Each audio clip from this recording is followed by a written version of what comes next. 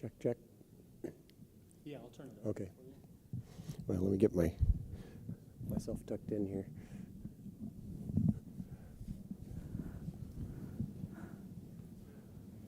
And there is this clock just to keep on time. Oh, okay, I'll great. start it at 9 o'clock for you all. Okay, And then it'll turn yellow about 10 minutes left. okay. So you should be use that for kind of Q&A or whatever the case may be. Okay, great. Thank you.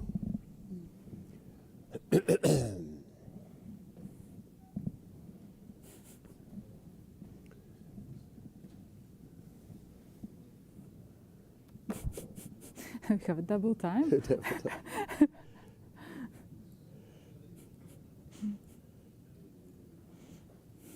Hey.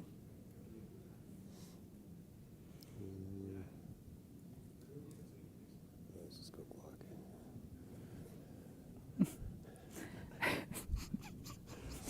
Okay, that's your. I gotta know what time it is in Tokyo. Yeah, you need to know.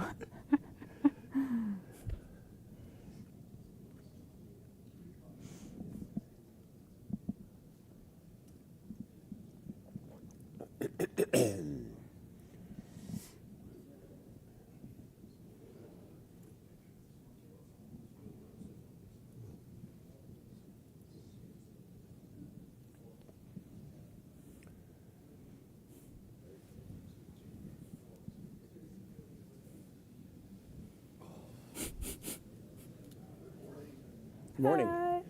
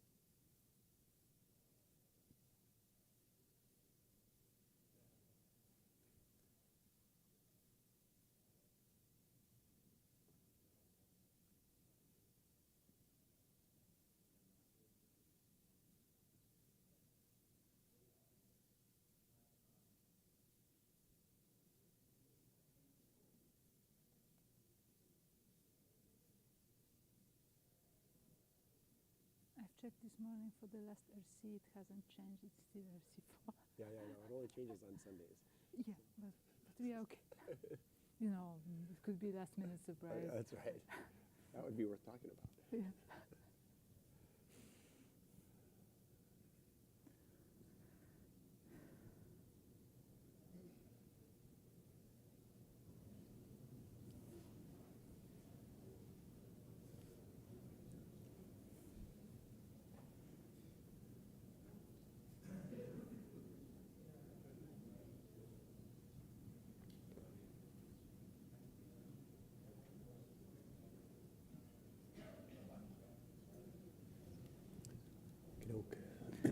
Ah.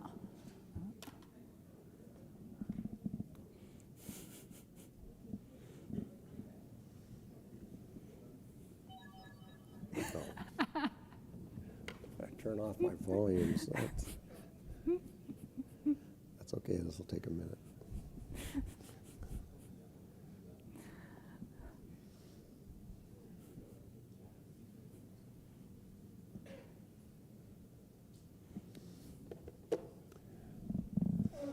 Hello, everyone. Welcome to this session of Embedded Linux Conference. And happy to be here with my co-presenter, Marta Rybczynska. Rybczynska. You're okay. pronouncing it better and better every time we practice, I get a little bit better at it. Anyway, so I want to talk about the nature of this talk is just we periodically take a look at what's going on in the kernel and in the embedded industry. And this is not comprehensive. There's no way we could cover everything that's going on. So this is just a few things that Marta and I saw. There are a few extra slides at the end of this deck. I actually prepare a longer version of this talk that I give at other events. So there's an hour-and-a-half version of this talk. But we're not going to do that today. We've distilled it down to the important points. But the slide deck has extra slides if you go past the end, and they're already uploaded. So just a quick overview of what we're going to be doing. We'll talk about Linux kernel technology, and then some technology areas, a little bit of industry news about the community, and some conclusions. So let's start with the Linux kernel. I think John Corbett famously said, looking at the Linux kernel schedule is a little bit like looking at a tide chart. It's not very exciting because it's so consistent. So you can see that it's either 9 or 10 weeks between kernel versions. So, I mean, you can pretty much set your clock by it. We've had about 5 in the last year. That's pretty normal, very, very normal. We've been at this kind of cadence for many years. And so that's good. It's companies know what to expect. So I'm just going to go through a couple of things. Oh, no, I'm going to let Marta go through a couple of things with these kernel versions. So we have distilled the embedded information important for the embedded developers from different kernel versions, starting from 6.4. So in 6.4, there was the slope allocator that got removed. New documentation for building a kernel. The module license declaration removed for anything that you cannot build as a module. And user trace events API that was merged in that version. Then 6.5 has seen work on parallelization of the boot CPUs. If you have a multi-CPU architecture, there is important to actually boot all of them and their optimization to reduce that boot time of every single one of them. x86 only for now. Quite likely others will follow.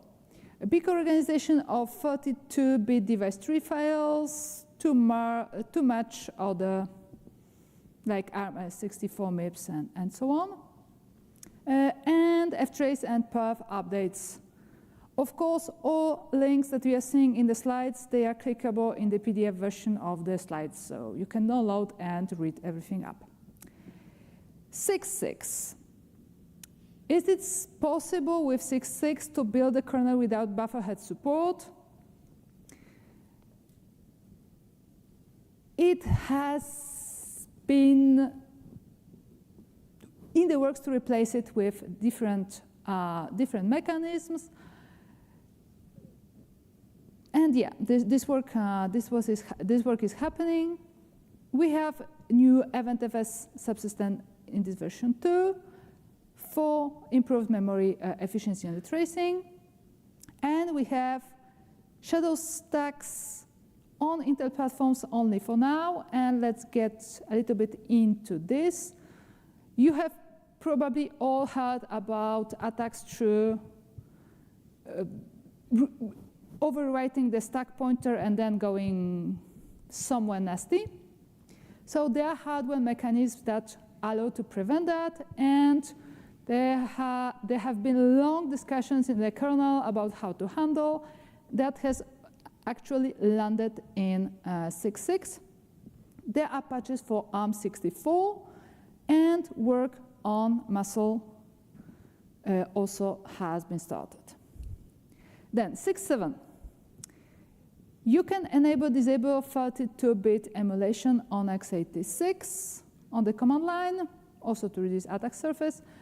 One architecture remove EOSS64, a more efficient kernel merging of same page, and part of the real-time work, print case supporting per kernel locking. 6.8, deadline servers, the first Rust driver,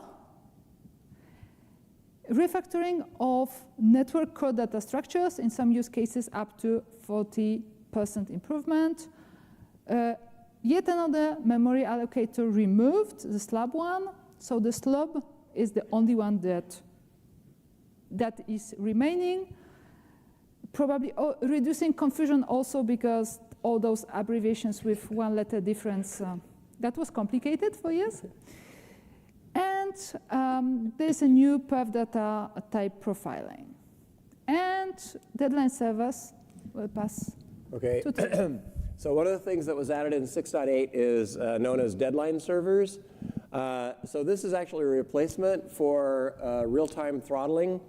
And so what you want to do when you're running in real time is you want to avoid the situation where the real-time tasks are starving the regular scheduled tasks, because when that happens, you can't like break in with SSH or as an admin and fix what's going on.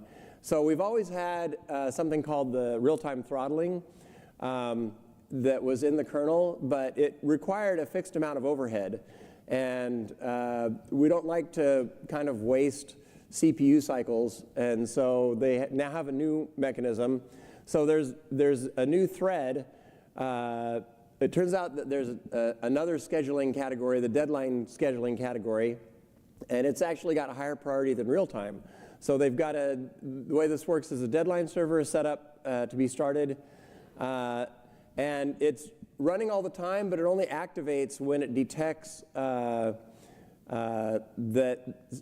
possible starvation. So it's actually not consuming any cycles. And then even when it is active, it only takes about 5% of the quanta, the CPU quanta. So it's actually more efficient. So that's just something, shows you that real-time stuff is continuing to be worked on. The other thing that I thought was really cool in this release was the perf data type profiling. So this is a mechanism where you can annotate the perf data on a per field basis. So you can actually see these charts saying how much time was spent accessing a particular field in a data structure. And this is really, really handy to go out and look at whether or not your data structures are well aligned for cache boundaries, right? So you want the most used, the most frequently accessed fields to be all within the same cache line. And this is a tool that helps you do that. And I don't think I've ever seen this level of granularity in the tracing system. I think people have already said that they found some things where they're able to optimize the data structures in the kernel. So this is, I think, a really nice new thing. In terms of Linux 6.9, it's not out yet, of course, but we've had the merge window. So there's a couple of things. The ext2 file system is now deprecated. And so that doesn't mean that if you have an ext2 file system on disk, you're out of luck, because ext2.4 can handle ext2 in backwards compatibility. But it does mean that you maybe ought to think about moving forward. I don't think many of us are still using ext2 file systems, but you never know. If you have like an old design, just be paying attention to this issue. there's been some timer subsystem rework. And this kind of blows my mind because the timer subsystem has been around for forever, basically. And they still find ways to make it more efficient. You think we wouldn't find fundamental areas of improvement like this, but we do. And this had to do with how timer expiration, expired timers were handled. And let's see, there was work on reducing network stack contention. The kernel energy model can be updated at runtime. And then there was a vulnerability on Intel register file sampling, and there was a mitigation for that. So we continue to see security work in the kernel. I want to talk just a little bit about LTS, right? So this is a big issue for us in the embedded space. So LTS kernels have been historically supported for 6 years, or they were for a while supported for 6 years. But the new plan is to only pick one per year and maintain it for 2 years. So the LTS support is going to kind of run out. And so there are some places in the industry like CIP or Ubuntu LTS where you might be able to pick up some of the patches. But upstream is not going to be doing this. There's also some commercial efforts actually around doing LTS support. Or you could consider switching kernels during your device's lifetime, but we all know we never do that. So let's see. This is just a quick chart showing contributions by embedded Linux companies. And you shouldn't read too much into this because companies end up going off and doing different things. Consulco has kind of a low number, but they're doing a whole bunch of stuff for automotive that's out of tree. Like in user space and other places. And the same with other companies. But you could see kind of the top contributor for a lot of open source, a lot of these consulting companies and what they've been working on. And it's kind of the same stuff you expect, I2C, MediaTek processor support, a lot of driver cleanups. Uwe Klein-Koenig, Pengutron is doing. It turns out that if you do a refactor, you can get a pretty high commit count out of that. So that's just kind of interesting stuff. So now we'll talk about some technology areas. Yep. We've noticed an interesting talk from TI during LPC 2023, so already a little bit some time ago, about looking into how we want to improve the boot time of Linux systems on embedded, on automotive systems. In automotive, you do not want to wait long seconds until the system is ready. So they were thinking about using the bootloader to do device initialization. Then it requires to pass the whole initialization to the Linux itself. And also working on pre-initializing the MAC drivers. We know that synchronization of Ethernet, that takes a little bit of time. So if we can do it earlier, then we have it ready when Linux needs that. You can see the slides and the videos for this talk. Then on the graphics side, we can see on open source Vulkan driver for NVIDIA that has been announced by Collabora. And they have an article about this that you can have a look. Then on file system and I/O, there is work on MTD SPI NOR. So locking work to support reads while writing. That could be interesting for embedded use cases. EOSS enhancement on the caching and speed. And the block I/O speed up work that is in progress. We haven't checked if it has been merged. Then on real time, preemptive RT, that is not the year when we announced that the whole preemptive RT has been merged, not yet. But what is left is not that much, and it's applying cleanly. The big blocking point is the print K. Apart from that, there's a little bit of TTY serial, DRM, and a few things here and there are related to architectures. But the elephant in the room is the print K. On the security side, so we have talked about the stacks. It turns out that there was information about the kernel addresses from the ELF nodes that was exposed in the system. There was a work how to remove that information because it could be used during attacks. And BPF meets security. In many places, there is a talk yet again about unprivileged users being able to run BPF modules. Well, we are going to see how it goes. Then, also on the security side, CV handling, the big news at the beginning of this year, the Linux kernel becoming a CNA. What is CNA? CNA stands for CV Numbering Authority. If you're a CNA, you can create or assign the CV numbers, so the identifiers for security issues. The process itself has seen a lot of discussions about the problems it has. The big thing that the kernel community has seen that sometimes the project members disagree with the researcher or the project members disagree with between them about if it's a really security issue, what is the impact, and so on and so on. And if you are a CNA, you control what is assigned to your project. So the kernel community has decided to make the pass and become a CNA to be able to assign vulnerabilities to the kernel. Before, it was done by, well, basically everyone.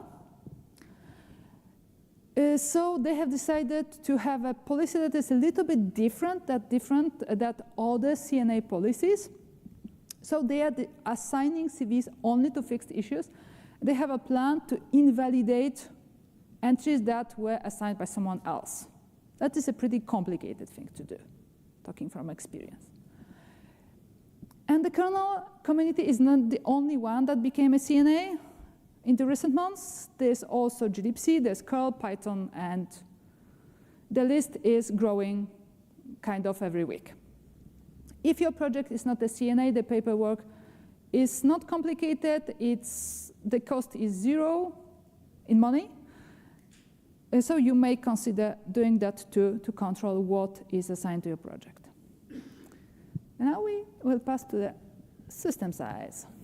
Okay, so now I go on a little bit of a rant because the slob memory allocator was removed. It's like, okay, fair enough. There's probably not that many people using it. My main problem with that is that it was between the time it was deprecated in 6.2 and the time it was removed, 6.4, was only like 2 kernel releases. And there's just like no way, I'm sorry, but there's no way that the embedded people were going to notice that. You know, we're supposed to be working upstream, but a lot of it, you know, it's not going to actually impact our products for, usually we're a year behind or 2 years behind. And so I just didn't think that was enough time. I would have liked to have seen a longer deprecation period. And then the slab memory allocator also got removed in the same year. So only slub remains. This is not the end of the world. I think most people were using slub anyway. And there is a config slub tiny option. It's just not going to be as small, though, as slob was.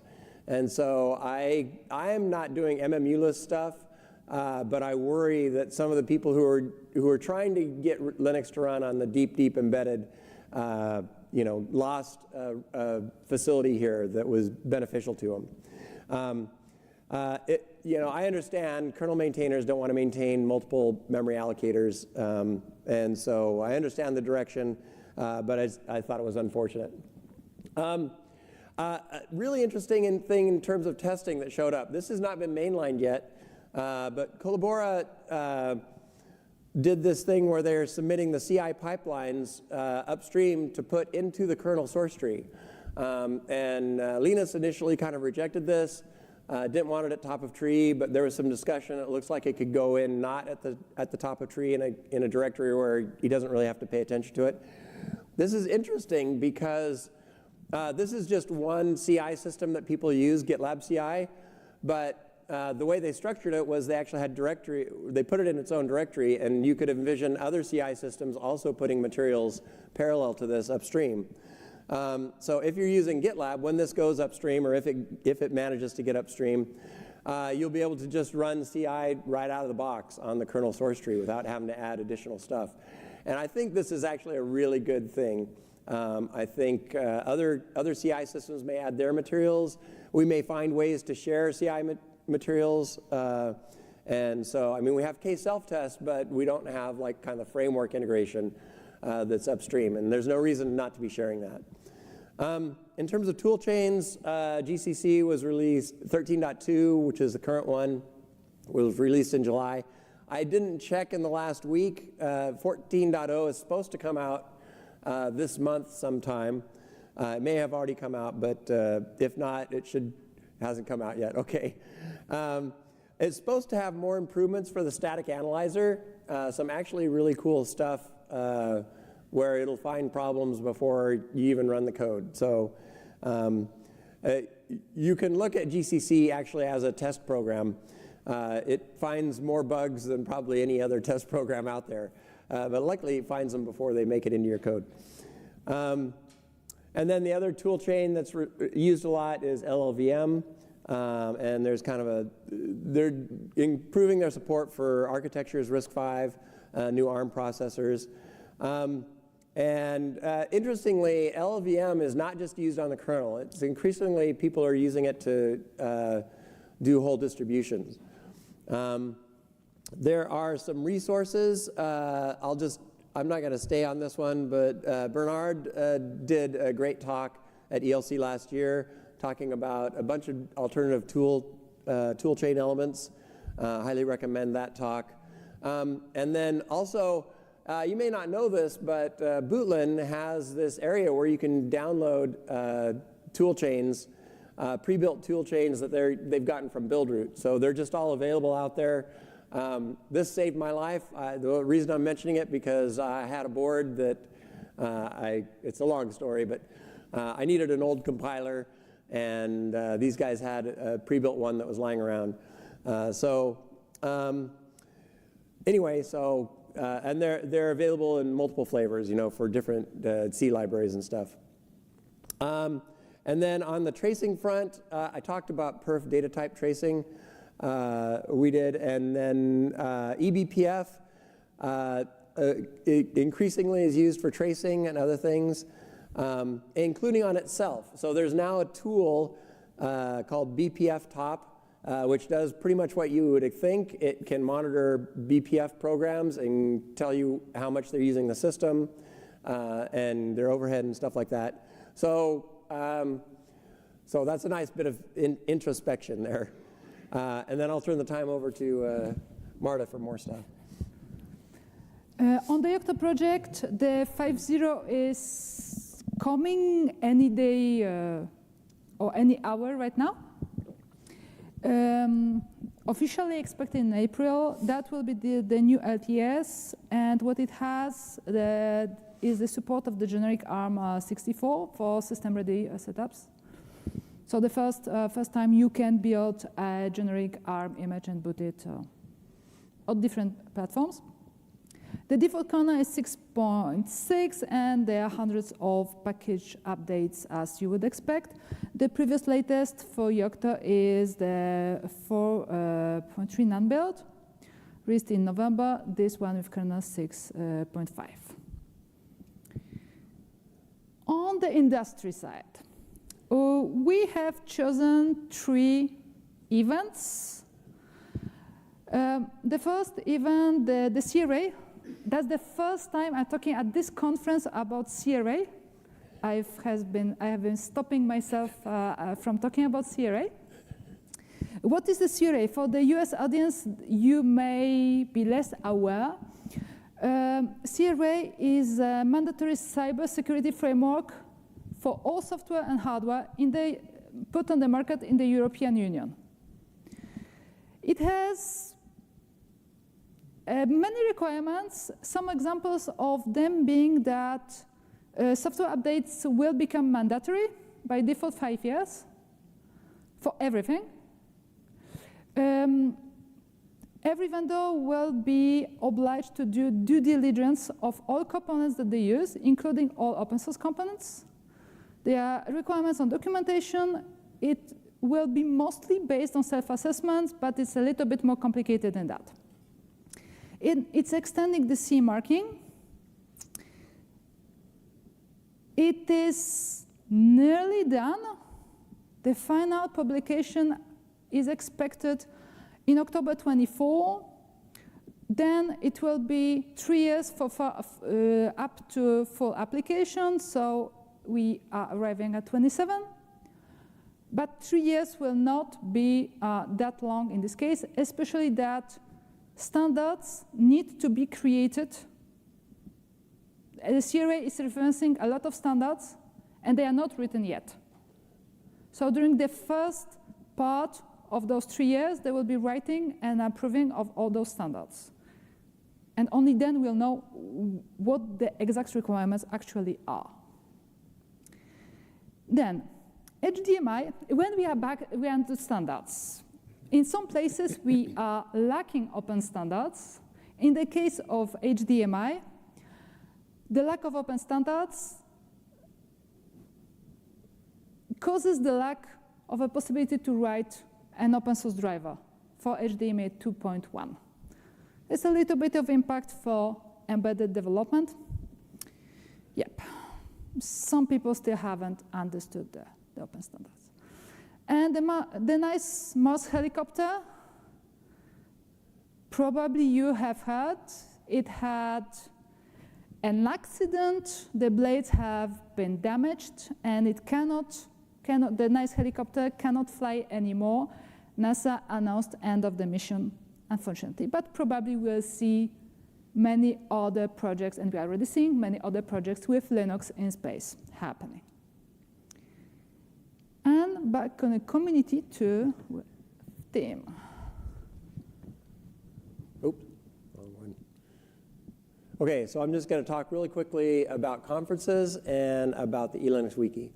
So conferences, Embedded Linux Conference. Okay, so our grand plan to do it once a year, it only lasted 1 year. And there's a lot of reasons for that. I'm not going to get into all the details. You can ask me in the hallway and I'll explain some things. But one can view this as a positive thing. So we're in the spring in North America and the fall in Europe. That's the way we had been for quite a while. We have this one going on right now. The next one will have a mini ELC in Vienna. So it's only going to be 2 days and 2 tracks. It'll be a little bit smaller in scope. But the CFP is open for that now, and the deadline is the end of this month. So, so please consider submitting some entries for that. Okay, so why the change away from EOSS as a standalone event? Again, I don't want to get into a lot of details, but it had to do with some aspects of sponsorship and some aspects of attendees. We did a survey a couple of years ago and found that about 50% of our end users like to be co-located, and about 50% of our users prefer a standalone. And so it's like, it's hard to please both camps. Hopefully, this year, I was actually very pleased with the technical content. Sometimes Open Source Summit, I don't know if I'm even allowed to say this, they don't have like the technical content, but they have had this time. There's been several really good talks in LinuxCon, and so sometimes it's good to be co-located. You get some extra benefits from that. This is in red, I believe, yeah. So I'm planning an embedded Linux microconference at Plumbers, which is also in Vienna. That's one of the reasons we were not going to do ELC in Vienna, is we're going to kind of replace it. But Plumbers and ELC are not the exact same thing, right? Plumbers is kind of more of a deep dive on an individual topic. The reason this is in red is because it's been submitted as a proposal but has not been approved yet. So don't count on that happening. But I'm hoping to organize that. My personal opinion is that the plumber's content in embedded has been a little on the weak side, and I'd like to beef that up, get more involvement with the kernel engineers on deep technical topics. The other thing is the eLinux Wiki. Okay, so we were concerned about the eLinux Wiki because we lost our funding for our administrator, Bill Traynor. Turns out Bill was hired as a full-time employee of the Linux Foundation. So, and this is not the only thing he does, but he is paid to continue working on the eLinux Wiki as part of his job. So this site, it could use a facelift. There are some areas where the content is kind of stale, but it does have, we continue to maintain all of the slides and all of the videos for every instance of ELC. And so there's a lot of great material out there. Also, a lot of board vendors use this site to publish, technical specs and stuff. So I think this site is underutilized. I'd like to see more people using it. I am looking to get some volunteers to maybe help walk through the site and try to clean up and update portions of the site. We actually do have some money. The last gasp of the project that was funding this took their remaining funds and they put it into a crowdfunding site. So there is some money that we can use to add content to the site or do some other things. And then I think I'm going to turn the conclusions over to Marta. Yeah. The conclusions is overall, if it's not the year of the Linux desktop, it's definitely yet another year of embedded Linux. We have embedded Linux deployed in billions of devices. We have the core kernel supporting very well the embedded use cases. But of course, we are getting new devices, so new drivers, new things to upstream, to modify, to optimize. There are investments needed in the infrastructure and community, not only talking about XZ, but all the related subjects. And we are looking for your ideas, what we are missing for the support of embedded Linux, and what, yeah, and you can talk to us during the hallways. And I think that we managed for the first time to have, first time in the history of this talk, to have time for questions. It is the first time. So if you have questions, we have a mic. People are not used to having questions to this session. Okay, if there are no questions, I'm gonna talk a little bit about the Mars helicopter because I think it's really cool. I just found out this week. So the Mars helicopter is grounded. It cannot fly because of the damage to its blades. But, well, I gotta be, okay, you guys are getting a freebie because this is one of my questions later this week in the closing game. But the base station, there's a base station on the rover that is also running Linux that continues to run. And the helicopter itself also continues to boot up every day. And and they're going to, as long as it continues to do so, they're going to use it to get temperature data, and they're going to take pictures because the camera's still working. So it continues to be an active science instrument on Mars, running Linux. And they say that it has enough capacity in the storage to handle 20 years worth of saving data. So it will soon, the rover is soon going to leave that area, and it will not be in radio communication. It can't send that data back to Earth. But hypothetically, when some human lands on Mars or the rover comes back around for a pass and gets near enough for radio contact, they can receive all that data. So it's still doing science on Mars. So we're excited that we still have Linux running on Mars. That's all I got to say about that. I find that so exciting that I just can't stop talking about it. Any other questions about any other topics? Yeah.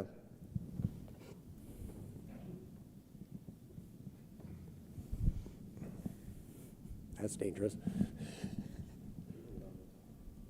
Oh, yeah. So just on the community. Oh.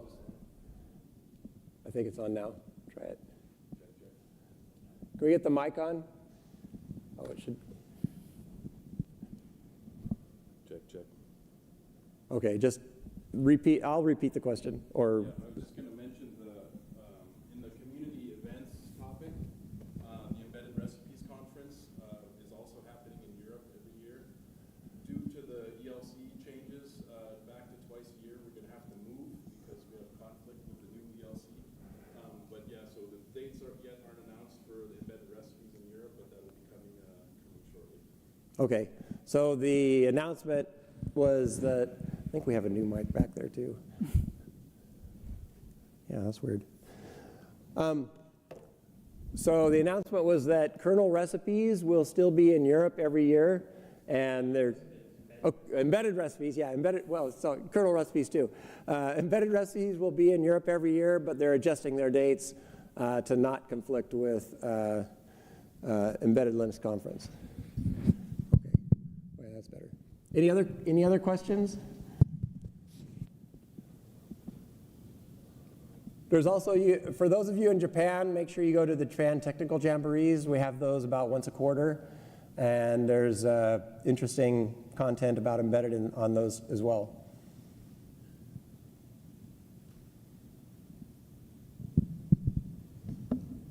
Okay, if there are no more questions, then thank you for your time. Thank you, everyone.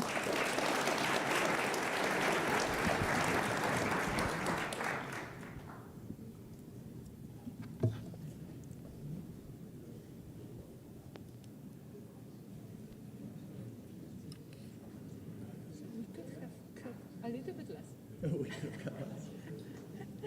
That's right.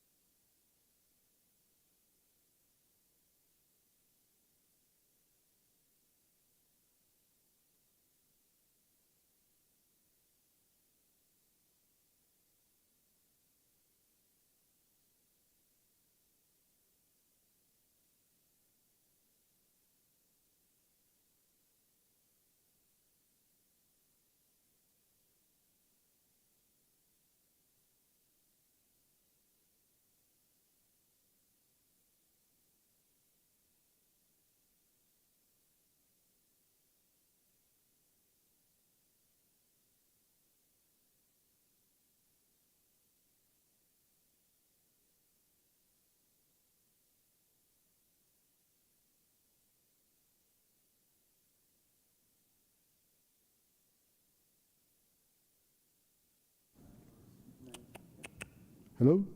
Okay. Testing.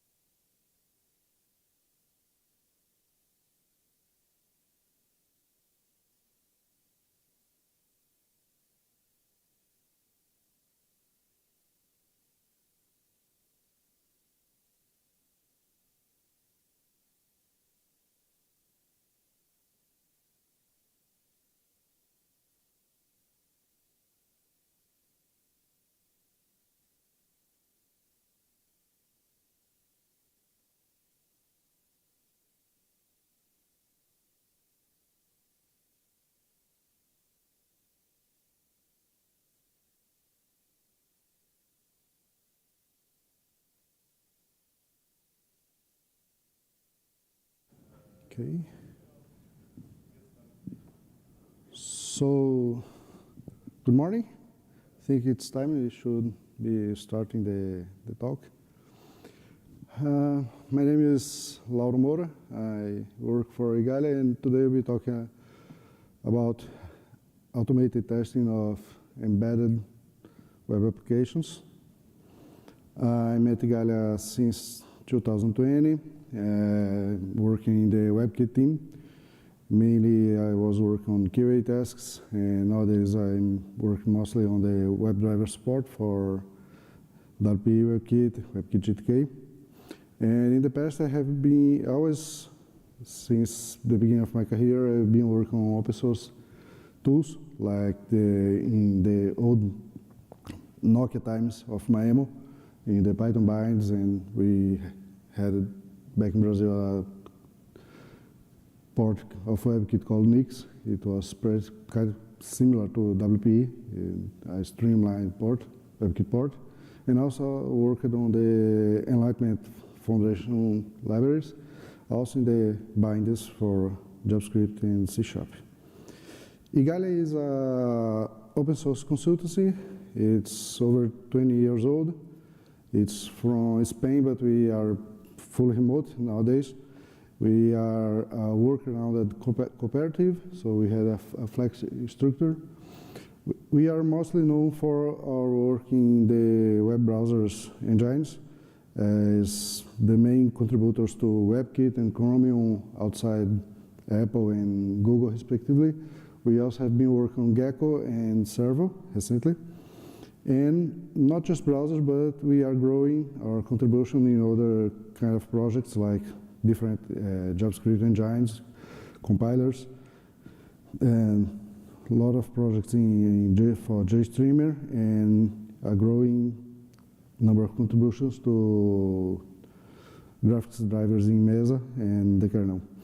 And due to our open source background, we are very proud of our work in the different working groups to standardize the technologies, to work together with others and move the technology forward.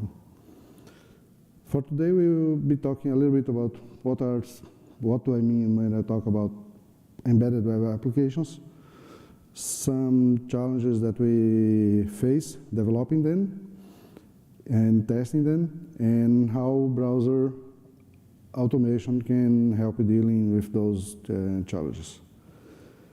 So, why web applications? Web applications, they are, like my colleague Adrian mentioned in yesterday's talk, they are eating the world, they are growing everywhere, because they enable fast development cycles.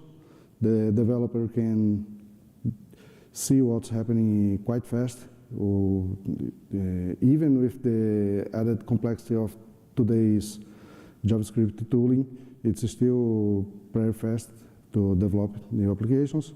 It also enables fast deployment, like if you are using a remote server to serve the web application, you can just update the new version on the server instead of having to deploy directly to the physical device with either a new image or another kind. And it's also a larger ecosystem of both different tools, different technologies, a vibrant community of the developers, and it's growing. But in real life, web applications, you write once and you run mostly anywhere. For example, we are back, it looks like in some ways we are back to the works better with browser days. And why does this happen? Because despite all the work in the standards, we have some engine differences. Blink, which enables Chrome-based browsers, might support have a different level of support for a given feature to WebKit versus Gecko. This is one of the most common kind of differences, especially when we have some new, shiny new standard that one of the engines might be a little bit more conservative to implement. But even if we get the same engine, we might have browser difference. Some of the features might be implemented at the browser level. So we might have some cases where Chrome behaves different for Brave, that it behaves different for Edge. And in the case of WebKit, we might have Safari different from GNOME Web. And also we have the trouble with versioning, because one system might be using a different version with a different kind of level of implementation for a given feature. There's a great talk linked from the last year's Selenium conference by David Burns that talks how those kind of differences appears as browser engines are different from desktop browsers and mobile browsers, because it's also about hardware. Is the web application running on a desktop-like machine, on a tablet, on a phone? The size of the screen. It's 4K, Full HD. Are you using scale or native resolution? And what kind of interaction the web app will have? It will be just a display. Will it be using mouse or gestures? And given that, what do I mean about embedded web applications? Just a question first. Who here already works with some kind of embedded web application? Please raise your hand. Okay, 4 people. So, embedded web application differs from generic web applications because it's not just a generic website that I have that's running on a generic mobile browser. Let's say my system just allows Chrome with some kind of stuff. I mean that an embedded web application, it will load some specific resources. I can control, the user will not get the access to the URL bar and load some malware website. In some cases, I might even be loading the resources from locally in the machine to isolate from the external network. And we control what kind of browser is running the web application.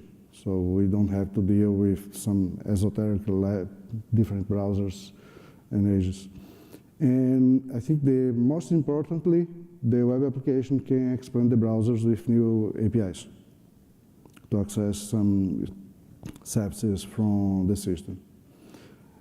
But even with these kind of differences, in real life, we might have different devices with different hardware capabilities. For example, different different GPUs, even different CPUs, different screen sizes. For example, we are dealing with a project that the same application is expected to run in IMX6 and IMX8 with very different GPUs, with different levels of OpenGL support. So this also brings some complexity to testing. Also, we might have different browser versions because due to hardware capabilities or different device generations, we might have, let's say, an older WebKit version running on an older version of the project, but still consuming the new version of the web application. But thankfully, this is still less variables than doing generic website development. And as I mentioned, generic websites are usually sandboxed. The browser prevents them from accessing the system only through some very specific APIs defined by the storage groups. And even so, it's still very limited. But embedded devices, sometimes they need to interact with the system. For example, we had a project where through a web application you control a mixer, a blender so you need to be able to make the web application interact with the system underneath. And as such, testing the web application in a live system is a must. There are cases where we need to be able to test the web application in a running system. It's big. This differs also from generic website development, because usually generic testing tools for websites, they kind of launch a sandboxed browser, just start it, load the page, run the tests, okay, it's over. And in some cases, the browser starting, the process of starting the browser might connect some systems, in some services in the system, and we need to be able to see it working on real life, especially on end-to-end tests or for those applications. But then, how do you test a web application? First of all, there's a confusion between automation and testing. Usually when people talk about automation, they always lead to talk about testing. But automation is just a tool that we have to control a web browser. For example, we can use automation tools to crawl the web. It has been used extensively in the past to crawl the web for, let's say, getting some information. I remember some friend that had a project that was crawling some government sites for information. And we can use automation to filter access, for example, to do some boring stuff. But also, we can use automation to running test steps, which is our focus here. And originally, automation was designed in a way to mimic user actions. For example, navigate to a given URL, find the input for a given form with the value name, enter the text to that input, then find the button with the label confirm, and click this button.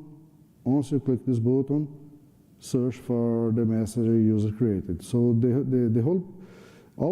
most tools of the tooling of automation was created originally mimicking user actions, and this led to some design decisions that still reflect today.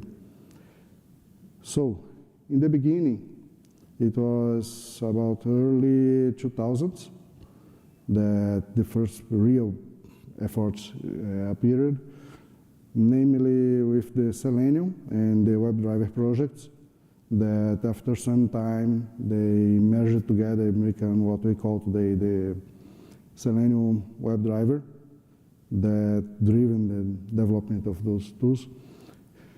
And it was widely adopted, but still kind of depending on some browser-specific communication. Eventually, it became a W3C standard in 2018.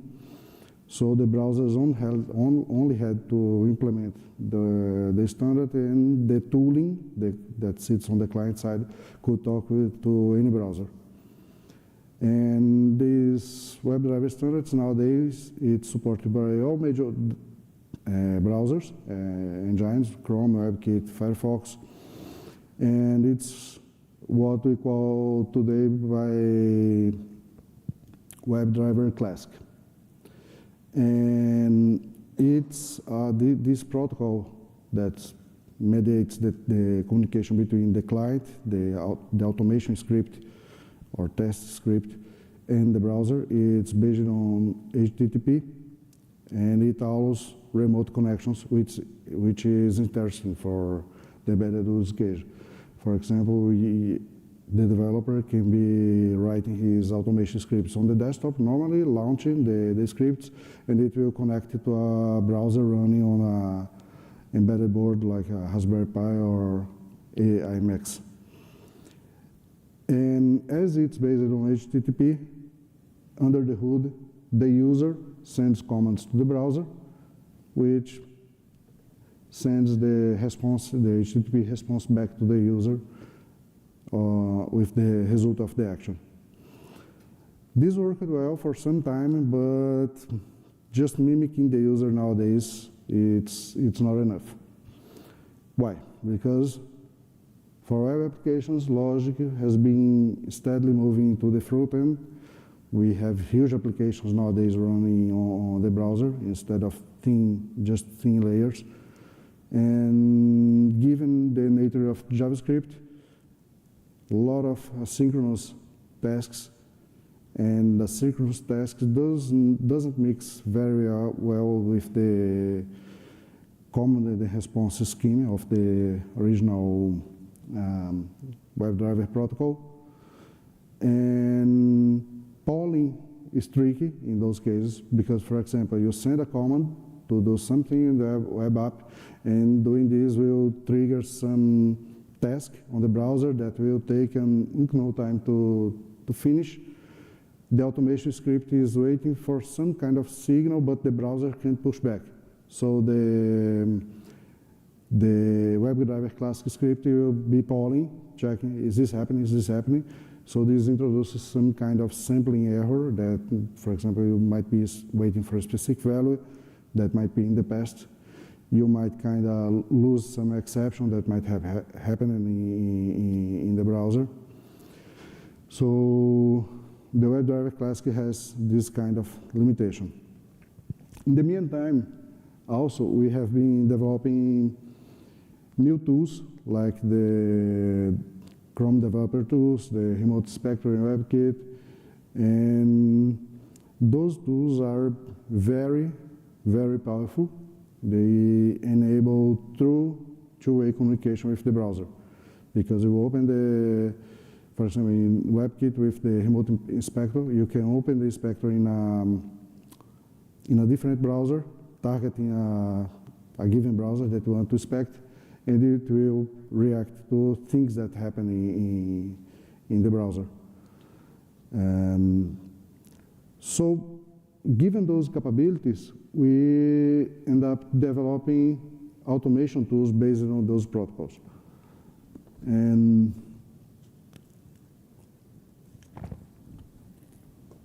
one of the most famous ones on top of those protocols, for example, we have the, I think it's the Puppeteer, that's based on Chrome developer tools, which is the protocol that Chrome uses to do some debugging inside the Chrome-based browsers.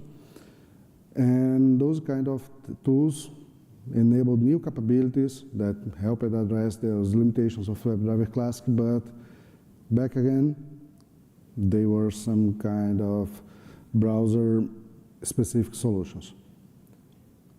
Based on those experiences, the industry sit together, and we are developing constantly what we call the WebDriver BiDi protocol.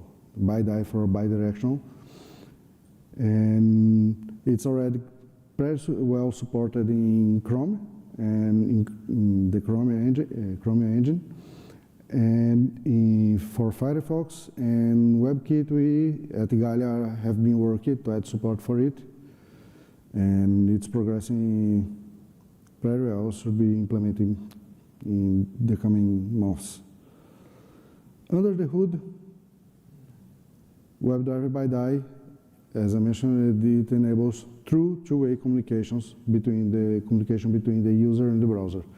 Because the user now can still send comments to the browser, but the browser can push back information to the user script.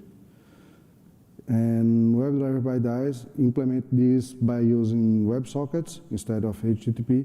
It uses HTTP just to set up the connection. It's built on top of the experience with WebDriver Classic. So with WebDriver BiDi, we should be able to do whatever we could do with WebDriver Classic. For example, we can still perform user actions, and like I said, clicking, getting information from the page, find elements, so on. But also you can monitor the browser state without polling, which is the game changer for testing, for automation. What can we do with this? We can monitor log messages. BiDi has specified how the client can subscribe to events, and whenever there's a log message from the browser, for example, a console.log message or a JavaScript exception, you can assign some callbacks to be called from the client. Also, we can observe don't changes in the web application, which is something that was also missing. As I mentioned, you had to be polling. Now you can just react to those DOM changes. And for testing, it's also very interesting that with BiDi we can intercept and mock browser requests. So when the browser goes to start to fetch a network resource, BiDi allows you, WebDriver BiDi allows you to intercept that request, create a mock response, and the browser will use that mocked response. So this also helps testing. And as it's based on WebDriver Classic, BiDi also allows you to connect to remote browsers running on other boards. And what about some browser automation tools? Because BiDi and WebDriver are just specification, just a protocol between those two. They have an implementation, a reference implementation inside the web platform repository called, it was formerly called WD Client, but it's just a thin layer on top. And given that we now have a specification for WebDriver and BiDi, it makes it easier for tool developers to create new tools on top of those. The most famous one probably is Selenium, because it was, let's say, the one that started it all in the past, and it deeply influenced the WebDriver Classic standard. Due to this, it was the first one widely adopted, and it has implementations for JavaScript, Python, Java, Ruby, C#, many languages. And Selenium is not just this Selenium WebDriver library. It's a huge project with a lot of different tools, like the Selenium Manager to handle different browsers, and also the Selenium Grid, where you can assign different workers that can run the tests in parallel to reduce the size, the time spent running those tests. Another tool that's gained traction is what we call WebDriver I/O. It's also based on the W3C WebDriver protocol, and it's written since the beginning in JavaScript, so it's very well integrated with let's say the workflow of front-end developers. So it helps, it makes it easier for people doing the front-end development to also use it for automation. And it also it has built-in support to run with the frameworks, behavior-driven development frameworks like Cucumber, Mocha, and Jasmine. So it's also a plus that it's tightly integrated with the front-end development environment. Another major player that's also gaining traction is Playwright, that it has some origins in the Puppeteer, so it's kind of tied to the Chromium DevTools protocol. Nowadays, it's being developed by Microsoft. It's under active development. We at Igalia work with Playwright, especially in the supporting WebKit for it. It has a very interesting feature called auto-waits that before performing an action, the auto-wait filters, it performs some checks in the given element. For example, when you go to click a button, it checks if the button is visible, if the button is enabled. If it's visible, it's not obscured by some kind of other element that could receive the event. So it greatly helps organizing and reducing the flakiness of the tests. But unfortunately, Playwright, it depends on patched Firefox or WebKit versions. For the generic web app developer, this might not be much an issue. But for if we are developing an embedded version of a WebKit-based browser, for example, we might have some downstream patches specific for the platform, and the WebKit patch for Playwright is quite huge, so it might add some complexity to testing. And now we do a recap of a few points, main points of the talk. Embedded web applications, they usually run on more tightly controlled scenarios than generic applications. So this greatly reduces the complexity of testing. But at the same time, we need to test how it integrates with the system. So we might need to run different kind of tests. We might connect it to the system running on a board. It's not that we can just do some remote testing on the desktop of the front-end developer and everything is all right. But thankfully, especially the new protocol WebDriver has some features like the bidirectional communication that enables deeply inspecting the status of the web application within the target browser, and we can better test it. And that's it. So, questions? Anyone?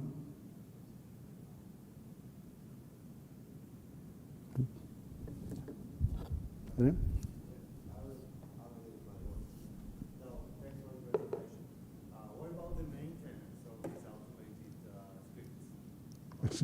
Excuse me? What about the maintenance of these automated scripts? Like for release, there is changes. For example, this anything is very hard to maintain and be on the track with the Yeah. Okay. The question is about maintenance of the automation scripts. How often they change, how well can we maintain them through the lifetime of the application. I think one of the important things in this, to maintain this, is the coordination between the automation team and the people writing the web application. One frequent pain point, for example, is the selectors used in the web application to identify a button, a field that we want to test, especially nowadays with those frameworks that move elements in the DOM around all the time. For example, some people nowadays are a bit wary of using XPath to select. So both teams need to agree in how are we going to label to identify the main elements to be tested. I think there are already starting to appear some AI-powered tools, I think, that visually we will identify the elements, but I think mainly it's something that need to be agreed upon between the people writing the tests and people writing the front-end code. That's why probably using the JavaScript-based automation tools will help when talking to people from writing the JavaScript-based web applications. It will make it easier to make the web developers help you with testing, identifying the points and such.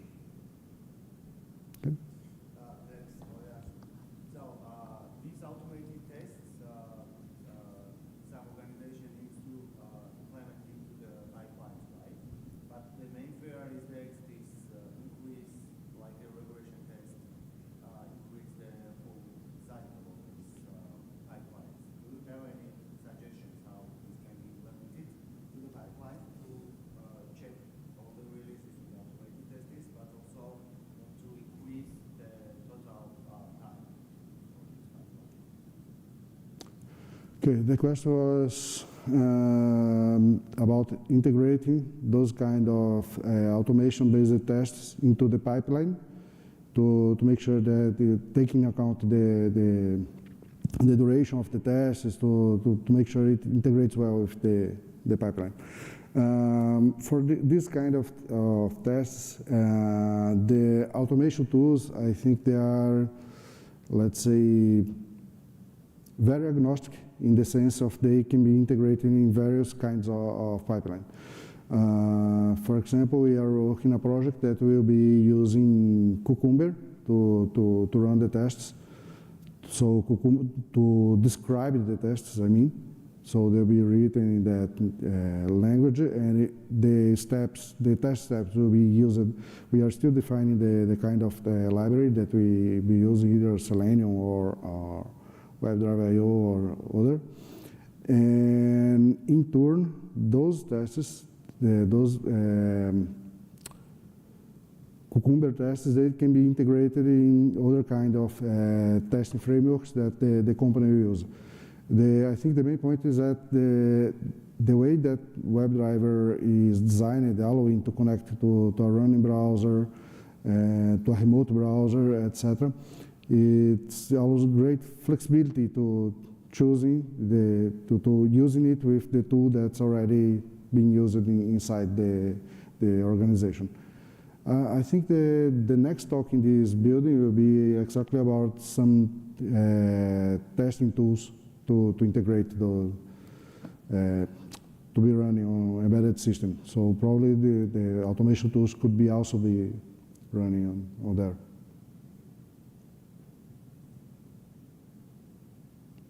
Anyone? Okay, so I think this is it. Thank you very much, and see you around. Good.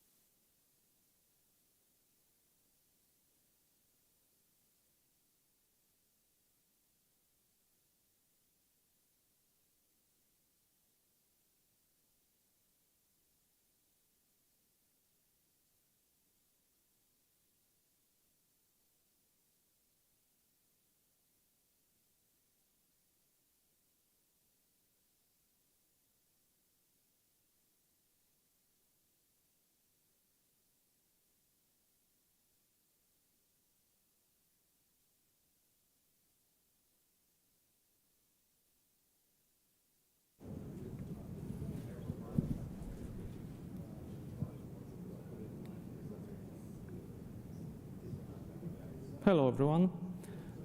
My name is Paweł Wieczorek. I work with Collabora, and I've been involved in testing automation efforts since around 2016, maintaining various parts of automated testing laboratories, ranging from devices under test, maintenance, as well as their supporting hardware, through server-side components, profiling and development, up to co-architecting custom solutions in this domain. Today, I would like to share with you some of the experiences I had with various software solutions and some of the encounters, or let's face it, straight-up mistakes made along the way. I would also like to share with you how you could make use of these lessons learned in your laboratories and your workflows, as well as maybe having a better start in some of the topics in the domain of automated testing labs you might have not given a try before. I will start with a short introduction to why this talk was created. Next, I will move to describing all the candidates that I chose for comparison. After that, I will also elaborate a bit on the use cases I tried to cover, and then I will give you a short summary of my experience with all those various software solutions. Finally, I would like to share with you what might come next, what would be my recommendation, what might come next, and also some final thoughts before we move to Q&A session. For now, let's start with motivation for this talk. Why we're all here. And let me take you a few years back to the ELCE 2017 in Prague, where the topic of comparing strengths of various solutions got a bit more attention during Birds of the Feather session called Farming Together, led by Andrew Murray. It was, for me, one of the first times when I started looking outside my bubble of automated testing laboratories. But or maybe before we go there, if you haven't seen this session, I encourage you to review the recording from the link down below. However, it wasn't the first or the only effort aimed at working towards experience sharing in this community. There were others, like 2 automated testing summits that were held in 2018 and 2019, with the 2019 not only covering status updates for various test lab stacks, as well as survey conducted by Team Bird. The 2019 event also had multiple talks on various tracks, ranging from board and lab management through covering test definitions up to most common QA systems and their issues. It also sparked many follow-up actions, like, for example, Open Automated Testing Standards call, which is held every month and provides a forum for discussing various topics, or the workflows mailing list, just to name a few of those follow-up actions. What I believe is that these efforts have shaped testing automation community to what testing automation community is today, and actually still play an important role in developing new solutions, improving existing ones, and onboarding new engineers to the topic of automated tests. During the previous Embedded Open Source Summit in Prague, I had the chance to discuss the topics that were raised in 2017 with Andrew. And we were wondering whether the questions he asked back in 2017 and the discussions that followed need revisiting, and if so, what would be the best way to do it? And let me be crystal clear with you. I cannot express how much I appreciate continuous work and support from members of this community and all the help you show on the daily basis. Sharing all those insights of what you develop, what you use, what you continue on improving is invaluable. And I realize that many of you have gone great lengths to help others to try different solutions out. And that is actually exactly what I intend to encourage you to do today. If you're at the start of your journey, I would like to provide you with some hints on what the available solutions for you are and how well they can fit in your requirements. If you already maintain a test lab or some of its components, I would like to encourage you to take a look at your solution, then check out how it compares to other solutions, and maybe think of the ways how both of them could benefit from each other. And these actions were actually what I've been up to for the last couple of weeks. But I made a few assumptions. I wanted to just start small, maybe with a virtual device only, and to make things a bit more challenging, I also decided that I would like to work with either no or as little as possible of external support. What I meant by that was that I wanted to find out how easy it is to access and use the documentation already available when starting from scratch or without much experience in a new testing laboratory. I hope that by the end of today's talk, you will have some ideas how to approach such a challenge yourself, and you will feel encouraged to do so. But please don't make a mistake that I did of trying to tackle this challenge alone, but we'll get to this in just a second.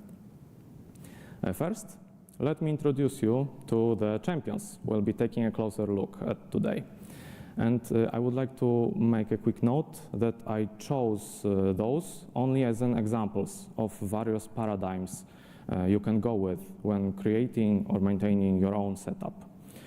If you see an important one missing, I will be more than happy to learn about it, and we can discuss those as well, either during Q&A or we can take it offline. Also, I realize that some of them support multi-paradigm, and certain functionalities can be achieved in various ways. I'm not questioning this at all. I will be just highlighting what I really enjoyed about all those solutions the most. And first candidate is Lava, which in just maybe oversimplification, but it's mainly a set of Django apps that connect to a Postgres database. So obviously that's a Python-based solution. It also provides an existing library of YAML test definitions and is well equipped with dashboard, results querying helpers, and various other tools.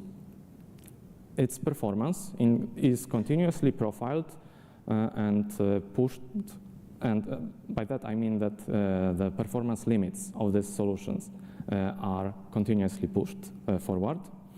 And it supports quite large workloads. You can even say that it's cloud deployment ready, as well as it's well integrated with various external tools like Prometheus for monitoring its ongoing its ongoing work, or GitLab for submitting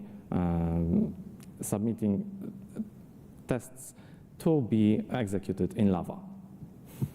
The next candidate is LabGrid, which is also a Python-based solution, which introduced a place term, which is not only device under test that you would use in your testing, but also accompanying support equipment. It already provides supports for a large set of such hardware, and also provides an integration for PyTest for writing test scenarios. Interactive use is actually a first-class citizen for this solution. And what's also important and interesting is that there is a set of tutorials on how to get started with LabGrids available as a playlist on YouTube channel of the creators of this tool.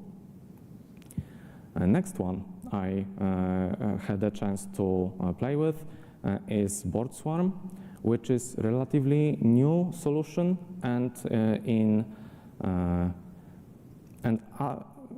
other than the previous ones, this one is based on the Rust tooling. It also provides an interactive access to your boards, but it is focused on providing hardware abstractions to unify how you can access your devices.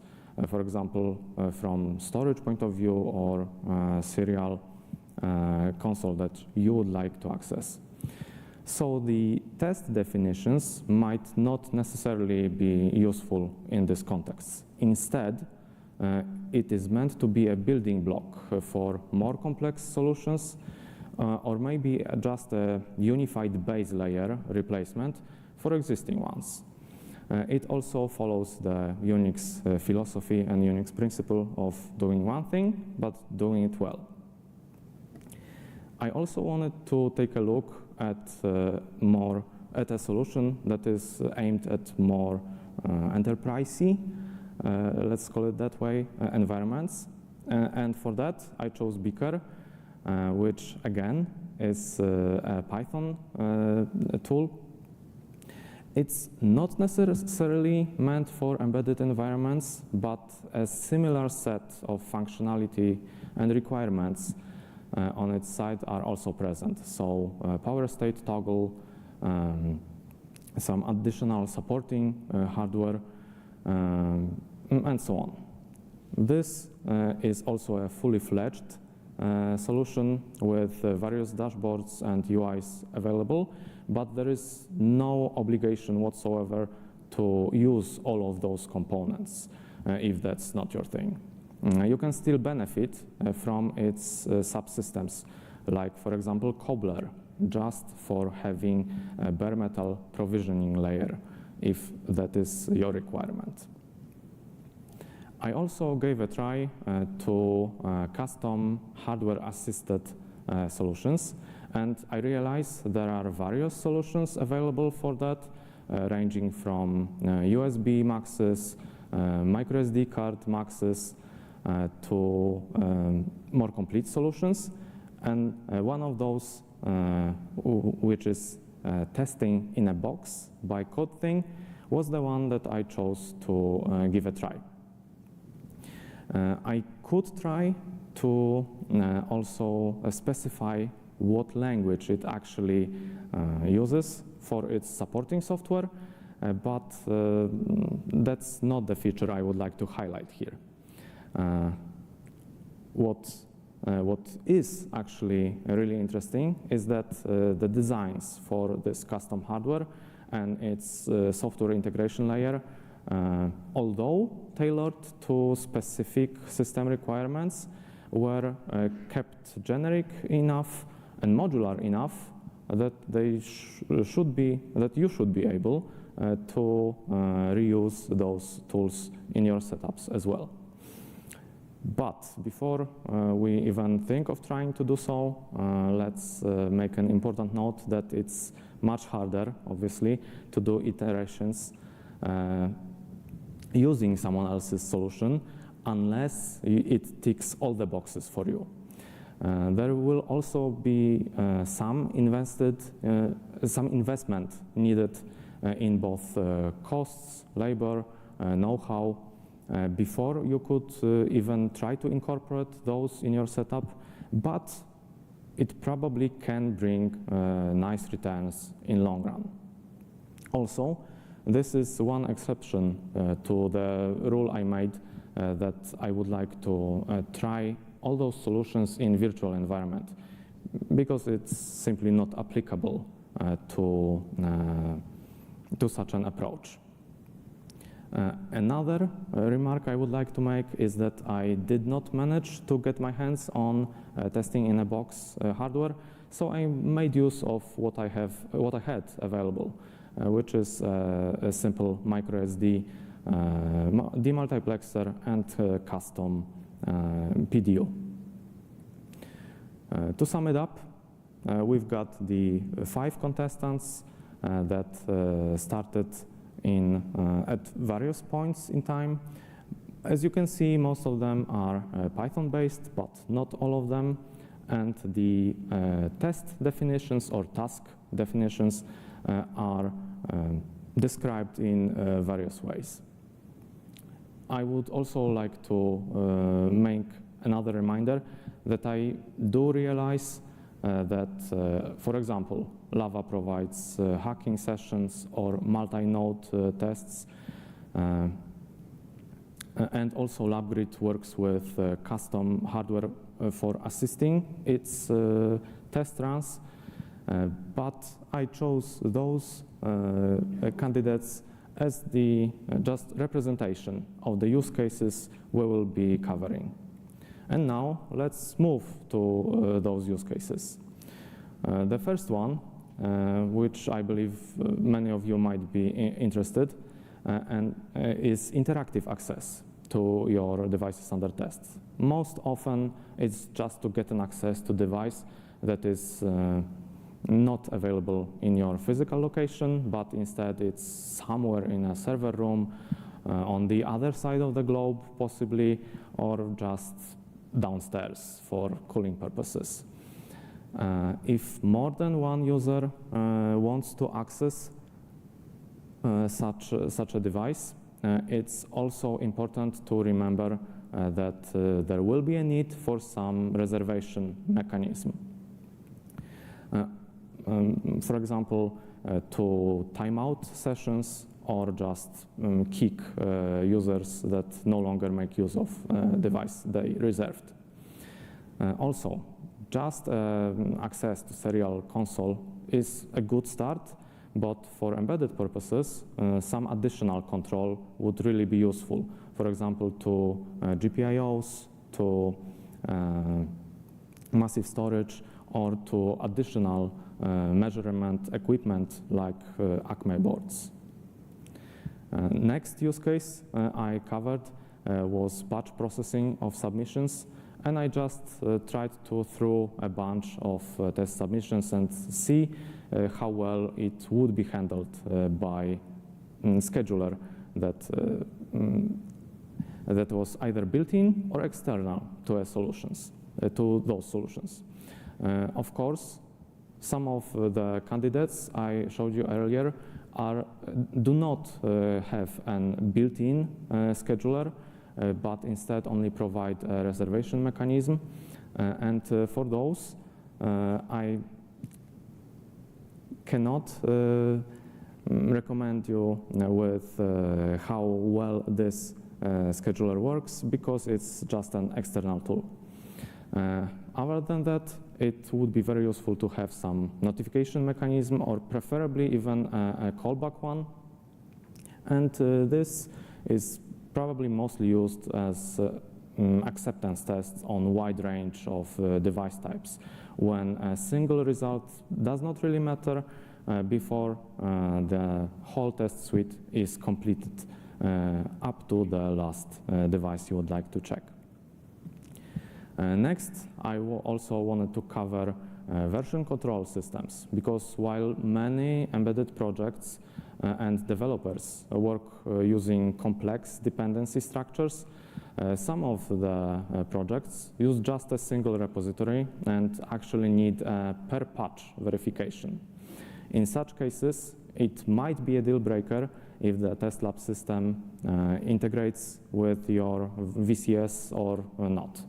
Otherwise, it will also only bring unnecessary overhead to the projects you develop. I also realized that all those features won't get you anywhere if a new user gets stuck at first try. I was also curious whether some of these solutions already come with some evaluation environments to get started quickly and try out the basic features. Some of them, in fact, come with extensive documentation, some, like I mentioned, with tutorial videos, but these, and I guess you'd agree with me, work best if they do not overwhelm a user at first glance. It also might be a bit hard to find the right pace for the user to learn a new tool. And from the developer point of view, and I mean developer of such a solution, it might be hard to provide such a documentation, but I believe it brings many benefits in a long run. For example, by creating scenarios for basic use cases, if you automate them, you already have a verification environment for your test lab solution.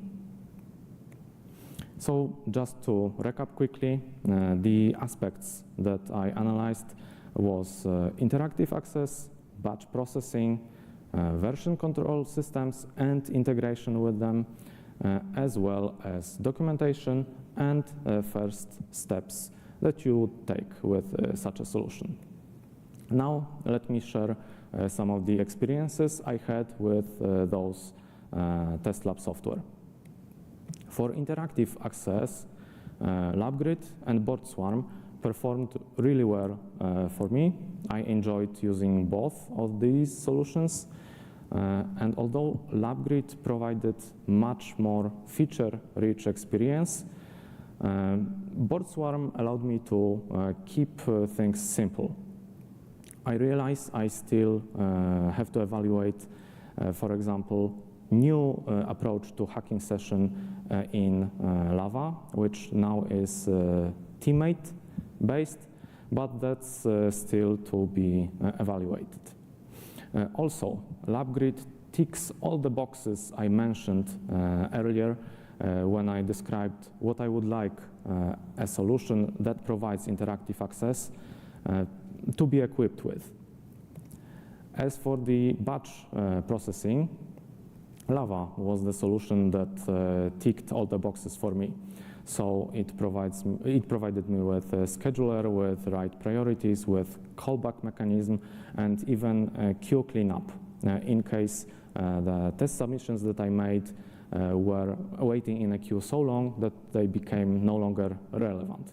And I know that it might seem like a recurring theme that those solutions tick all the boxes for me, but I think you would agree with me that these are very mature test lab software, and that is why they work so well in those use cases. As for the solutions that do not come with internal scheduler, I had to pick one from the version control system that I tried to use with a given example. And that's probably the best way to work with such a solution for yourself. Just pick the one that you would use as your version control system. And speaking of version control system, when we discuss the interactive, mainly interactive use for the solutions, the pipeline provided by your version control system are quite a good candidate for a scheduler together with a reservation system in LabGrid or BoardSwarm. For Lava, the integration with VCS could be made just by submitting jobs and either poll for the results or use the previously mentioned notification mechanism, or even use a custom runner integrated with VCS. You might have noticed that some of the text on the slide is slightly different color.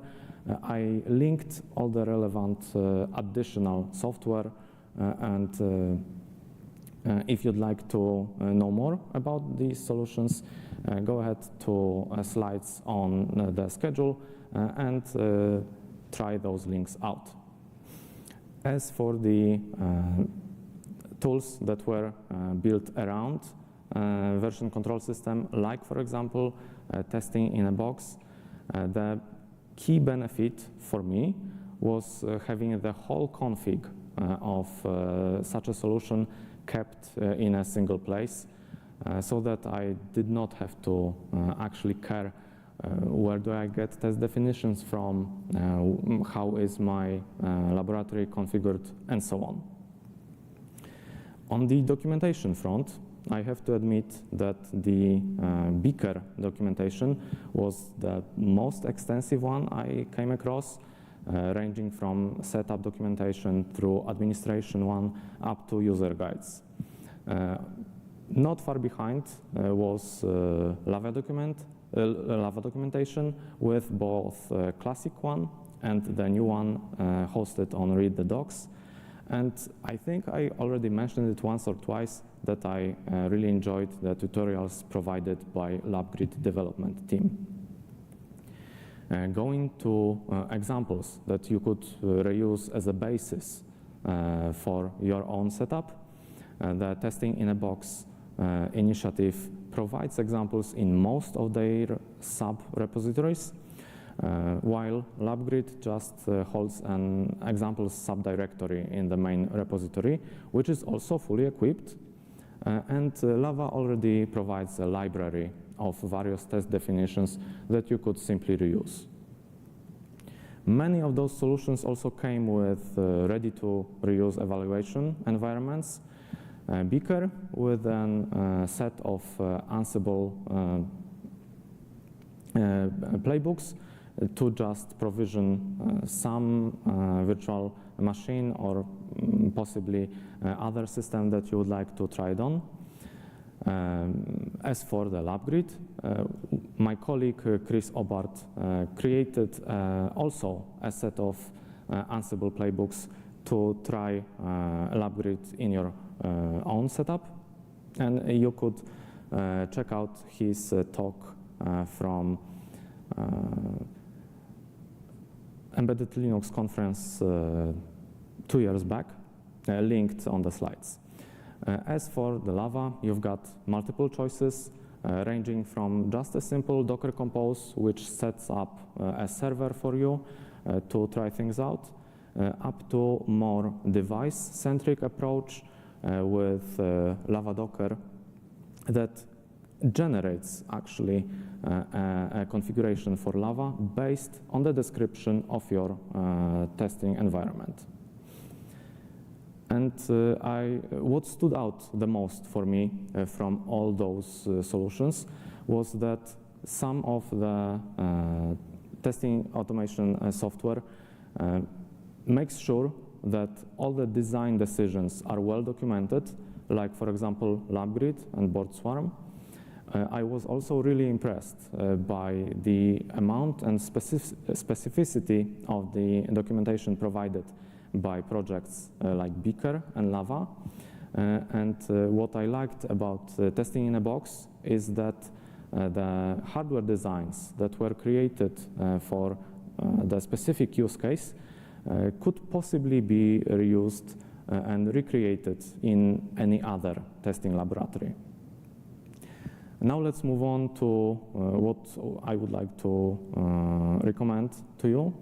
And I realize that some of them might sound a bit trivial, maybe even truism, like a truism, but I guess you'd agree with me that there is never a silver bullet in any of these approaches. And if you ever find a solution that is ticking all of the boxes for your requirements, then you could be called an extremely lucky.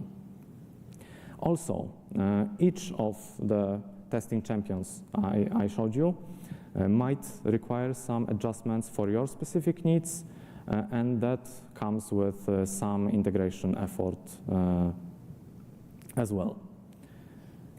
So it's really important to decide on what your key requirements are, so that it's not just a guess what could work best for you, but it's a choice.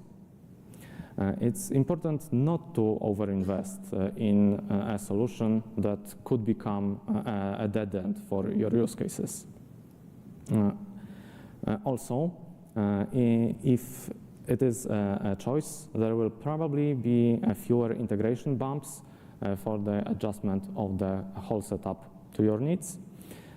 And that would also help you to set your expectations right, so that no one ends up disappointed with a new solution. What probably could work best is a hybrid approach. So, for example, getting to work a board swarm and using it as a base layer replacement for some existing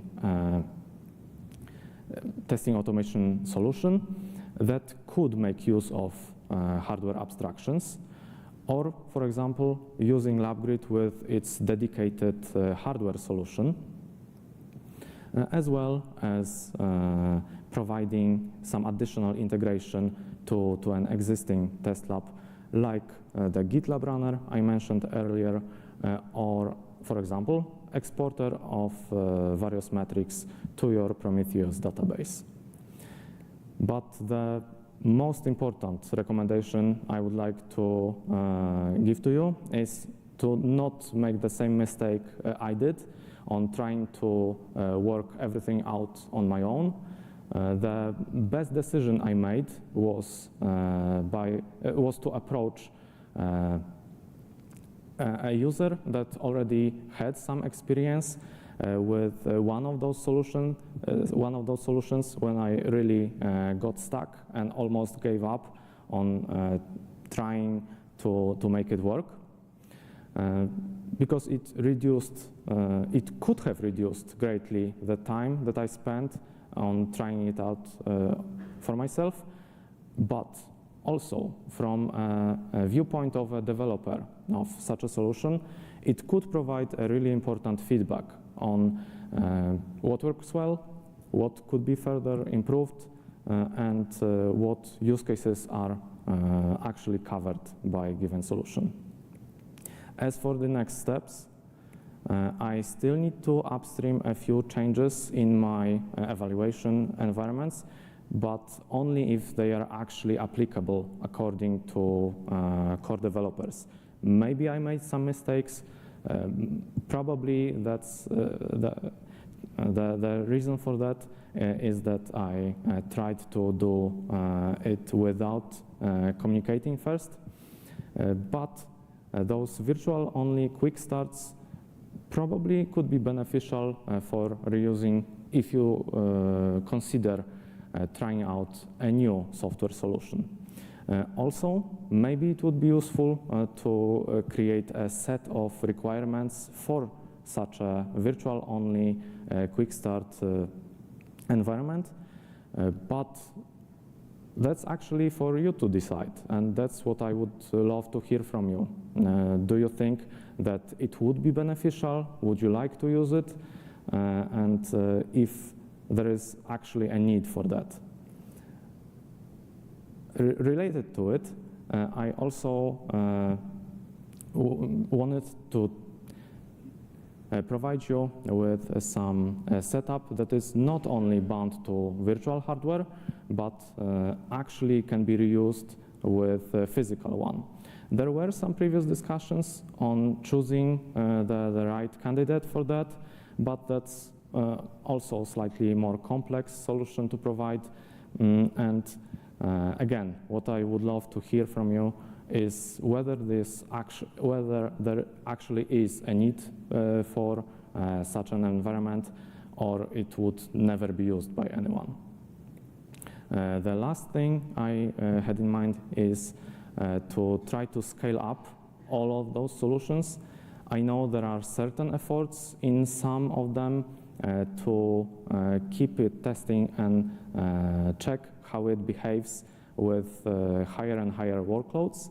And if you'd like to get more details on this topic, I linked 3 different talks covering it for you to review the recording. To sum it up, I wanted to show you that there are many various solutions to choose from if you'd like to check something out and maybe even migrate to a new one. I realize this might be a high investment, but I hope that some of the features that I highlighted got your interest and maybe even encourage you to take up the challenge. And again, I would like to make another remark that the biggest lesson I learned is to try to engage with core developers and the community around given solution right away, so that you don't get burned out, you don't get stuck on possibly simple issues, and you also provide feedback to those developers. And that's all that I've got for you today. If you've got any questions, I will be happy to answer them.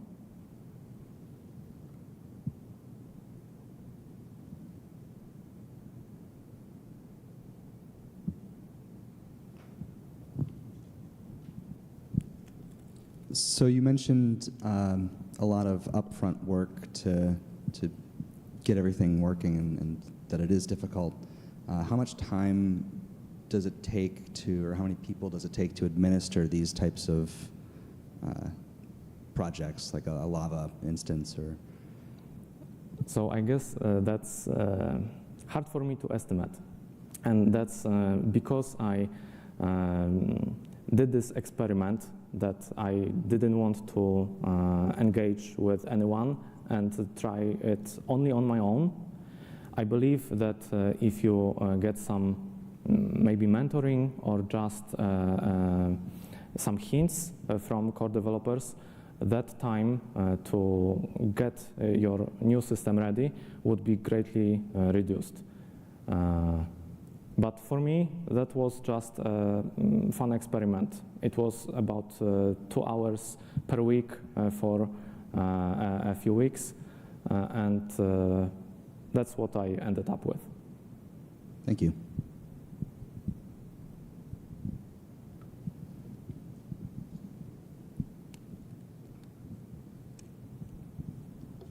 Thanks for your talk. Do you have any experience with some kind of peer-to-peer testing? You know, often you have some kind of a device on the other side, you want to test some interface, and you might need to configure sites on things on both sides. Any comments on this? So let me rephrase so that I make sure that I got you right. Sure. You would like to perform a test that involves multiple devices under test that communicate one with another. Right. So first solution that comes to my mind is a multi-node test in Lava, but I don't have much experience with that. I mostly used Lava for just a single device under test.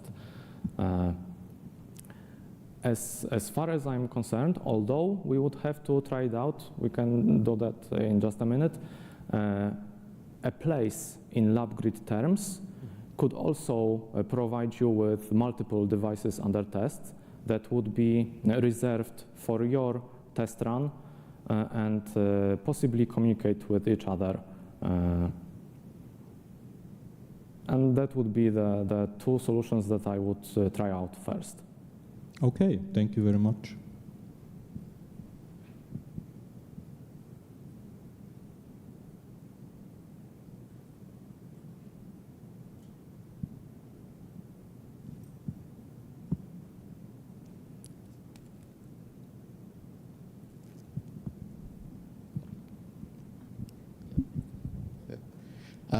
There's another solution that Intel had when they were doing their Android testing, and it's called TCF, stands for Test Case Framework.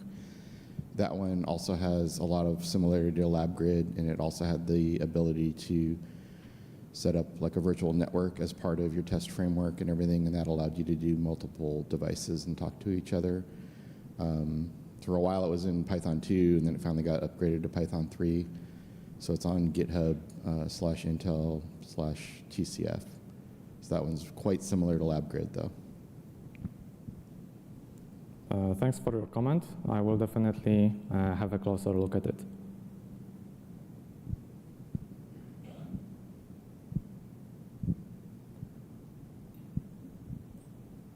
If there are no more questions, thanks for your attention and have a good one.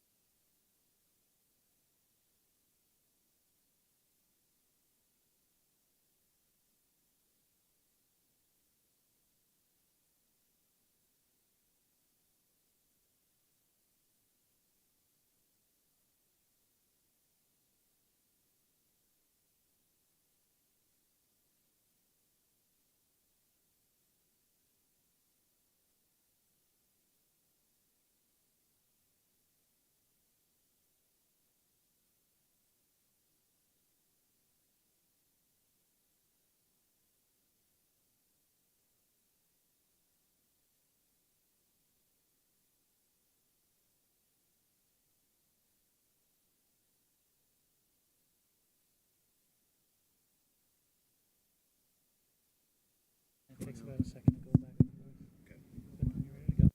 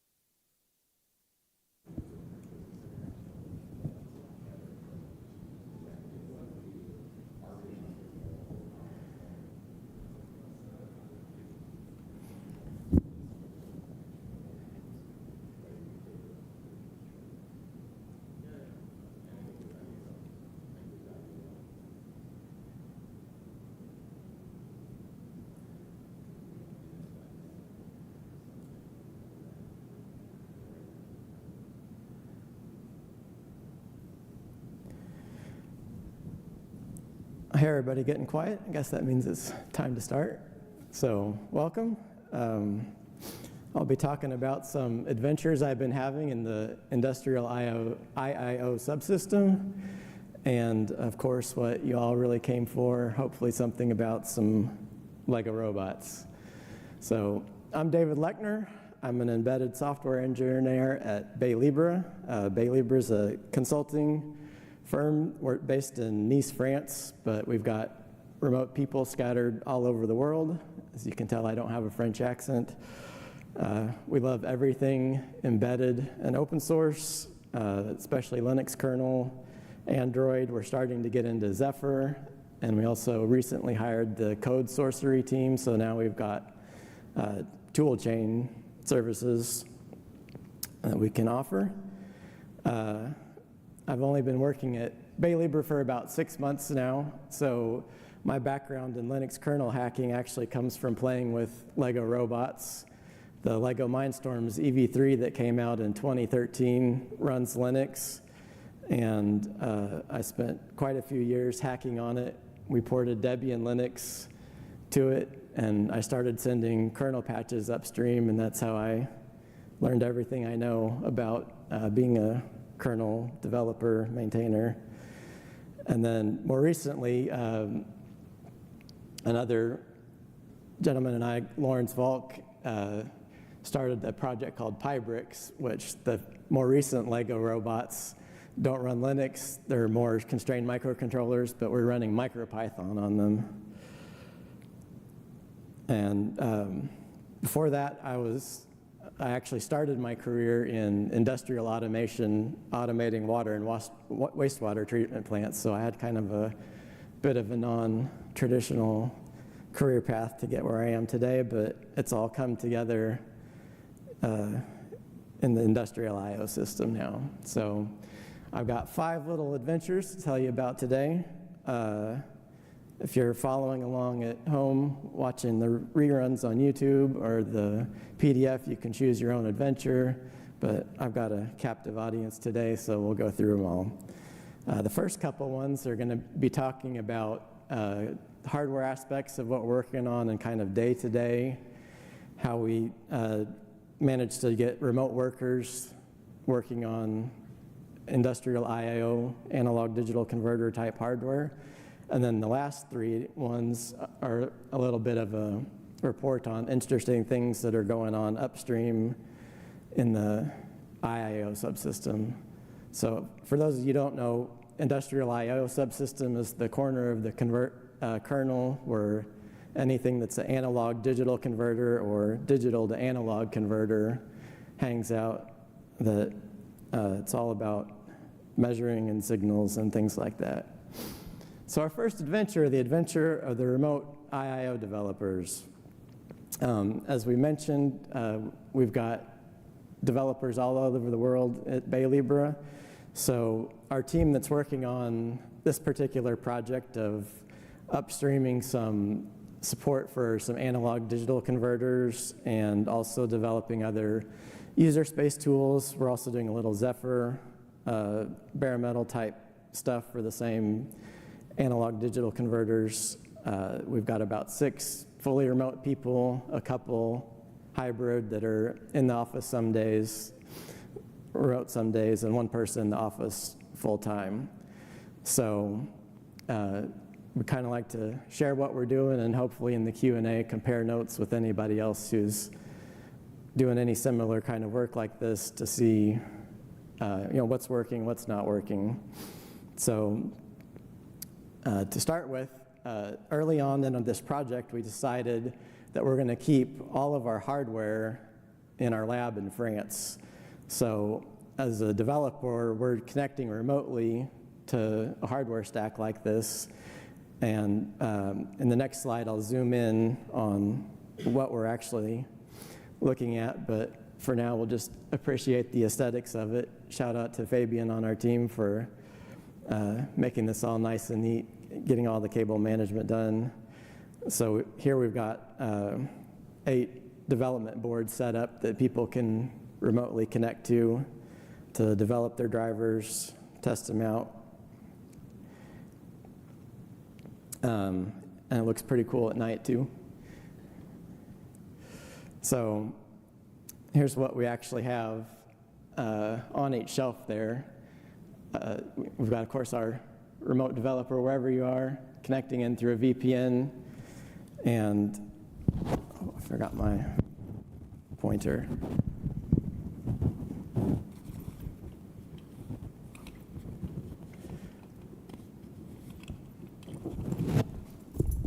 So we connect to the development board, which is running Linux, and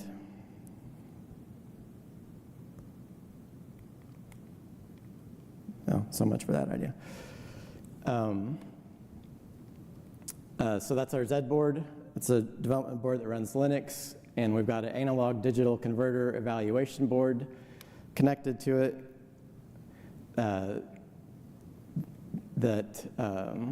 That's what we're developing a driver for. And to be able to test it, we've got what we call the M2K. That's like a Swiss Army knife of a signal generator, a logic analyzer, oscilloscope, all in one to generate a signal and do any kind of testing. I have a motto that if we can measure it, we can understand it. So we need our instruments to measure what we're doing to be able to test and verify that our driver's working. We also have a special power switch. This is something we've developed internally at Bay Libra. We call our co-pilot that can allow us to remotely cycle power on our development board. So if it ever hangs, crashes, whatever, we can reboot it remotely. And all of these things are connected with USB to a little mini PC. And we also connect to that through our VPN. And on our mini PC, we're running graphical tools to be able to actually visualize what we're doing. The Scopy is the graphical interface for that Swiss Army knife M2K gizmo that we can use to generate a signal or use it as an oscilloscope if we need to. And then we're also using the IIO oscilloscope program to actually capture data from our analog digital converter to be able to see, are we actually capturing the same signal that we're generating, to know if our driver's working or not. So, as some of you might guess if you've tried to do work like this before, trying to do this remotely without being able to actually get your hands on the hardware has some issues with it. So these are kind of the biggest pain points over the last 6 months that we've identified. The first couple ones we've more or less figured out. The second two are still kind of causing us problems. So sharing resources, and when we first started, we had at one point 4 different people sharing one laptop that was connected to 4 development boards and had about 20 USB things plugged into it. That didn't work so well. So we sprung the money, got 8 mini PCs. Now everybody's got their own. That problem solved. Just took a little money and a little time, but easy problem to solve. The next one, the booting files, we tried a few different things. I've got a couple more slides on that, so I won't talk about the details just yet. Then the last 2 is on our setups.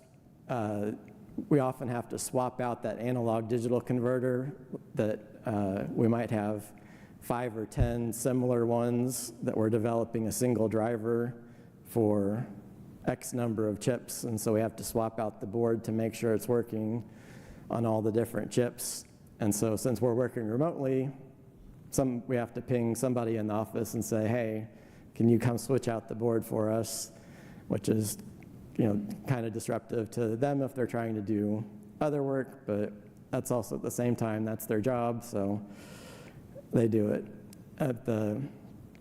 Maybe the biggest pain point has been the debugging actual physical electronics issues, the issues that are like noise, crosstalk, that's not a problem with your software. It's actually a physical electrical problem. So the remote developer can't do anything about it at all. We have to rely on whoever's in the office to have the time and knowledge and skills to be able to debug that. And so that one's particularly a problem because the remote developer's the one who's been reading all the data sheets, becoming the expert on that specific chip, and the person in the office doesn't know anything about it, and you're saying, hey, can you fix this for me? And they're like, sure, yeah. Well, I have to learn the whole thing, how it works, but. So jumping back to our boot files, this one, there's a few different things people recommend. We tried using a SD card mux, but those actually turned out to be more of a problem than a help. We had lots of electrical issues. They just didn't work. We would switch it and then not be able to connect to it anymore. So we gave up on using those, and you can also do like a TFTP boot from network.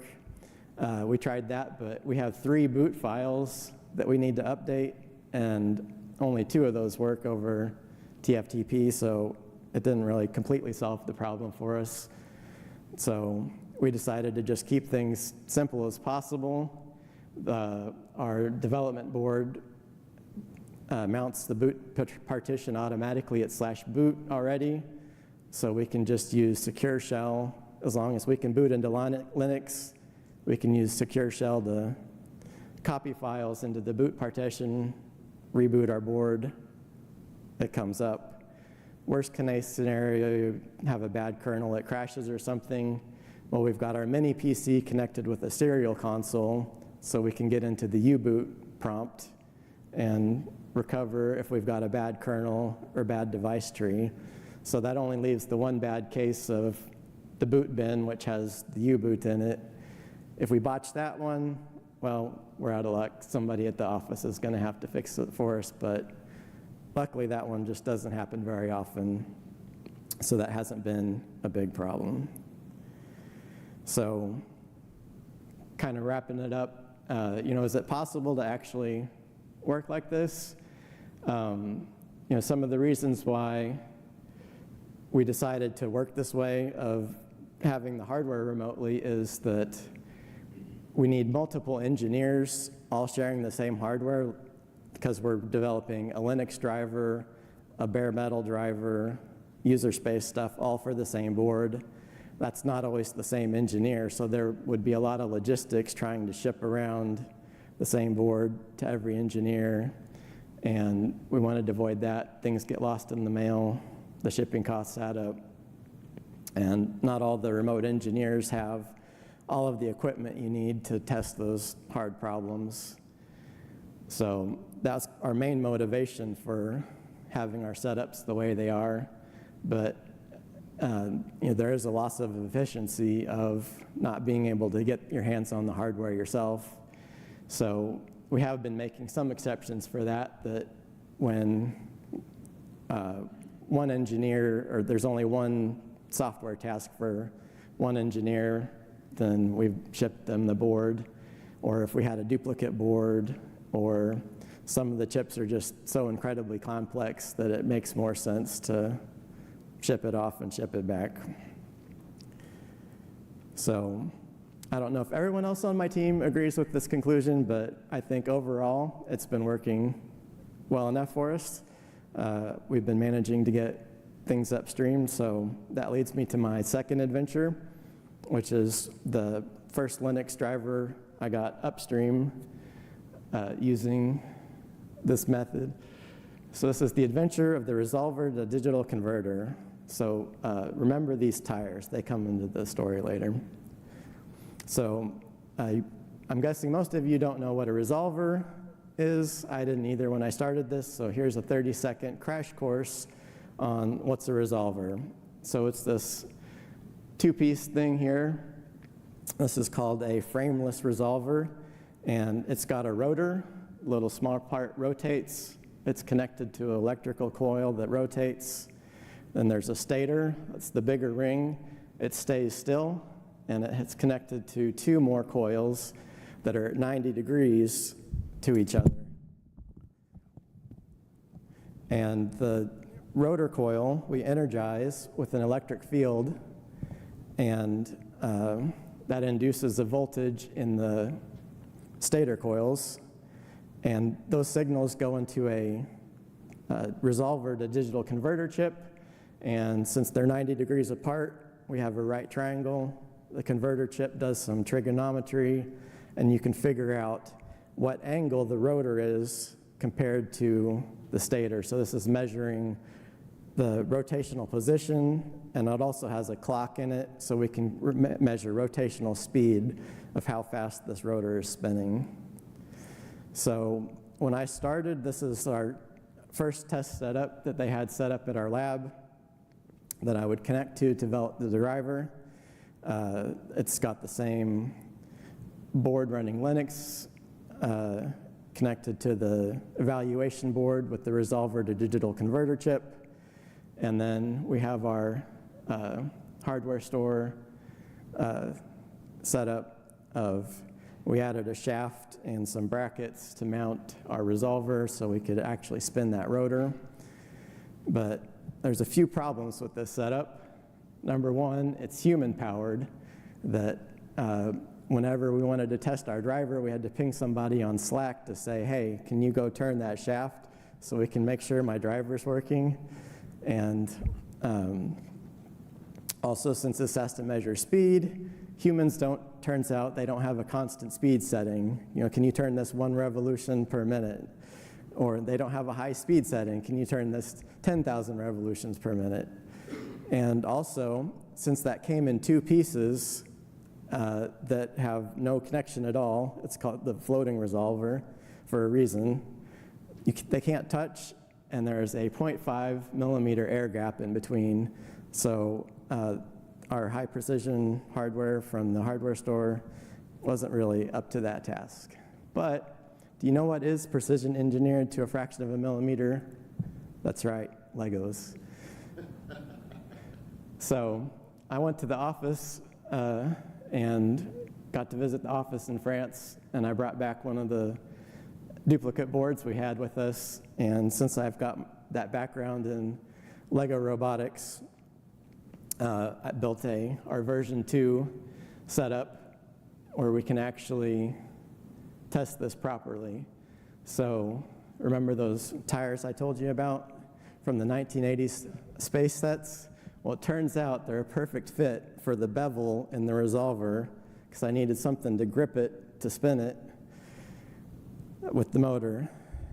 And then I built these little gizmos with some worm gears to get precision alignment. That you can see there's 4 of them, so that there's 2 degrees of freedom on each side of the resolver, so we can get it exactly lined up, the 2 donut shapes, so they don't touch each other at all.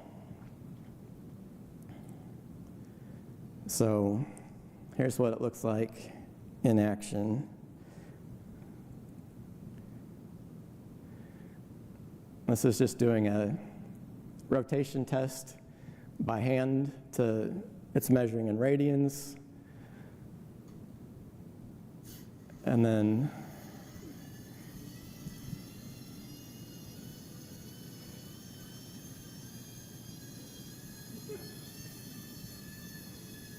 to measure speed, the Lego motors actually have a encoder in them as well, so we can know the exact speed of the Lego motor and compare that to our resolver. So that's actually how I validated that our driver is in fact working and converting the speed correctly to radians per second. That's what the industrial EOSS system uses. So hardware problem solved. On to the next part of this is, it turns out to get this driver upstream, there was actually a driver that's been in staging, which is the corner of the kernel where things that aren't quite ready to upstream sometimes go, but need more work. So there'd been a driver in there for 13 years waiting for someone to love it. So I also got to learn the lesson in this adventure of how do you get a driver out of staging. So number 1, fix the bugs first. Always good practice when you're upstreaming anything. Number 2, fix all the user space interface. In the industrial IO subsystem, we have tons and tons of sysfs attributes for all the different aspects of these kind of parts, and we try to use the standard ones as much as possible so that we don't end up with every single chip having its own unique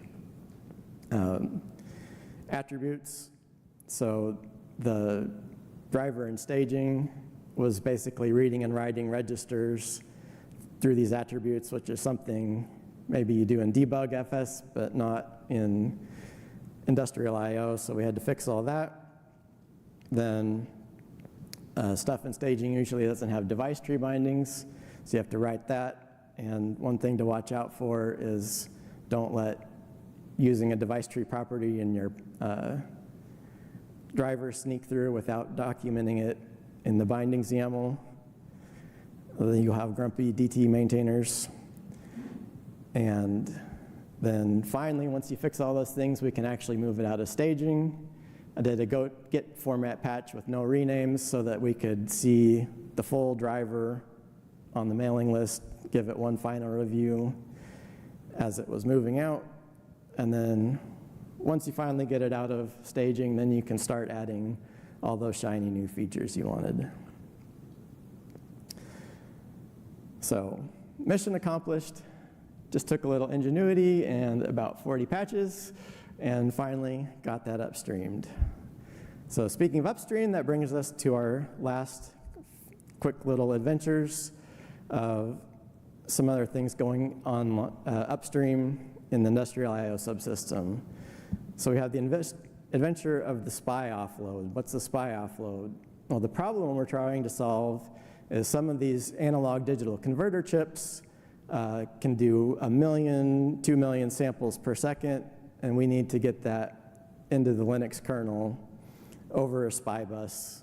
And using what's there in the kernel right now, we can get 10, maybe 100,000 if you've got a really fast system, but yeah, nowhere near 2 million.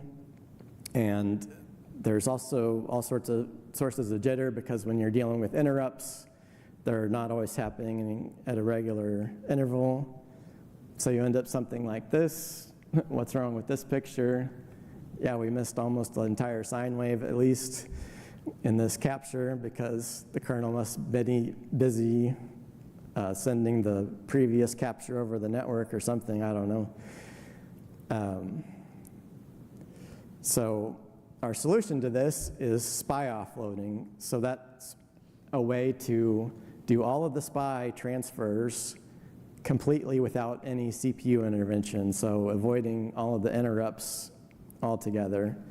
So the way this works is we basically record a series of SPI transactions, whatever it takes to read one sample from our analog digital converter chip, and then we're triggering it with a hardware trigger. So for example, a pulse width modulation signal that can make a pulse 1 million times per second at regular intervals, so we get evenly spaced samples.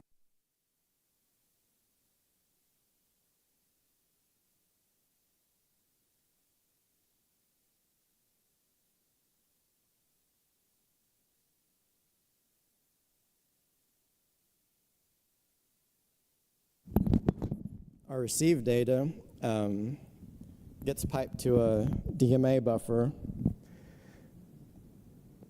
So we're getting all of the samples in one big buffer at one time. Then we just get one single interrupt to tell us the buffer's full, and we can read that buffer. So that's eliminating all the jitter problems, and it's allowing us to get way more samples per second. So ta-da, it works. This is actually getting 2 million samples per second from a chip in Linux. So the good news is it works. The bad news is it's not quite all upstreamed yet. So I sent a series of patches for this upstream, and it got quite a few criticisms, but it's also, nobody said it was a bad idea. It was just the way I was going about it wasn't great. And so it's been suggested to break this down into smaller parts. So the first part that's already been upstreamed already is this idea of pre-cooking or pre-preparing SPI messages. So this is an optimization that actually was talked about 13 years ago on the SPI mailing list. We resurrected this idea that whenever we're doing a SPI transfer in the kernel, there's a lot of code running to verify all the parameters of the SPI transaction. And so in an analog digital converter, when we're reading samples, we're doing the same transfer over and over and over again. So there's a lot of CPU time wasted re-verifying that same transfer over and over again. So now, since the 6.9 kernel, there's a new API to pre-optimize a message, or SPI message, to avoid some of that overhead.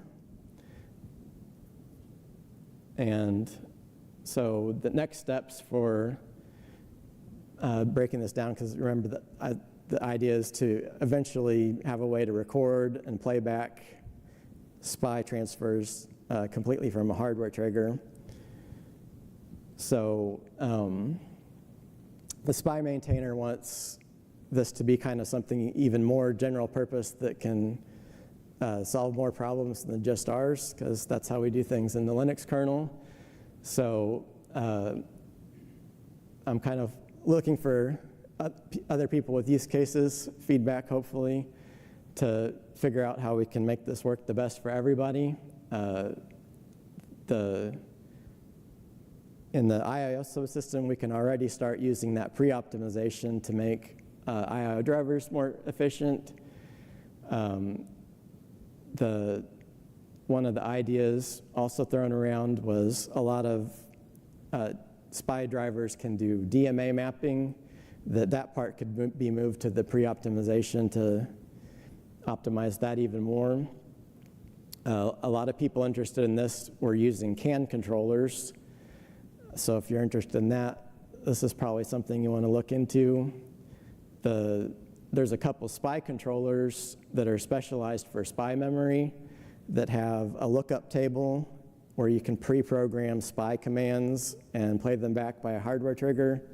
So that exactly fits that paradigm that I mentioned before.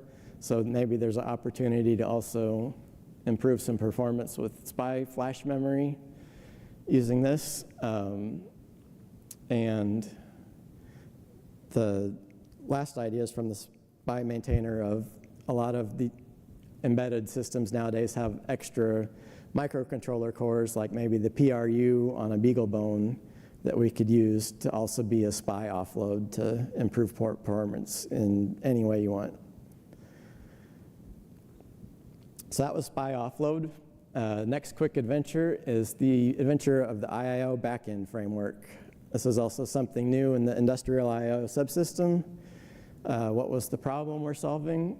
Well, some folks from STM32 had this ADC IP block and a digital filter IP block that are separate blocks, so have separate drivers, but they needed to somehow connect them into a single logical device in the IIO subsystem. Analog devices had something similar where they have an analog chip, and then they have this AXI ADC FPGA block that reads data at super high rates that they need to somehow connect into a single logical device in the kernel. So we came up with the idea of a front end and a back end. So the front end is going to be that analog digital converter, and the back end is going to be the digital filter or whatever that other block is. And now you can write device tree bindings with a provider consumer thing to connect them together very simply, and then your drivers, you can register a back end and a front end gets that back end. So the IO backend framework is doing all the heavy lifting of connecting those together for you, and now you can have an easy way to write a single IO driver that's using multiple pieces of hardware. And last little quick one is the adventure of the IIO DMA buff. The problem we're solving for here, this one, is getting more data from point A to point B. For example, this initial use case was some software-defined radio stuff where they wanted to get 64 megabytes of samples from the IIO subsystem out over a USB connection as fast as possible. So we have this new DMA buff framework. The way it works, DMA buff is an API in the kernel to move DMA buffers between subsystems or user space and the kernel. So we can create a buffer in user space. We can attach it to an IIO device now using some ioctls and capture some samples in that buffer, detach that buffer from the IIO subsystem, and then reattach it to the USB function, and then tell USB to send that out over the USB. So that really improves performance a lot by avoiding copying the data from the IIO buffer to the USB buffer. We just move the handle instead. So in this one test case, they were over doubled their throughput while at the same time reducing CPU usage. So that's a really nice optimization there too. So that concludes my adventures in the IIO subsystem, and we'll open it up for questions.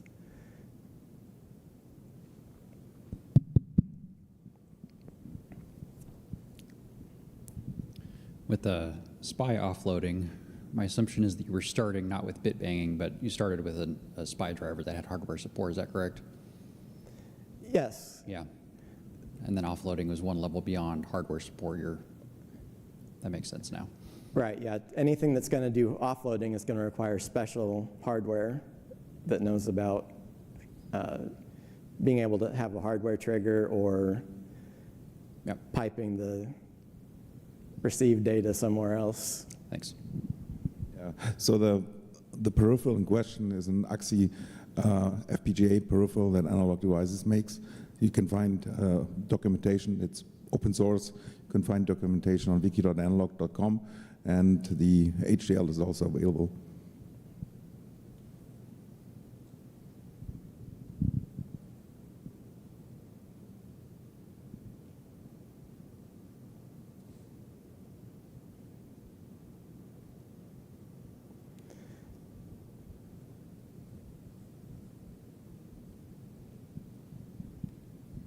Hi, thank you for the presentation, and I think it was really great because it has always been very challenging to test sensor drivers remotely, at least. So I just have a basic question. Did you require any kind of human input at some point, or any challenges in that case while you were testing the driver for it? Yeah, usually we need somebody to set up the hardware and attach a signal generator or logic analyzer, whatever we need to the hardware. But once that's done, we can connect to that remote PC and control all that remotely. So we're trying to minimize the extra human need. But okay. So once the basic setup is done, after that, you still need some human support for that? Not unless there's a really strange problem. Okay. Thank you.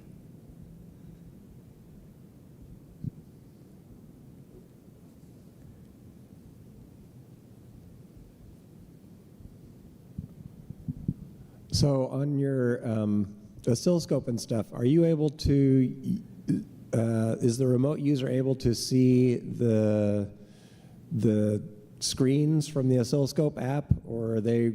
Yes, we're using a remote desktop to access that mini PC. Okay. So we can see everything on it and use it just like we're there. Okay, that's great. Really cool.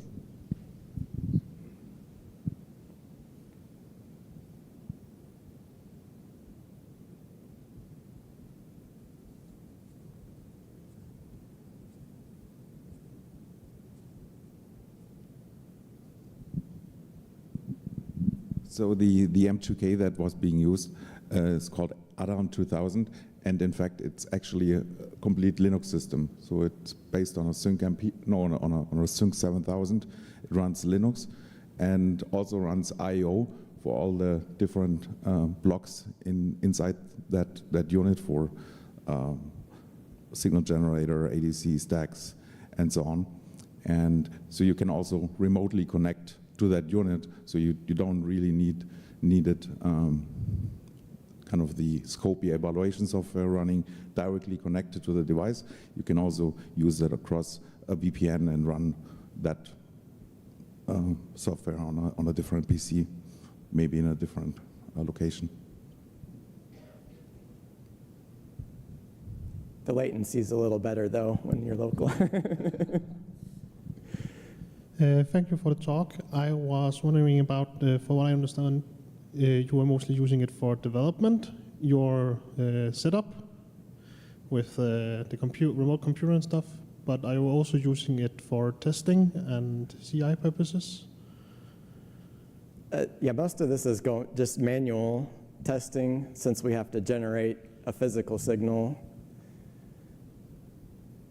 But my typical setup is I'm writing the kernel stuff at my computer at home, compiling the kernel there, and then using SCP to copy the kernel to the remote board, and then reboot the remote board. And then the remote mini PC is just the user interface for the logic analyzer or any tools like that. Did that fully answer your question? Yeah, thank you. Right.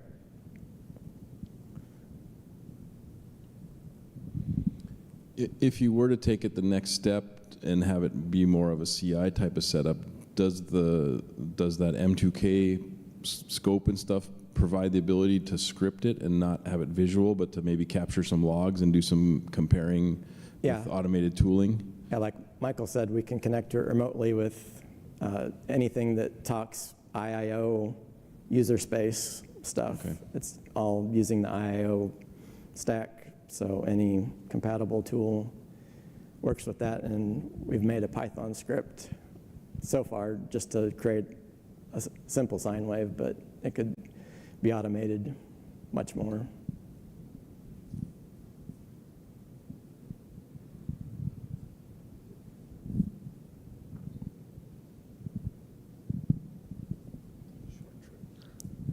Real quick, reservations for the boards so you can share them between developers. Did you homebrew a script for that, or did you use something that you found in the community?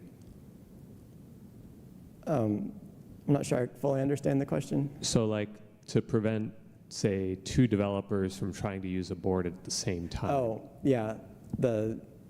We use Snipe It for keeping track of assets.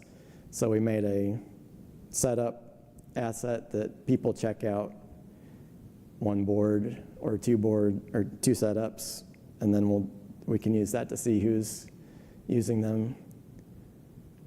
Okay, thank you.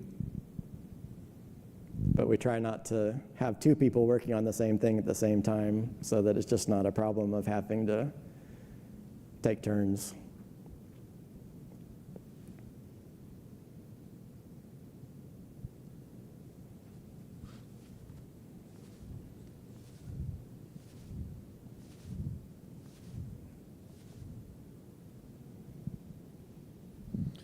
With the continued development of cheaper SPCs and such, what stopped you from building more custom test harnesses to test some of these devices instead of building off of what looks to be, I think you said it's a Xilinx Zinc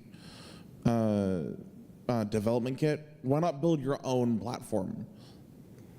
A lot of the analog digital converter chips we have are using an evaluation board with the FMC connector, and that's already built into the Zinc, and there's lots of history of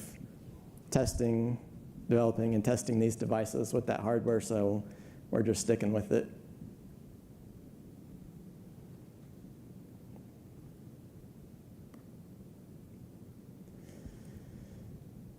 All right, thanks all for your questions, and thanks for listening.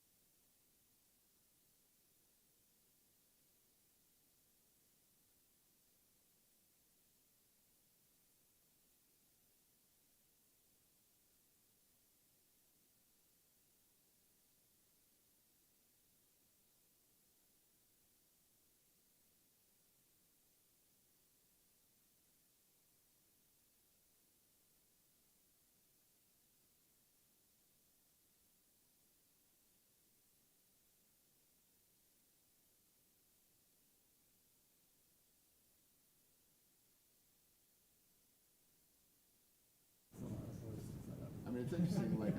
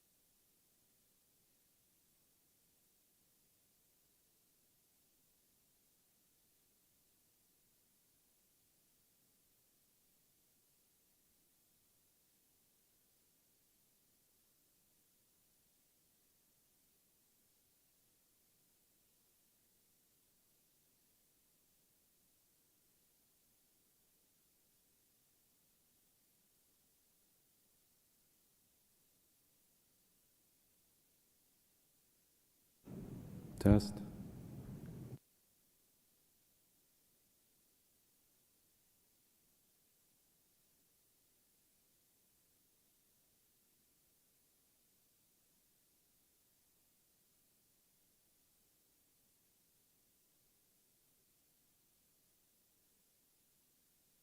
Test.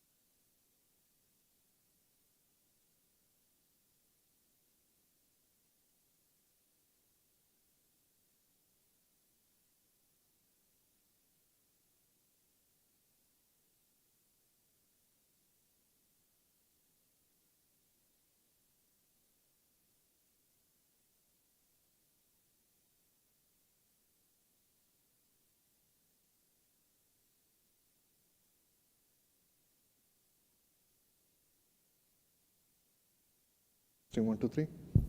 Whoops.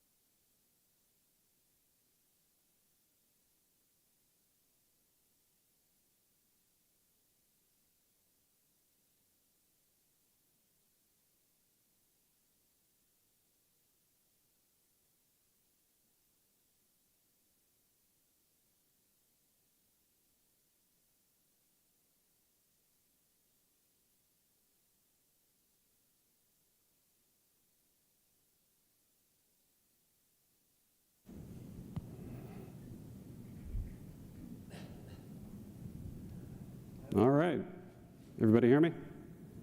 Good? All right. Let's go ahead and get started. I want to welcome you to this session. We're going to be talking about quality beyond kernel CI in upstream Linux for TI SoCs. Want to take a moment and highlight something that we feel is very important. TI has a very long history in the open source community and collaboration, as you can see from all the different organizations there that we have relations with, including kernel CI, which we are very happy to announce TI is now a platinum member of kernel CI as of this week. We're very pleased about that. And I know you guys have probably seen this in some of the other talks, but I think it's important to highlight upstream first. Very important in our view to have an upstream first mentality. And as it relates to this presentation, if you're going to have an upstream first mentality, better have a way to test the upstream. So we're going to talk a little bit about that here. Quick intro of speakers. My name is Barry Shara. I've been with TI a long time, going on 18 years now. Started my life at TI and Analog, been in AP for about 2.5, going on 3 years.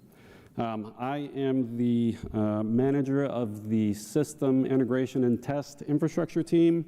We're responsible for managing the physical infrastructure, hardware, as well as software for doing tests at TI for Linux. I am also pleased and privileged to be up here with Nishant Menon, who also has almost 2 decades of experience at TI, and he is everything Linux. So Linux system architect, kernel development, kernel maintainer. He has a very, very, very deep experience in Linux. We have also worked with Minas Hambar-Zimyan. He couldn't be here today, but his contribution is no less important.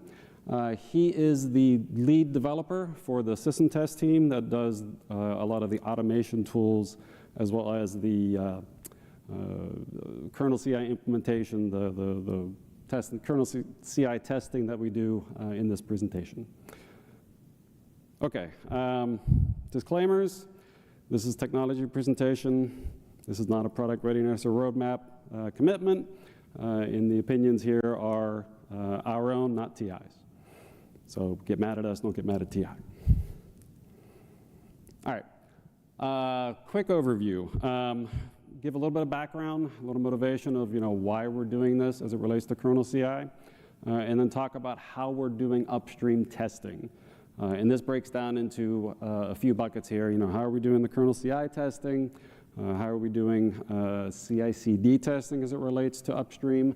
And then full system test of our upstream builds. And then I want to transition a little bit into talking about how do we get to a common testing framework, towards common testing. All right, so motivation. Why do we use kernel CI? Kernel CI provides a common platform, obviously, to help kernel maintainers gauge our Linux kernel. And they do that by publishing the test results on the website, on the customer-facing portal. We need to use that to get notifications if there is a regression. We want to know about it, obviously. And it helps us gain confidence about our builds, since the images are built outside of TI. It sort of helps us make sure there isn't some secret thing hidden in there that makes it work inside TI, whereas it's going to break outside TI. So quick aside on how we do tests. So as I said, we maintain a test farm. My team does. We have 2 sites that have test EVMs, one in Dallas, which you can see on the left. Please excuse the cabling, it's utilitarian. And then one in Bangalore on the right. We have about 300 boards, roughly split between the 2 sites. Those are used for both Linux testing as well as RTOS. You know, the key point here is that it is truly a global test farm. So we can initiate tests from one site, run them on boards at either site in parallel, bring all the test collateral back to the original site. So it really helps with our parallelism and scalability across, you know, all these different test platforms. Okay, so let's talk about the upstream testing. Start with kernel CI. So the upstream testing we're doing in kernel CI, we do automated build of test collateral. So we build our boot images locally, but everything else is built at kernel CI, and we use the API to, you know, pull it down to our site. So, you know, the build has the kernel files, the DTB files, the file system, and then, you know, we pull that down from the kernel CI cloud to TI and run those tests on our boards in our test farm, you know, in Dallas and Bangalore. The results are automatically, you know, collected and uploaded to the storage site on kernel CI for web-based review. So, picture's worth 1,000 words. It kind of looks something like this. You have the API server, the storage server, web dashboard, query the recent kernel build, run the tests on the TI farm, publish results up to the storage server, and then make that available, you know, through the kernel CI web dashboard. So what is the status of this right now? So we are running nightly boot tests. We would like to get the LTP and kernel self-test. Those will be coming soon. I think Minas is back in the office next week, so hopefully very soon. We are currently running 13 upstream SOCs, and that covers both our Satara platforms and our Jacinto platforms. And you can see the web screenshots there. Probably looks very similar to what y'all are used to. And you can see that you know, green is good, but it's not always green. Okay, upstream CI/CD testing. Our upstream CI/CD testing does end-to-end automation of the latest upstream build, test, and release. So the builds are automatically initiated. Test plans are automatically executed, again, on the boards. The results are tabulated into a report, and the build collateral and those test reports are then automatically pushed up to a customer-facing portal. So the way this looks, you got a next and prod branch, do the build, assuming that passes, you promote to actually run the tests, push all that collateral out onto the public portal. If for some reason the build fails, then that branch essentially is dead, doesn't go anywhere until it's fixed, and then the next cycle has the next set of results. So these CI/CD tests execute nightly. The tests that we run tend to be a more expanded set of tests beyond what we're doing with kernel CI. They tend to include device driver tests that are a little bit more complicated, but still fairly simple, localized to a board. One of the challenges with this, since we do want to run it nightly, is we tend to have to make trade-offs, between the test coverage versus the amount of time it takes to execute. So we want to run this thing in, 3-4 hours tops across, all 13 SOCs. So, that time tends to add up. So the test reports that we have are really useful for our developers. You can see that you got, green for passing, red for not passing, and it gives you the ability to drill down into an individual test and drill all the way down to the log file to triage and figure out, what went wrong. So for the upstream snapshot, we take, as I said, all the build collateral and those test reports, push them up to our Software DL website for anyone who wants to look at them to go see. Much of the content is similar in the sense that you have all the SOCs that are supported upstream. You can drill down to an individual snapshot, down to the test results for that snapshot, all the way down to the log file to dig down and figure out what went wrong if a test does not pass. Okay, full upstream test. So we've recently started running full system tests on our upstream. So we automatically generate those test plans based on requirements. So this is a requirements-based testing strategy. As you can probably guess, that can tend to generate a lot of test cases. So hundreds per SOC. Across all the SOCs, we can easily run thousands of tests. And these tend to be even longer running, more complicated tests than the CI/CD test plan. So we can have, device driver tests that actually require the device to be plugged into the SOC, which is a challenge. You can have, test cases that, could run for 20 minutes, 30 minutes, an hour. I think we have a test in there that does 1,000 boots, but can run for several hours. So these test cases take, upwards of 2 days to run in some cases. So it's a very, very long cycle. We've implemented automation to flash the SD cards, and obviously there's automation to collect all the results, tabulate them together, generate reports for all the SOCs. So as I said, automatically generate test reports. You can see an example here. These are not published to the community today. That is one of the things we would like to do, if it makes sense. One of the key highlights here versus the CI/CD, which is sort of a functional testing, is these test reports do link back to requirements. So you can get an idea of how much of our requirements are satisfied with actual passing test cases. And again, from a triage standpoint, you can drill down to the individual test case results all the way down to the log file, figure out what went wrong if something isn't passing. Okay. So to recap where we are running the kernel CI tests. So those go out to the kernel CI, upload the results to the web dashboard. We also have these sort of private builds, these private tests for CI/CD and system tests. Some of those are supported uploading into the portal. And I suspect, at least in the conversations with folks over the last few days, that y'all have something kind of similar, a lot of you.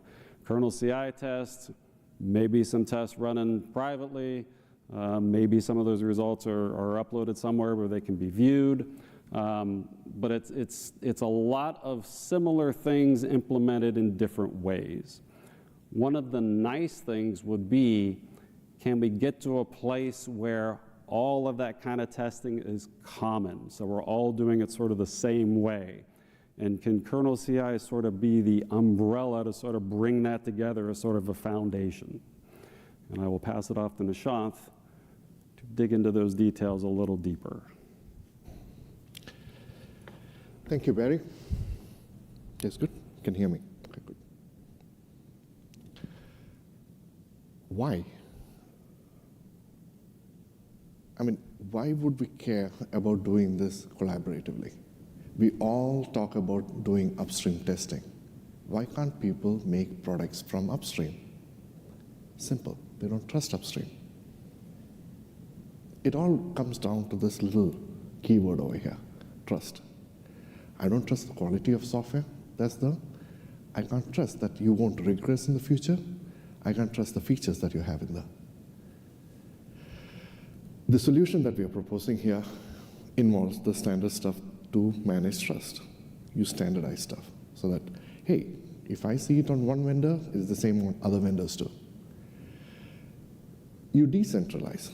If I'm able to do it, you can replicate my results too. If it's like Git, right? You look at the SHA commit, nobody has injected a new problem into the system. Reporting.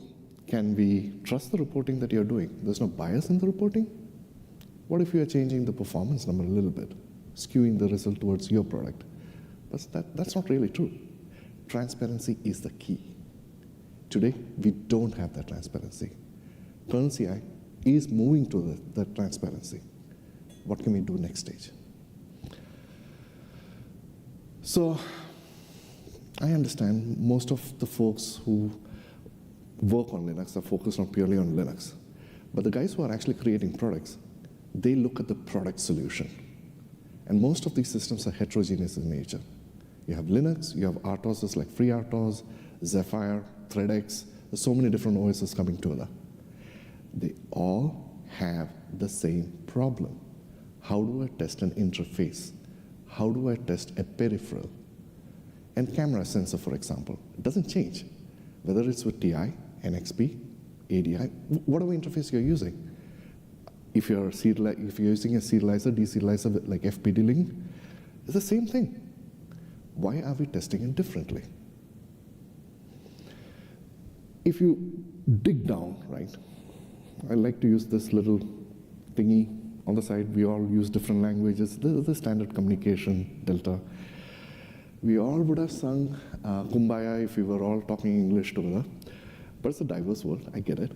But if the communication were to get standardized between this, it would be much easier for folks to reduce the cost down and move between different vendors easily. There is limited value in looking at testing as something of a differentiator. It is already commodity. Let's commoditize it.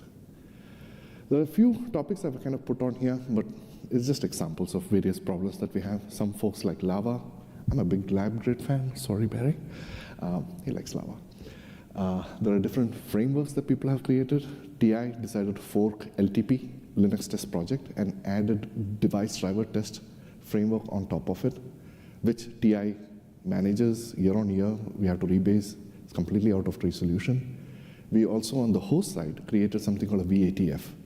There's actually two different frameworks that we have on the PC side, because many testing involving peripherals have to send something from the board, and it has to be cross-verified from the PC side as well.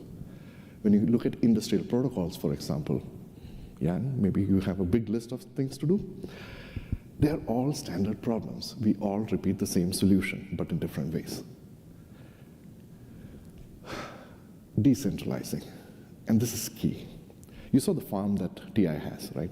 It's huge. Like, we have specialized infrastructure, backup power supplies, all kind of crap going on. But there is real estate limits, how much we can grow. Today we have 300, maybe we can grow to 800,000 boards, but that limit is coming soon.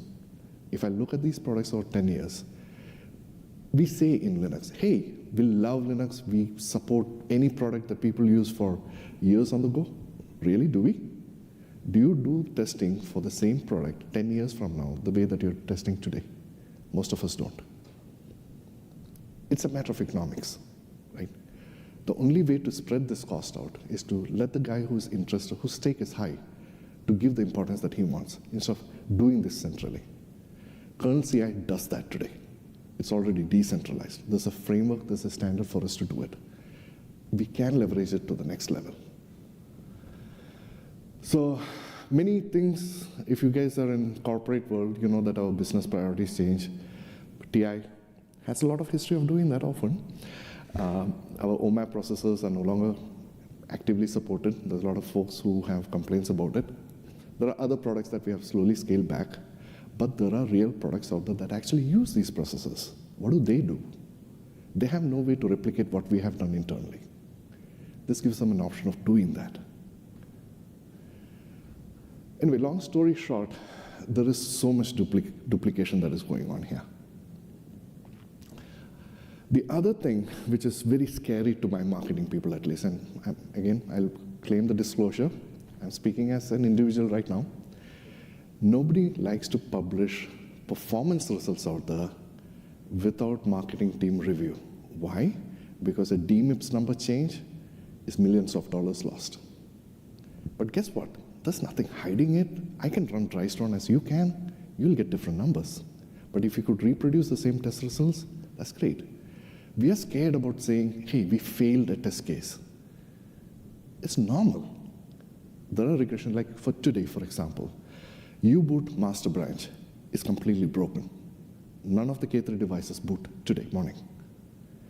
Yesterday it was, today it's broken. We know internally because we are monitoring it. We are monitoring both U-boot master and U-boot next, and we know master has regress, and we know why by now.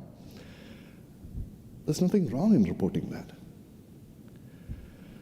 The other thing is the quality of reporting as well. If you are sitting, so the way that we looked at this problem is, if we think from external out in, what would you like to see?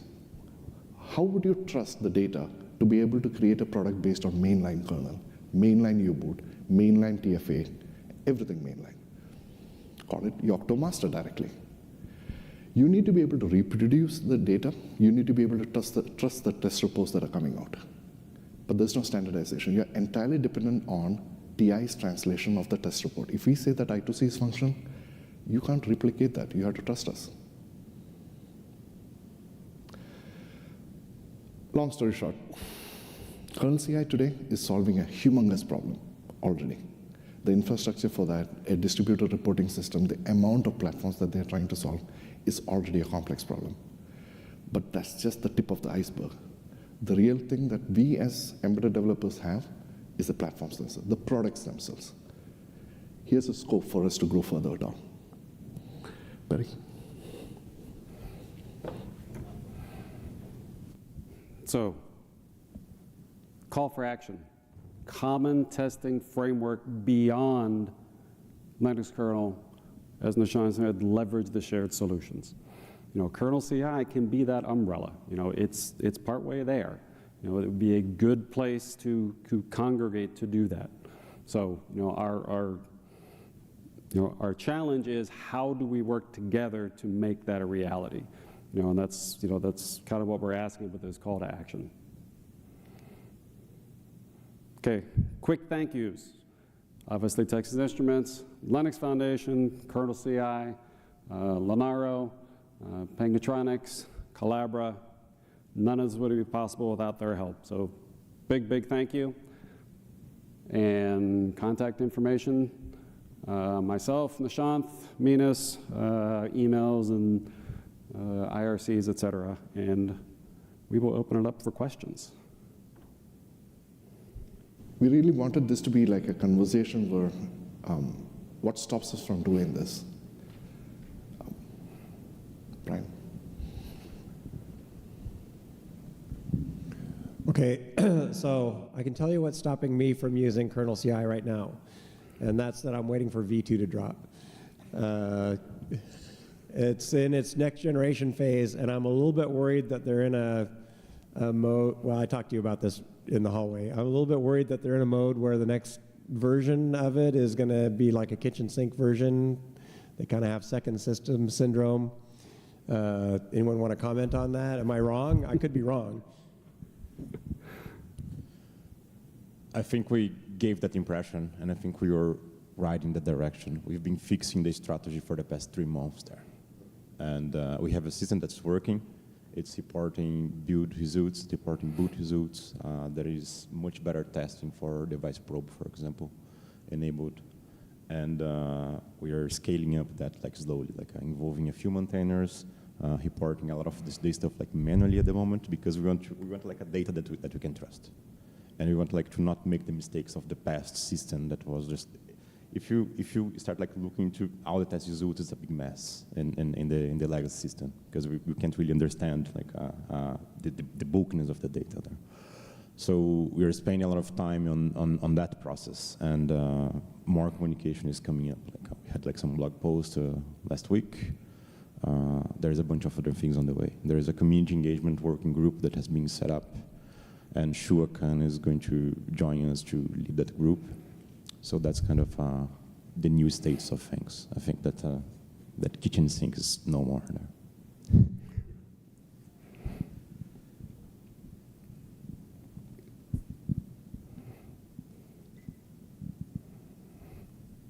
You say something. FUSA, request traceability, right? And there is a tool called Balif that has been starting to get built, and this will probably play a big role in us putting that entire story together, along with traceability though. That's not the point which I want to make. Okay. I was more on the side where you had one slide where you were showing all the different kind of lag grid, or if you go with whatever you like. It sounded a little bit like you would like to look for how can we get more standardization, but the question is, would it make more sense to go on this is the agreed standard we are talking, not about the tool which we're using. I'm asking this because I come from an environment where I have LTP test cases, I have robot test cases, I have CTS, VTS, STS test case from Android, LTP, I have all these different kind of things. I don't want to spend any effort in migrating one test framework to the other. But the nice thing about the test framework is they come up with saying, I report a test case, it goes with a 0, a 1, a -1, whatever they have as a result, and we directly translate and create like a mapping on it. And with this we can see, independent which testing environment we're using, we get a comparable list of results for the reports, because at the end you want to see a green, red, cross, check, whatever, and maybe find something like configuration. And often to try to get a standard, so I see the Genevieve, for example. Genevieve started with a generic IVI system. There was so much discussion going on, they couldn't agree on which audio manager to use, which framework, here or there, other parts, there was no strong alignment with AGL. What turned out is that the Genevieve changed into a Cuvisa, where they do a lot of vehicle signal specification. And this vehicle signal specification gives the room to say, we are discussing, we're talking a similar language, we have an interface, open standard, and I would see this is much more a way to go, and they get traction, and it helps that OEMs suddenly work together and say, well, I need these kind of signals, you need that, and we make this as the interface, and this could be an interface also towards kernel CI or whatever. 3 different problems that you introduced, but let's talk through them. In terms of information exchange, there has to be a standard, right? And that's the best way to do it. Have the abstraction at API or data exchange level, and we need to do that. Step number 1. Step number 2 is even if we standardize something, there will always be someone who is not lining up with that standard. There will be someone. Be it TI, be it with anybody in that case. So there's a cost to move to the standard. Why should I do that? Like, be it the same source code, be it a different source code, or be it the same source code, the translation has a cost. We'll have to justify that to our management. Everybody will have to, that the standard actually has value by moving to this API standard. The third vector, standardizing the test code itself. There are benefits in some areas where they are commodity, but as you mentioned, it can be a very hotly debated topic. And we know the VI versus Emacs discussion, but we won't bring that in, right? Again, we have not set up the working group yet, and this is part of the discussion in terms of we would like to do that. And we would like members to come and say, where do we want to draw the line? We don't want to come and say, okay, we are willing to provide the code that we have, right? We'll dump it out there and say, this is what we do. Do you guys want to use it? Do you want to rewrite it? Or do we reduce the scope to just purely API? From where I stand, I feel there's a lot of value in sharing code directly and contributing together. Because from TI's perspective, there are vendors like Phytech over here who work across multiple SOC vendors, right? There's companies like Toradex who do the same. They all invent the same thing. And there's a lot of value, at least at embedded level, that we can share. And it's not differentiating at all. Now, there's a cost associated, which means I will have to rewrite a lot of stuff on my end. From my perspective, it pays off in 10 years. It's worth it. Now, are you convinced? That's a different question.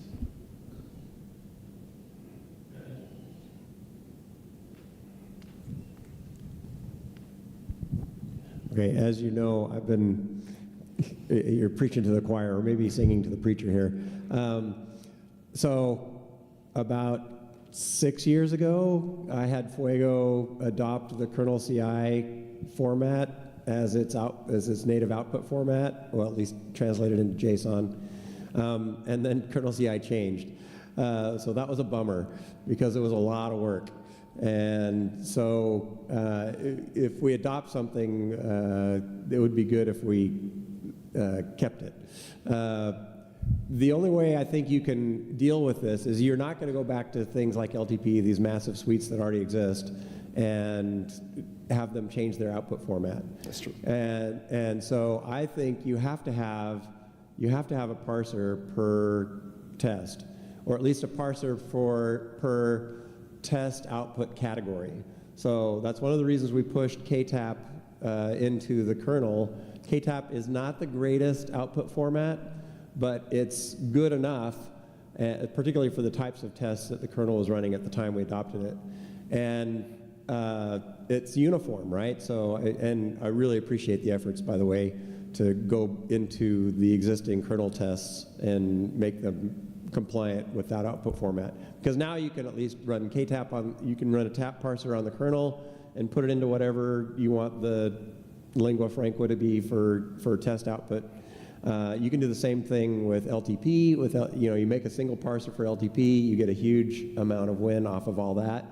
But I would love to see a single common format. Maybe kernel CI as it is today is now that current format. I haven't looked recently because it scares me to have to go back and rewrite my generator again. The generator was one of the hardest things to write, to try to do that in Fuego, was to write a generator that could handle all the different cases.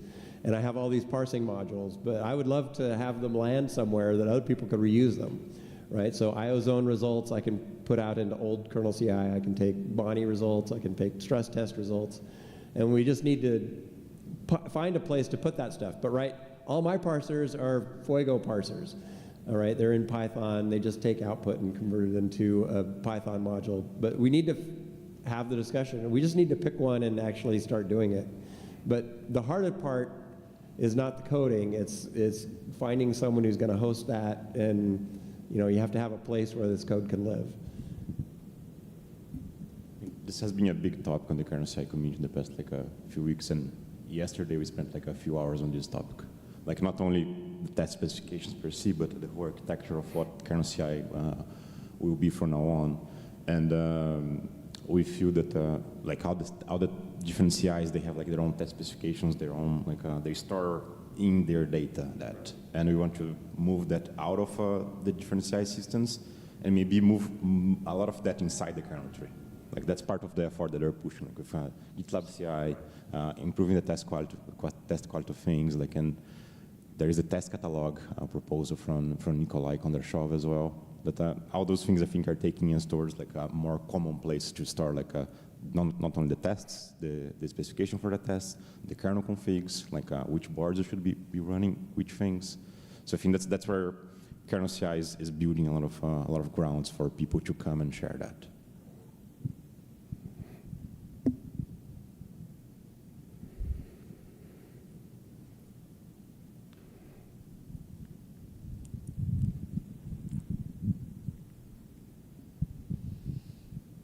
I guess with all the pathing and adjusting to something which is a project, the question if this is really the way where you want to put your bet on.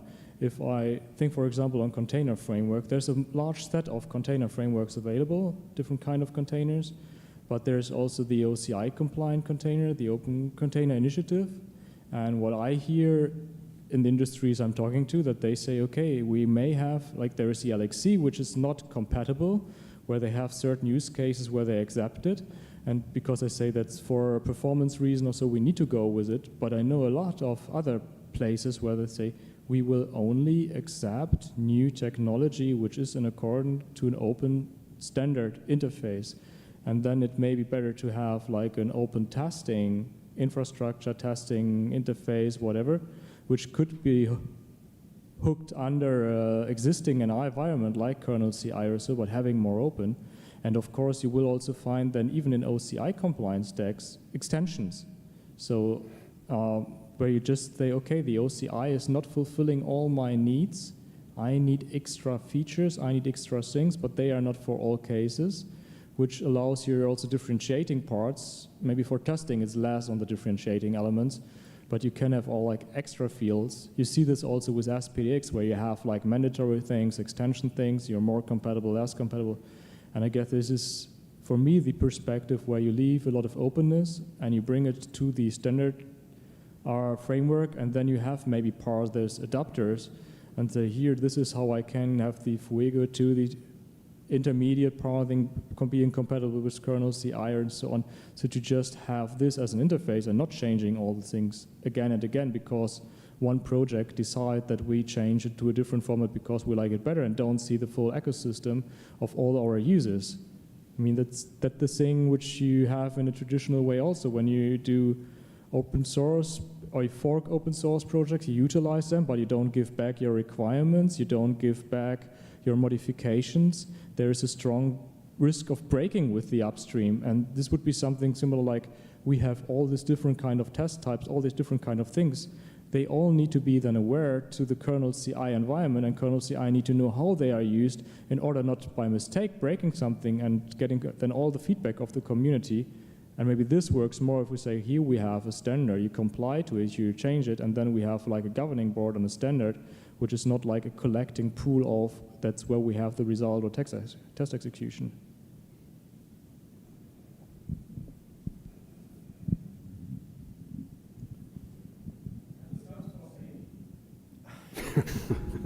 It's going to be a journey.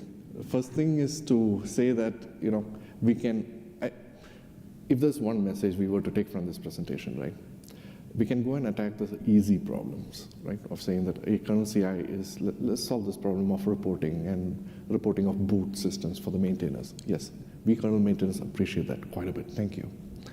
But the scope is much broader, right? The real problem set that we have to solve is much broader. It will take us a few years to get there, we'll make mistakes in the route, but this is where the collaboration comes into play. What are the right tools for us to use? What are the steps that we should really take? And do we constrain it to purely kernel, or do we want to extend this further beyond kernel into other open ecosystems? Zephyr can also benefit out of the same thing. I know the folks who like Twister and PyTest. U-Boot uses PyTest, Zephyr uses Twister. We use our own kernel self-test, KTAP, whatever that standard is, right? Let's talk the same language as step number one, right? The intent is to start that migration, start that discussion. Let's look beyond what we are doing today. And if you folks are interested in joining us in the journey, we would love to talk. Love to hear your ideas. We don't have a monopoly on ideas. We need your ideas too.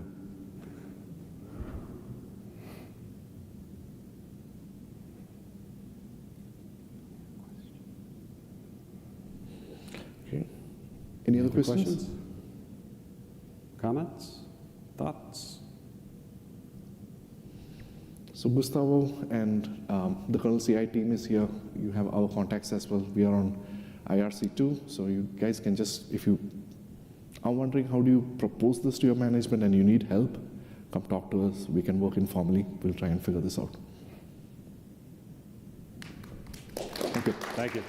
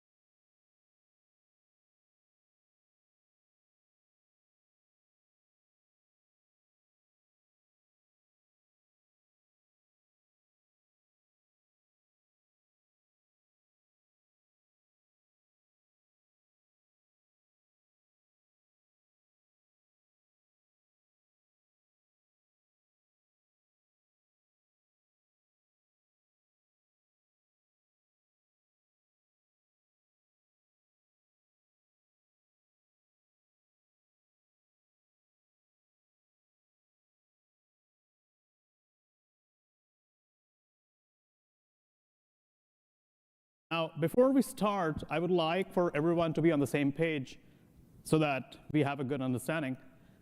And there's a brief background. So let's take a look at the energy sources for embedded systems. Energy sources for embedded systems can include a direct input via DC, or you can have USB powered systems, even Ethernet, right? Another class of devices would be battery powered devices, for example, lithium ion or a CR2032 battery. And a very interesting class of devices would be energy harvesting devices. So these examples serve to illustrate that we can have multiple sources of energy in the system. What is common to all of these classes?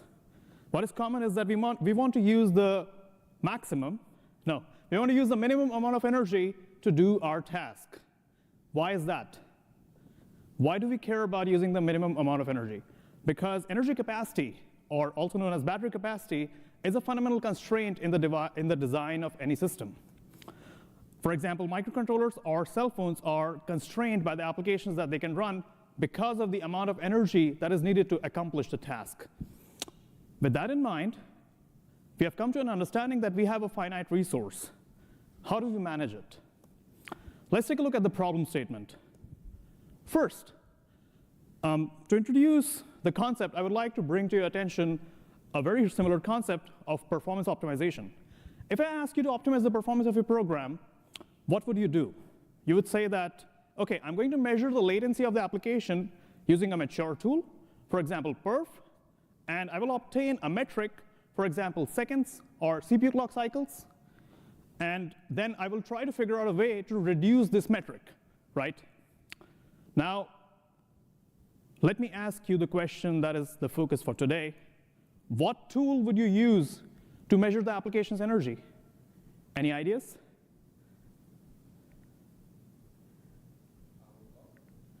That's a great tool. We will discuss that. Thank you for that. I really like it. Thank you. OK, so before we go deeper into this, how have we come to this question? Or how did I come to this question? Well, many, many years ago, in a very faraway land, there was an undergraduate electrical engineering student. And this student was, as engineering students do, studying at the last moment for an exam. The exam's tomorrow. The student's panicking today in the library, trying to figure out why the laptop keeps dying every hour, right? And in classic undergrad engineering mindset, this student thinks, if I kill the applications that are using the most battery, I will be able to study longer, and then I'll be able to pass. So, so this student does this. This student tries to do this exactly. He says, OK, I'm going to find out which applications are taking the most battery. And he cannot.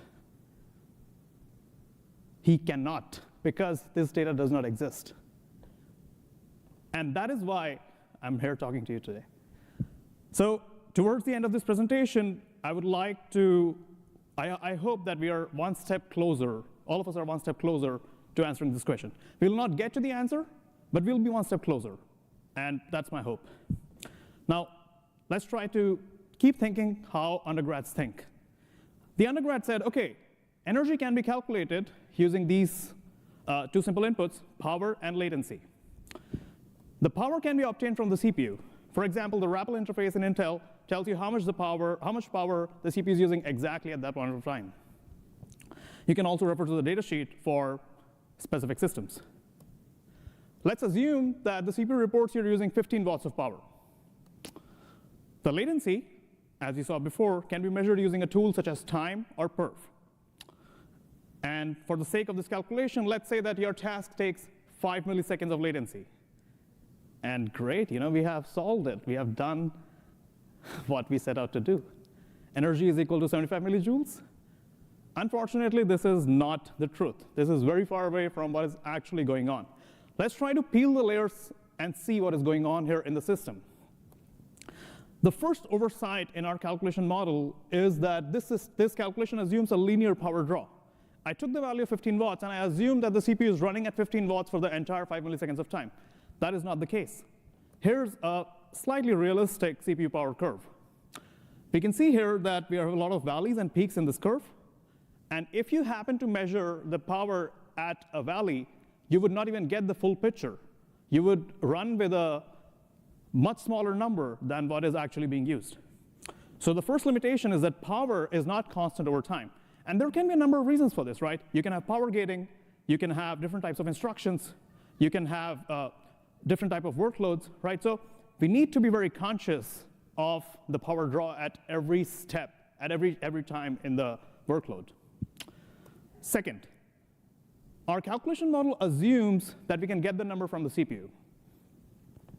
Unfortunately, this is also quite restrictive because we don't consider devices such as EDRAM, our sensors which are polling every 5 milliseconds, or the network interface which has an antenna which is constantly burning current.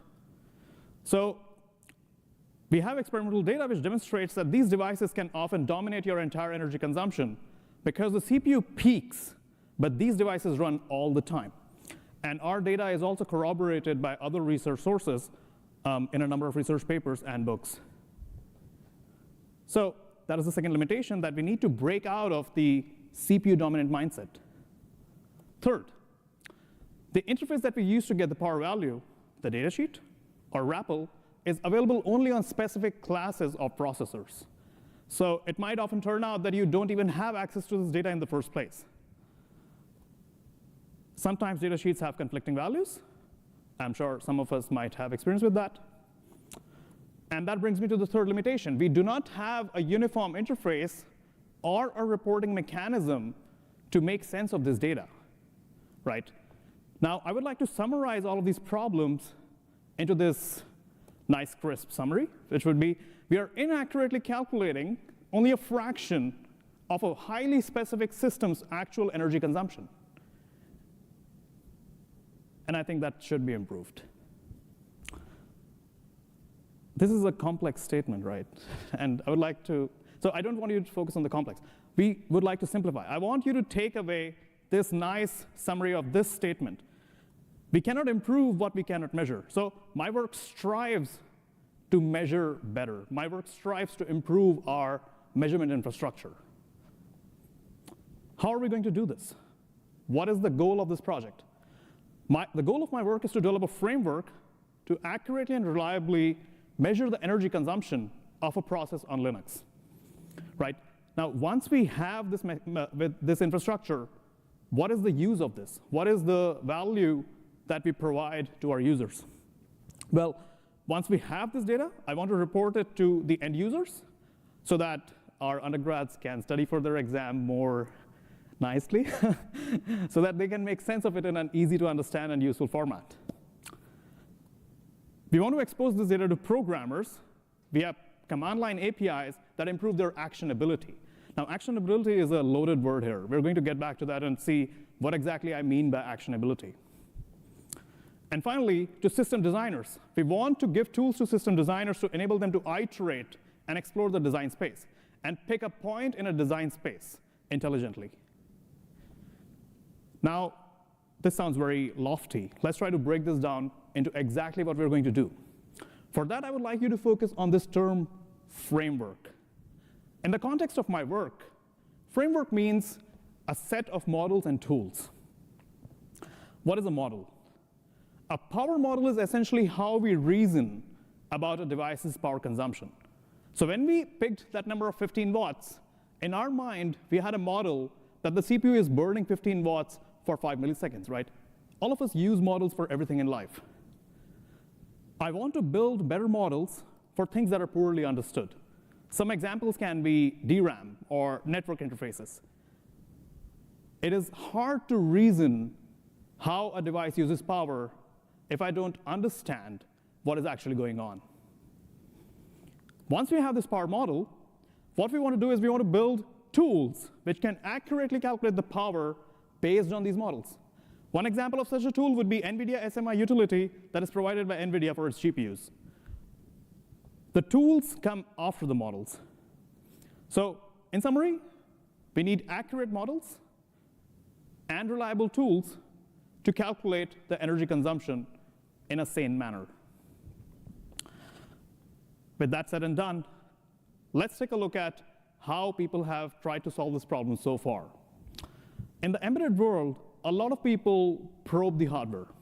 What you would do is you would take a tool like a multimeter or something similar, and you would put the probes on the wire, either on the direct supply or on the specific component. And you would see, okay, for this particular duration, the multimeter reports me X value. Now, this is a reasonable way, but it's not scalable, because you cannot always have access to the device. For example, if we consider a large-scale deployment of thousands of devices across a wide geography, and one device malfunctions, I cannot always run to that device, right? So it would be ideal to have a software-based solution that can pull the device and send me the data over the network so I can fix it remotely. Now, how would you do it right now? What is the current state of tool? What is the current state of art? As we saw, we have a tool called PowerTop. And here is an illustration of PowerTop running on a system live. This is a screenshot. This is not live. And I would like for you to focus on two key data points. The leftmost column here stands for power estimate. And the rightmost column tells you what is the process or the device driving that power estimate. Okay? I would like for you to focus on one particular data point in this screen. That would be 1.45 watts for GNOME Shell. Okay? We're going to see why that matters in just a little time. So it is possible to use PowerTop to view the power estimate of a process, a device, an interrupt, or a timer. However, what did we gloss over here? What did we miss? First of all, power estimate is a discrete time event. Remember, we're trying to calculate energy. And energy is what your battery has. Energy consumption of your application has a higher correlation to your battery life as compared to power at a discrete point of time. So we want energy estimate. Second, PowerTop has vendor-specific implementation. It would be nice to have a generalizable tool. And third, remember the two things that I asked you to focus on? Actionability and 1.45 watts from GNOME Shell. Let's take a look at why that matters now. What is the actionability of the data that we just saw? We saw that GNOME Shell takes 1.45 watts. If I ask you to optimize GNOME Shell and reduce this, do you know exactly what you must do? Do you know what steps you need to take? And that's a gap. So we want to provide insights to the programmers that enable them to reduce the energy, right? And that would be really helpful. Now, we saw our problem statement. We saw our goal to calculate energy reliably. And we also saw the challenges with the state of the art. Let's try to take a look at the system design that I would like to build, or that I'm working on. On the screen right now, you can see a simple flow chart of, it's a very high-level system design for what we're building. The leftmost blue boxes represent the inputs. The brown box represents a regression model, and the green box is the output, which is what we're driving for. Essentially, this is a regression model, and regression comprises two inputs. You have the regression parameters, and you have the inputs to the regression. How are we going to get these parameters and these inputs? Let's take a look at the parameters. To get the parameters for the regression model, we have an algorithm. What we do is, first of all, we take the system at the baseline state. Okay? We stabilize the system and turn off everything as much as we can to determine the idle power. This is very important because this is the power that your system is going to burn anyways. Okay? Once you have reliable reading for the idle power, what you would do is you would turn on one device. Let's take the example of the backlight, the screen. You turn on one device, and you would observe a fluctuation on the value. And that fluctuation is what, of course, I'm talking about a stabilized value. I'm not talking about the transient. That fluctuation is what matters to us, because that fluctuation is what the screen is costing me at all times. Once we have the baseline for the screen, what we would also do is we would sweep, because I understand that the screen at full brightness takes more power than a screen at low brightness, right? In my mind, that mental model always needs to work. And we sweep this value from low to high to understand how much the fluctuation varies. And all of this gives you data points at idle rate, at low brightness, at high brightness. And what you do is you repeatedly collect this data for different devices. All the target devices in your system, ideally, you want to turn them on, off, and sweep them. And this data can allow you to solve for the regression parameters. This gives you the regression model's parameters. That would be the A in the AX equal to Y. OK, so we saw how we get the one-time measurements, and that gives us the parameters. Let's take a look at the third blue box on the center, the process accounting infrastructure. That gives you the input variables. So our goal is to determine the inputs to the regression model. And for this, the algorithm goes like this. The first step is that we identify the PID and the group processes. We have a workload. That workload has an identifier, and the PID is used to identify it. We poll the process accounting infrastructure, or as it is known as popularly /proc, for this PID. The process accounting infrastructure at all times logs the resources that are being used for this particular process. That would include the jiffies, or the time, the network connections, or the sockets, the file handles, or the disk usage, the memory set size, that would be the DRAM usage. And we obtain this data. One very interesting data point here is screen wake-ups. It turns out that if you frequently cycle through screen wake-ups, you're going to tank your battery. That's not good. Don't do that. OK, so finally, let's say that you have this data over an entire time, right? Let's say that you do the measurements for 10 seconds, but your process was not running for 10 seconds. We live in a multiprocessing world. And in a multiprocessing world, your process runs for some amount of time before it is preempted. So we need to calculate the fraction that must be attributed to that process. Let's say that your process ran for 1.5 seconds over this 10-second period. So the fraction here would be 15%. So I can attribute only 15% of the system's power use to this particular PID, right? And this data gives us the input to the regression model. Once again, we summarize. We have the device-specific measurements for the parameters. We have the inputs. We have the proc interface. And that gives us the data that we need to predict an energy value.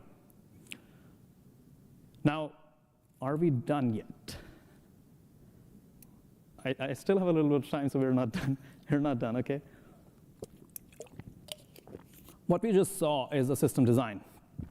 I want to discuss with you the challenges and things that I would appreciate your feedback on, things that you can ask me questions on. First of all, this system predicts an energy value. So at the end of the day, it is an estimated value. It's not exact ground truth, OK? And I would like to add this line. I like it. It's very popular in the machine learning community. All models are wrong, but some are useful. And my hope is to build a useful model, OK?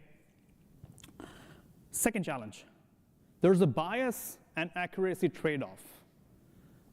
Now, if you think a bit carefully, what you're doing is you're running a process on the system, that's your target workload, and you're adding additional load.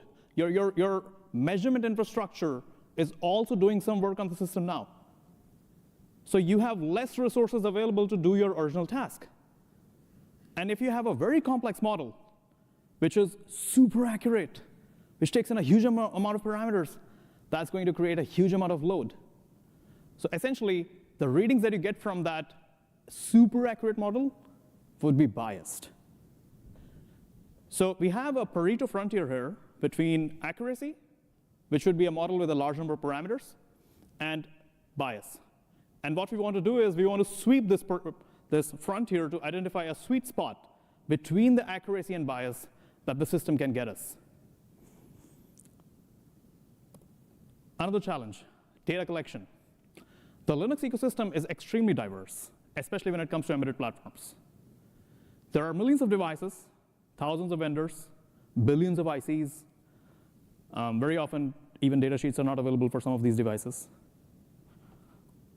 And the power estimates can range across 2 to 3 orders of magnitude.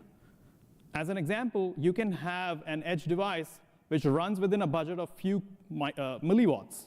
And you can have a server-class data center device which would easily pull in 1,000 watts. So we see a huge difference between the range of the value. An error of 1 watt for a server would not matter much. But for a milliwatt edge device, 1 watt is going to fry it, right? So we need to be very careful with the accuracy that this model gives in the context that it is running. Being mindful of the context is critical here. And continuing on the same line of thought, there is a significant difference between the estimated value and the actual value. There is always a ground truth. How do we identify divergence from the ground truth? I cannot always probe it. Right, we established that it's not always possible to probe it manually. If I cannot obtain the ground truth, is there a way for me to identify a diversion from it in another way? I would love to know about this. This is something that is super important. Like, we need to be sure that the value that we are seeing is useful, relevant, reliable. And privacy.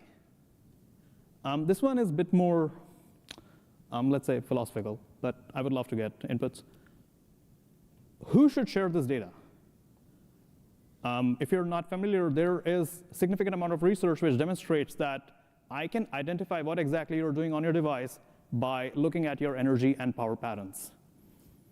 I can identify you're running Firefox and a particular website on Firefox by looking at the instruction trace and the power patterns. So how do we collect this data? Because we do need the models. We do need the models to get the energy values. So what is a reasonable, privacy-conscious way for people to share this data? And once we have this data, who owns it? Who manages it? Who profits from it? Who organizes it? Very difficult questions. Great. So a few challenges that I'm struggling with. Let's get back to the good stuff. We see a lot of talk about carbon emissions. We see a lot of talk about how do we power these LLM models and how do we constrain the carbon emissions coming from these LLM models. Let me ask you this. How do we calculate the carbon emission of an embedded platform? And I'm talking about operational carbon emission for the folks who are in this business.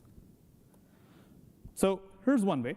To calculate the carbon footprint, what we would do is we would take the energy consumption and we would multiply it by this interesting term called energy composition. We just saw how do we get to the energy consumption. What about the composition term? The energy composition refers to how the energy that you're using to power your device was produced. Okay? It depends on a number of factors, which include where the energy came from, how it is stored, what was the geography of your operation, what is the time of use. If you have a device operating in daytime, from daytime power, it might be powered from solar. And also grid load. So this is a complex electrical engineering problem, but fortunately we have a lot of good people working on this. There are libraries which can tell you the energy composition, assuming that you can provide them their inputs. So I would like to constrain myself on the consumption problem. My project focuses on consumption, and I trust great people will solve composition. So let's get to the goods. What is the product? This is the product for our undergrads.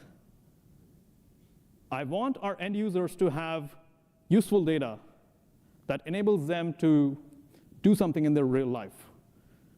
We can see here that we are able to report data for our device, or a particular application. I believe this would be very helpful, not just for undergrads, for everyone, okay?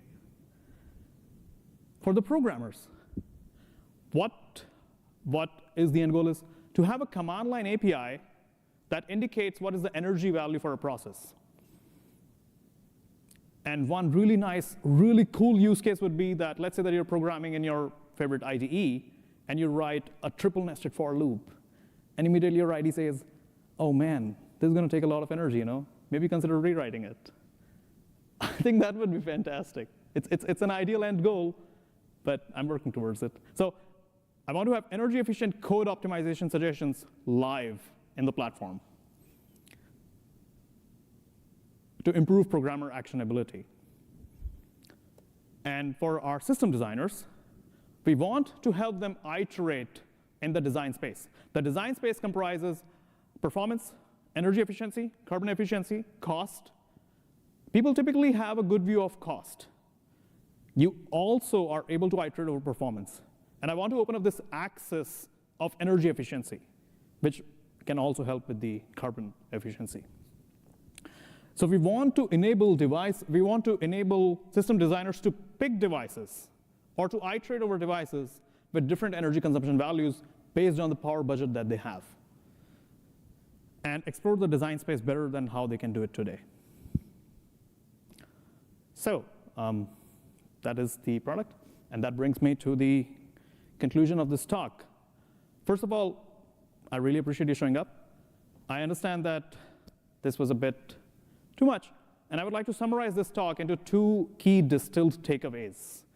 Like, forget everything else. If you don't forget, but if you forget everything else, I would be very happy if you remember these 2 things that I helped you get closer to today. First, we cannot improve what we cannot measure. And this applies to many things in life, not just energy. And second, we need to break out of this CPU-dominant mindset, right? Like this CPU-centric mindset in life that CPU is everything, and that's all we need to focus on. Because we have devices that are drawing enormous amounts of energy. Do not quote me on this, but in data center design, memory has already eclipsed CPU as the dominant energy consumer. Do not quote me on this. So I hope we are one step closer to answering the question that we started with, a tool that we can use to measure the energy of a particular process. And that brings me to the end of my talk. Thank you very much for listening. I really appreciate your attention, and open the floor for questions.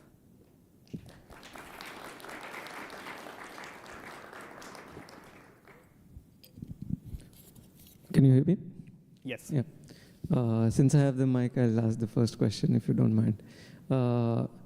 So at Texas Instruments also, we have been facing this challenge where you did talk about systems in the context of a PC or a laptop where the peripherals are outside.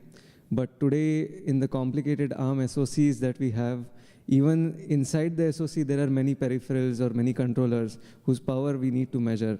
So TI sort of came up with this power estimation tool. So we ship out this Excel sheet where we have an estimate of how much power each peripheral would consume, for example, a GPU or a SPI controller, and at what capacity, what clock rate, etc. And then you can feed in those values and then get an estimate of how much power your system would consume theoretically. So I think it's a very interesting challenge that you have posed here, and to go at the process level and try to sort of measure that, it's going to be a challenging problem. The thing that you said about applying the model across embedded systems and server grade, I was wondering, do we really have to do that? Why can't we have different models depending on each system? So just to repeat the question for the audience, first of all, thank you for the feedback. I appreciate the kind words. To repeat the question for the audience, our audience member asks if we have to use the same model across different contexts. That's a great question. I believe we do not need to use the same model across different contexts. However, this brings the challenge that you need to get more data. So the ability to pick a different model depends on the data availability for that context. And data is not easy to come by in this world. But thank you for the question. I support this. I'm with you on this, that we need different models for different contexts. Yes.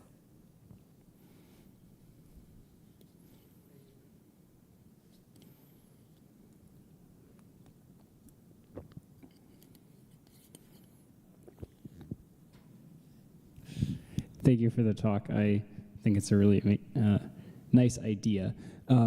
I was going to ask, because in practice, it seems like, of course, if you have a vendor like TI who's supplying these sorts of power estimates, your job at creating this model becomes a lot simpler. In the case that, for instance, you have some hardware accelerator and perhaps you don't have either information from the vendor on what power it's expected to consume, maybe you can measure it yourself. The other thing that you may not have from the vendor is statistics on utilization of the device. So for instance, I thought, your measurement of network traffic is a good example of where it might be easy to do this modeling because, for instance, the number of transmitted bytes might be, closely correlated to how much transmit power is consumed by the Wi-Fi card. But have you considered some of these, for instance, neural net accelerators, where the accelerator may be doing some processing and it's a very opaque black box in terms of how this accelerator is actually utilized. And Linux, whatever drivers are available, in some cases don't report much detail about what the actual utilization of the transistors in this processor is. So have you come across those sorts of situations yet where it becomes hard to get that utilization data? So that's a great question. I would like to repeat the question for the audience. The question is that, assuming that we have a black box device which does not report statistics about use, how do I attribute the energy in that case? That's a great question. If you remember, we discussed this algorithm of the baseline. Now, even if it's a black box, what black box means is that I lack the mental model of what is exactly going on. But I can still observe the effects of this device. I can still measure my baseline, give this device a workload, and then observe the fluctuation. And that allows me to build a rudimentary estimate of how the device will likely work. Does that answer? If I may give one example again, yes, in the context of a TI SOC. So we have Linux running on the A53 Cortex-A cores, and but at the same time we have MCU M4, MCU R5 cores coexisting at the same time. So although Linux has a driver called as remote proc that can help us load the firmwares, there are other scenarios where Linux may be completely unaware of firmwares running on MCUs that are running on the same SOC. So in that case, I don't think Linux will have any knowledge of how much power and how power is being consumed by the other peripherals. So I understand. I would like to bring to your attention something that is common to all of these systems. I'm assuming that these systems are being powered by a battery. That is my assumption. And often, very often, if you have a single battery-powered source, the battery always reports to you the amount of energy left in the reservoir. You can still obtain a difference in the battery level by turning that device on and off. And that gives you another way to get a rudimentary estimate. It would not be perfect, but it will be one step closer to the end goal. Yeah. Just to add to that, I mean, there is one solution that we sort of offers in our EVMs. We actually have current sensors or INAs to various rails like DDR, SoC core, etc. So you can actually probe these current sensors within the SoC itself. So even Linux can have access to how much current exactly the system is drawing. So maybe that can help you in this research as well. That would be very, very nice. I will take a look at that. Maybe we can connect and you can point me to the resource. Definitely, yeah. Thank you. Thank you for the questions. Great questions.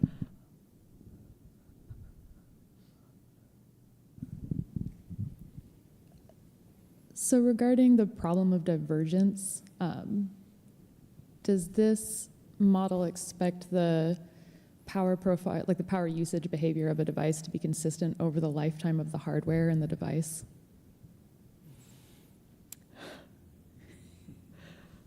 So to repeat the question for the audience, our audience member asks that over the lifetime of a device, we expect the power values to shift. That is correct. And I do not know how to answer that.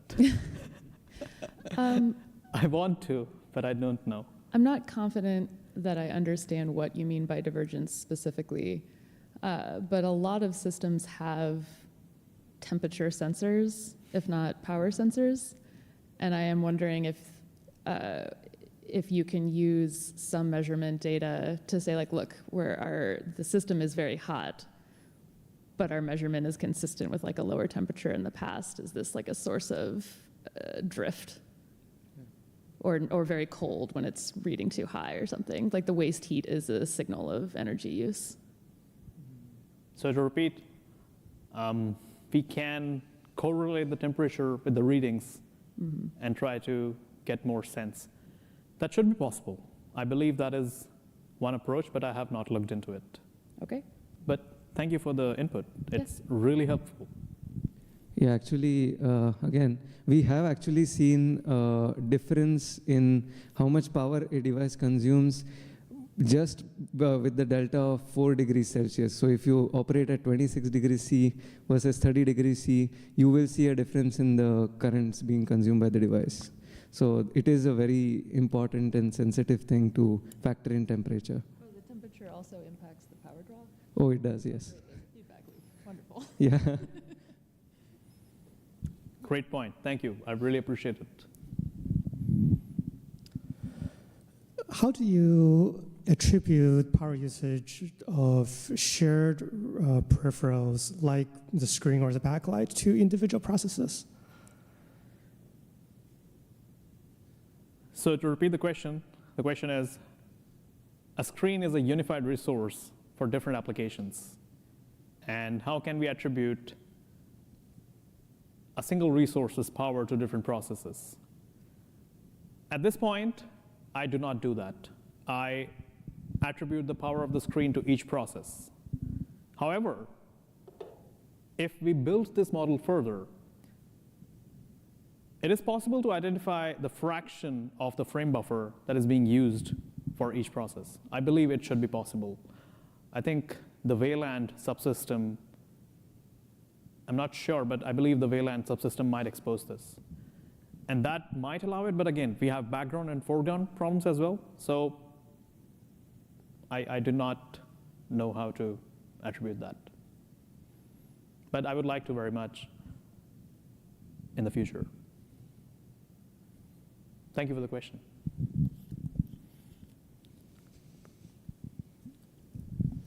Actually, I'm wondering if the approach with these models where you then want to, I don't know, account the power measure, the amount of power that is used to particular events or devices is the right approach at all. Or if we just say we observe and then we identify patterns which are good or bad.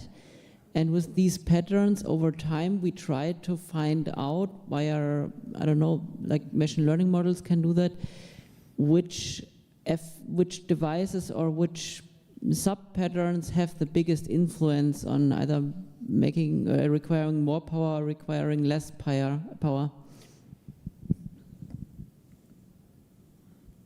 So I will repeat the question to clarify because I did not fully understand the question. What I understand is that you are indicating we could look for patterns in power consumption instead of exact measurements. Exactly, yes. And even to get a pattern, even to get a pattern of energy, we first need to measure energy, right? Yes, but we don't need to account that. We we just take in all the measurements or all the sensors we have, like temperature, power sensors, also CPU utilization, amount of writes to disk, all this kind of data we have. And based on that data, we do pattern recognition. So if I understand correctly, you would like to have a mechanism which does not calculate the energy, but instead tracks the symptoms to indicate a problem. Exactly, yes. That could be quite useful. However, it does not allow a few of the key objectives that this project tries to achieve, and that would be measuring and optimizing the energy for a particular budget. And also for the system designers to iterate over the design space. It can tell them where not to go, but it cannot help them pick a good point. But it is a good idea. It is a more feasible idea. I agree. Thank you for the question. More questions, please.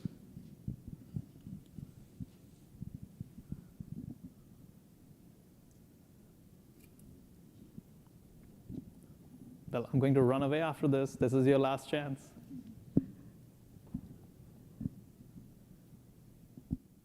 Okay.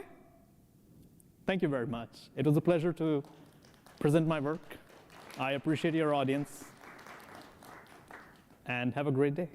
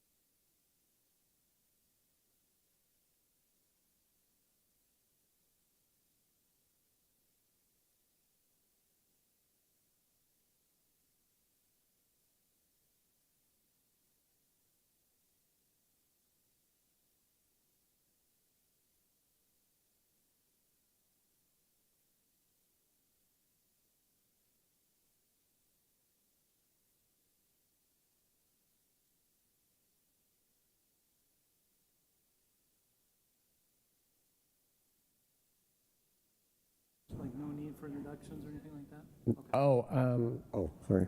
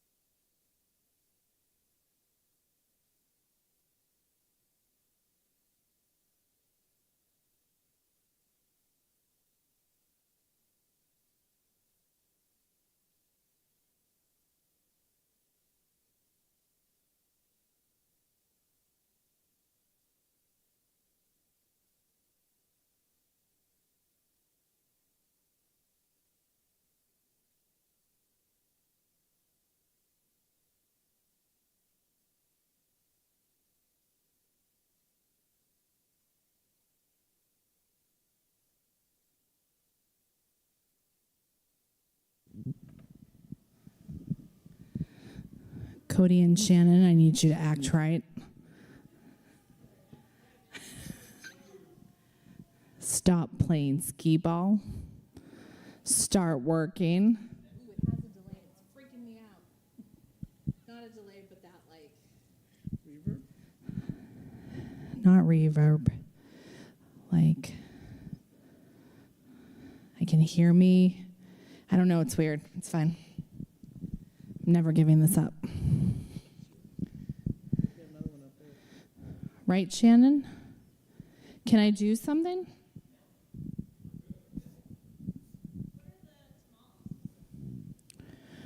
For Tim Bird's discretion. Yeah. Yeah. He enjoys hot tamales. It's been a minute since he's brought them.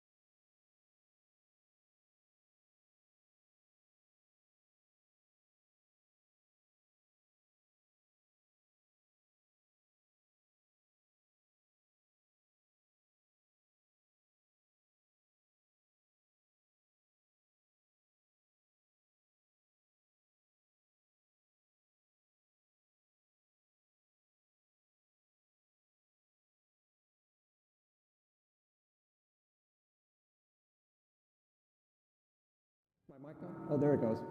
Oh. Okay, welcome everyone to the closing game.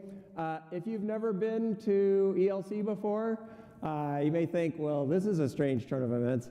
But this is something we do just kind of for fun at the end of the conference. It's a tradition we've had for many years. And so I am gonna, these gloves are like super tight. They said one size fits all, but my hands are maybe too big.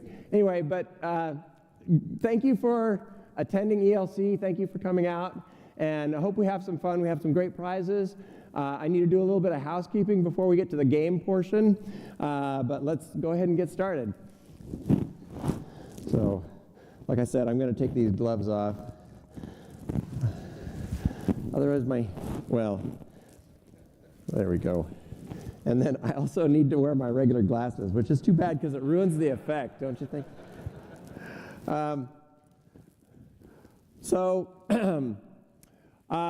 First thing is a lot of thanks are due to a lot of different people that make this event possible.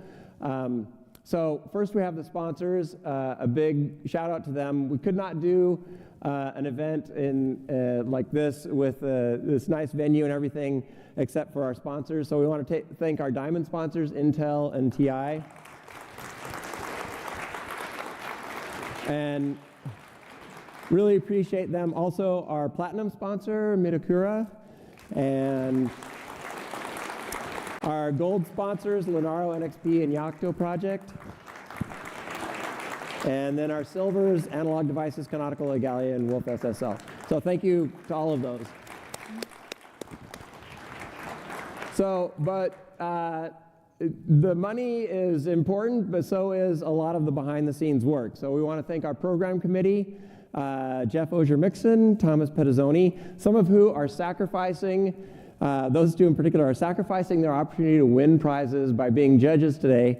But we also have Kate Stewart, Yoshi Kobayashi, Marta Rybczynska, Drew Fustini, Walt Miner, and myself. So that seems weird to give myself applause, but.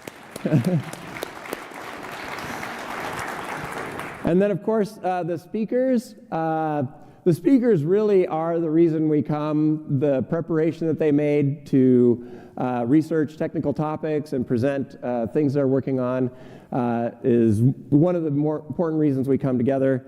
And then you as attendees, the hallway conversations that we have, all of that goes into making this a fun and useful event in terms of your role. And I would be remiss if I did not mention the Linux Foundation staff.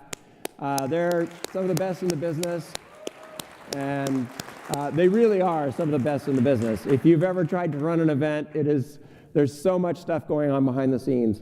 So now, speakers, you were supposed to turn your slides in on Monday, but if you have not, please get them on sketch.org. There's a couple of ways you can manage sessions on your session page. You can, if you can't figure it out, just email them to cfp@linuxfoundation.org. Please don't make us hunt you down. For some reason, there's always like one or two stragglers, and it's a pain. All of the EOSS sessions were recorded, and those will be available on YouTube. Look for the Linux Foundation playlist. So, sometimes it's like a three-ring circus. If you need to go see a talk that you couldn't go to because you had conflicts, it'll all be available. And I think that's a really remarkable resource. We do have a presentations page that's already been set up. It's got nothing on it right now as of today, but we'll organize that page and put the slides and links to the videos on that page when they become available.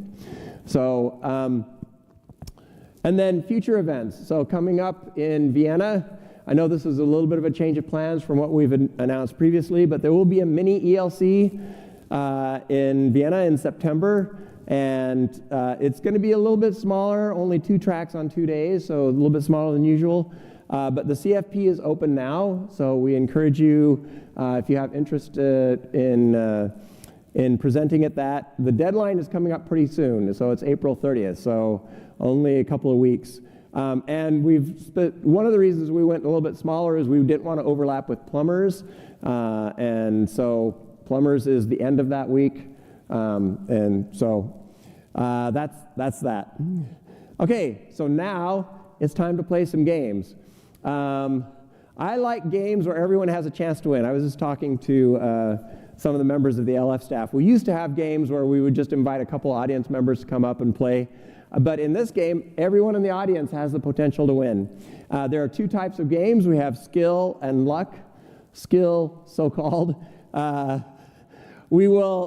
basic idea of the games is that we narrow the contestants down. We start with everybody in the room. We'll have you stand up. And then if you get an answer wrong, it's a trivia game. If you get an answer wrong, we request that you sit down. And then as soon as we've whittled it down to a number less than the number of prizes we have left, we will announce the winners. So what will happen is we have some judges in the room that have slips of paper, and it corresponds to these pieces of prizes. So these prizes on the table. And then once we're done handing out a round of prizes, we'll restart. We have multiple rounds of questions and multiple games. Oh, okay, so everyone should have a set of cards. They were placed on your seat, a red card and a green card. And it'll be obvious what to do. You're supposed to hold those up. And our judges will be checking to make sure that if you got the answer wrong, you sit down. Let's see. Okay, so what have we got for prizes? Actually, more prizes than usual. Very generous donations from beagleboard.org and from Texas Instruments. So we have a lot of development boards. We have a Beagle 5 board, a Beagle Y AI board, and we've got 10 Beagle Play boards. Lots of fun to play with. And each of those comes in a bag full of TI swag. So that's while you're running your board at home, you can use your TI pen to take notes on your TI pad of paper. So we want to really thank Texas Instrument for providing those.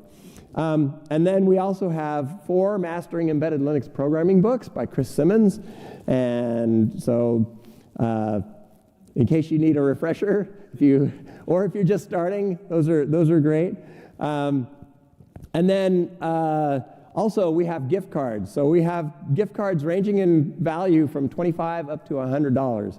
So nothing to sneeze at. And then we have LWN.net professional subscriptions. We have 2 of those. And we also have souvenirs from Seattle. The LF event staff has gone out and found some stuff like this. So we've got a little wooden cubic robot thing. We've got the Space Needle and Legos, and a bag with a bunch of things, coasters and pens and things from Seattle. And of course, hot tamales. So I don't know if you know, this is kind of an inside joke. The official candy of the Fuego test framework is hot tamales. And so we throw that in every once in a while. We don't know if people like them. Doesn't really matter. If you win the LWN.net certificate and one other prize that I will place this next to, you also get some hot tamales. So our first game is going to be Embedded Linux History, Technical Nerd and Space Trivia. Okay, note the space theme. Maybe you've caught that already. And an important disclaimer, the game is not fair, okay? So this is important to remember because there's always someone who says, wait a minute. It's like the answer that the presentation has is the correct answer. And so, okay, so everybody up. Everybody stand up. This is quite an athletic game, actually, and so the current released version of the kernel is it green? So hold up the green card if you think it's 6.8. Hold up the red card if you think it's 6.9 RC4. Oh, okay, no, you cannot hold up 2 cards on this one. You gotta decide which of these. And the correct answer is green, 6.8, if you were holding up red. So RC stands for Release Candidate. It's not an actual release. It says it right there in the name. Okay, so this is actually, and I apologize if you're a newcomer, this is the first question on every single game I play. So people know my tricks by now. Well, let's go on. Okay, so researchers recently demonstrated the ability to double the resolution of optical microscopes. What mechanism did they use to do that? This is like pretty earth-shattering when you think about it. They can double the resolution of optical microscopes. Was it with AI, super sampling in AI, or was it using entangled photons? Okay, and the answer, which is very cutting is entangled photons. The fact that they can use entangled photons to increase the resolution, that is just mind-blowing. And so you have to be like a scientist doing quantum stuff to understand what the heck they're doing. Okay, which of the following tasks has been automated recently using AI and this is important, is scheduled for deployment in June? This is going to actually be released to the public in June. Is it ordering fast food at a drive-through restaurant or loading dishes in a dishwasher? Okay, and the answer is ordering fast food at a drive-through. Wendy's has announced that they're going to have their customers talk to a chat bot. The order entry efficiency can only improve. So, okay, we're getting pretty good. So you who are still standing, you're in good shape. Okay, this is a tricky one. Yeah, the XZ backdoor security flaw. Was it green, possible because XZ was open source, or red, discovered because XZ was open source? You have to choose one. You cannot do both. Okay, you have to choose one. Well, I am so nice. Both of those answers are correct. So I made you choose, but nobody got eliminated that round. Oh, and pithy quip goes here.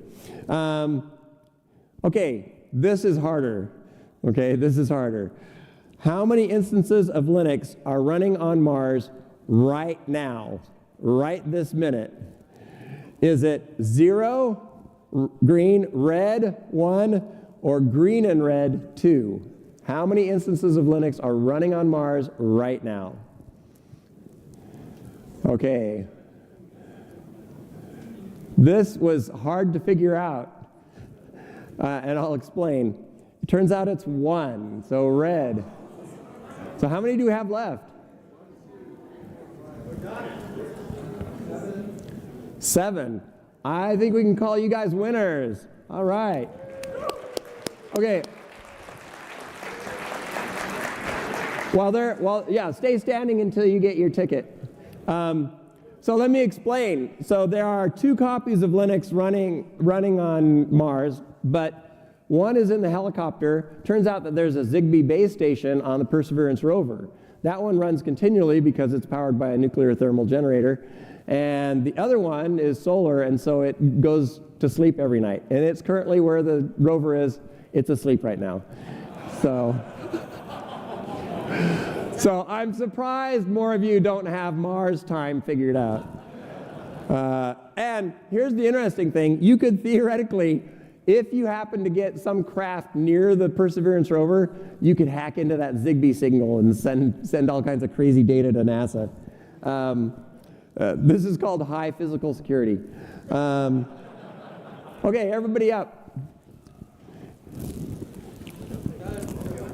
Okay, the most photographed landmark in Seattle is the Space Needle or the pink elephant car wash sign.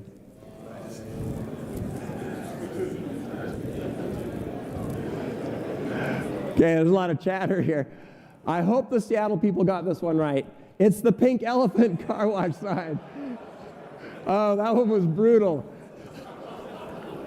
I don't know why it is photographed more often than the Space Needle. I find that unfathomable, but people have done studies on Instagram. And it does have some impressive engineering. Let's see. Okay, how many developers were involved in the creation of the 6.9 RC4 kernel? 6.9 kernel, how many developers? Was it about 1,000 or about 2,000? Okay, and the answer is about 2,000. And it's been consistently about 2,000 for like, I don't know, for the last 3 or 4 years. I have a tool that I use for my embedded status presentation that I look at this with. And so it's pretty amazing that it's that consistent. Okay, this was really interesting. What company recently demonstrated an interactive dress that can change colors dynamically while being worn? Was it Zara or Adobe? Come on, use your Linux knowledge. Okay, yes, this is called a wild guess. It was Adobe. So if you get a chance, I didn't put the link on here. Well, actually, this source that I have does have the link. It's totally cool. Oh, are we down to 4? Okay, you guys are winners. Yay!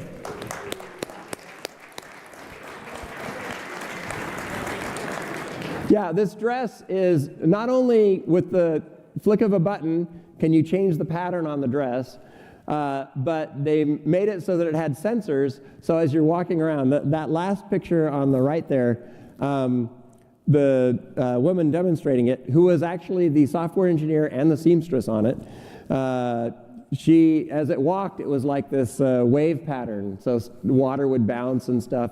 Totally cool. Actually, this stuff was from a demonstration that Adobe did in October, but it actually has hit the runways. So it was put on the runway in Paris in February.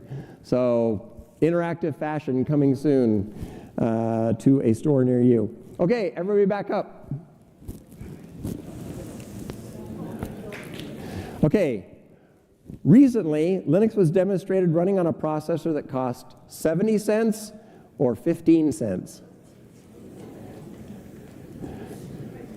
Okay, and the answer there is 15 cents, which is pretty amazing. Okay, so I got to talk about this a little bit. The processor was a RISC-V, but it didn't have sufficient addressing or something going on, and so it had to boot the kernel from 8 meg SPI NOR, and it had to use a RISC-V emulator to address the kernel, because it couldn't address it. So you had a RISC-V processor emulating a RISC-V. I don't know. But 15 cents, I believe that's the lowest I've ever heard, which is pretty cool. Okay, the LEV-2 lunar nano rover. This landed on the moon in late January. And did that use the Linux OS? Is that true or false?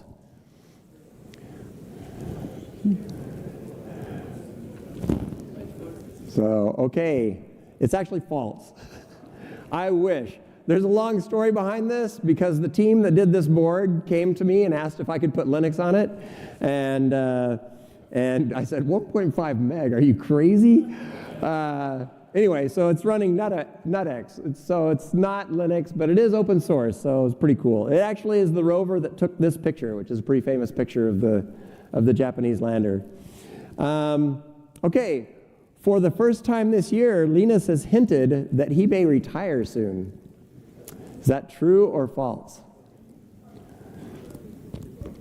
And to my knowledge, it is false. So if you were green, sit down. I know how old he is, and I know he's getting at kind of normal, he's getting into retirement age territory, but I think he's said, the last thing I've ever heard him say about retirement was that he has no plans to retire anytime soon, so he'll keep going. Okay, University of Glasgow recently received funding to study an innovative mechanism to improve performance of solar installations. Was it by using geoengineering to decrease cloud cover, or was it by using orbital mirrors to increase the sunlight to the array?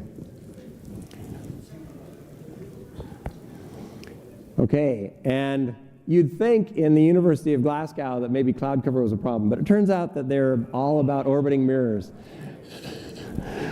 So that's actually pretty interesting. You've heard a lot of people saying, oh, we'll put solar satellites up there and they'll beam the microwaves from space. But it turns out there's all kinds of technical problems. But this is eminently doable with existing technology. They said, based on their initial studies, they could increase a solar array's efficiency by like 30 to 40% with the extra hours of sunlight that they could provide. Okay, Pike Place Market in Seattle. Is it known for being the oldest continuously operating farmers market in the U.S.? Or is it the first farmers market in the U.S. that on the U.S. mainland that sold pineapples? And it turns out that this one is the Pike Place Market, 1907, longest continuously operating, over 100 years. Okay, pineapples are good, especially on pizza.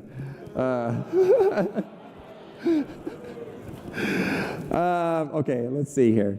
Okay, scientists have created the world's first working nanoscale electromotor. This is actually a pretty big deal. I mean, people working in nanotechnology.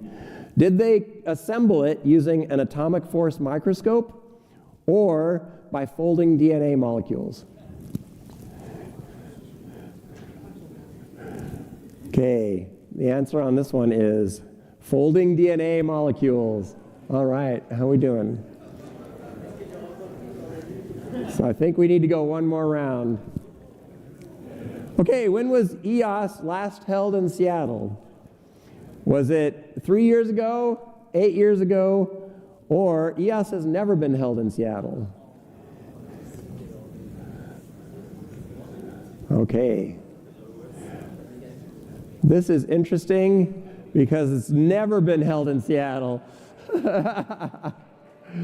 So ELC was held 3 years ago, so I know why some of you answered that. But ELC and EOSS are not the same.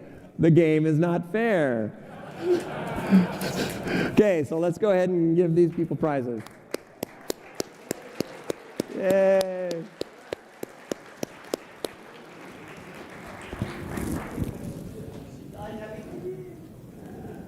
Okay, and then after this, I need can you guys confer and tell me what we're at? On my side, I still have 20. Oh, okay. Okay, so, okay, 8. How many do you have? How many slips do you have left? Okay, let's do one more round. I've got some, I think they're interesting questions. Okay, everybody up. More than half of all spacecraft in the known universe are running Linux. Is that true or false? More than half of all spacecraft. And the answer, maybe shockingly, is true. Because the total number of spacecraft that we know about is less than 10,000. It's about 9,500 or so. And Starlink and Planet Labs, just their constellations alone, are about 5,900 craft. So that's pretty cool. Okay, research. This seems like a gimme to me, but we'll see. Research indicates that AI-generated code gets reverted more often from projects where it has been introduced. Is that true or false? Do you think AI code gets reverted a lot? It does. It does. I don't remember the exact statistics from the studies, but multiple studies have been done to look at reversion rates. And the bottom line is that using Copilot is strongly correlated with mistake code. Okay, so be careful using Copilot. Double check it. A tech startup recently announced plans to build a data center where? Was it on the moon or at the bottom of the ocean?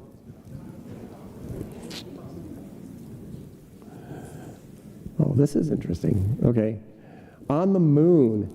Here's the crazy thing. They already placed some prototype hardware on the moon. In the IM mission that was just done in March, or was it late February? Anyway, this was one of the private companies that had a module on that. And so they actually plan later this year to put a storage center, data storage center on the moon. Very hard to break into. So that's crazy. The lunar economy is already starting. Okay, this is also kind of mind-blowing. An AI chip was announced recently that will have a large number of transistor elements. Was it 4 trillion or 100 billion? Oh gosh, I didn't get very many of you on that one. 4 trillion. When I did this exact same question at ELC in Prague, which was only like 9 months ago, and the answer was the other answer. I was like, it's crazy how fast the AI is driving a lot of innovation here. I think we need to keep going. The official nickname of Seattle is it Green, the Emerald City, appropriately enough, Red, the Queen City, or Green and Red, the Rain City? What's the official nickname? Okay, you got to commit. Turns out it's Emerald City. Seattle actually did used to be called the Queen City, and in terms of rain, this was a bad week to do this question because the weather has been gorgeous. But it's overcast a lot, but it actually doesn't rain that much. Okay, I think how are we doing? We got to do one more. Oops. Oh, there we go. Okay, the first transparent semiconductor was created in the last year using a laser on a glass substrate. Is that true or false? What? We'll go with calendar year. Within the last calendar year. And the answer is false. And the reason for that is actually transparent semiconductors have been around a long time. Actually, CES showed a couple of transparent TVs this year. So that means it was developed way there. But what did happen was they made one out of standard Tellarite glass using just a laser. So they were able to etch stuff into the glass using a laser. Okay, so how many are we at? 1, 2, 3, 4. Okay, sorry, we got to do one more. Okay, so BusyBox was initially created for MMU-less systems, UC Linux. Is that true or false? Do you know your history? Apparently most of you don't. All right, so these guys are winners. It was actually created for Debian boot floppies.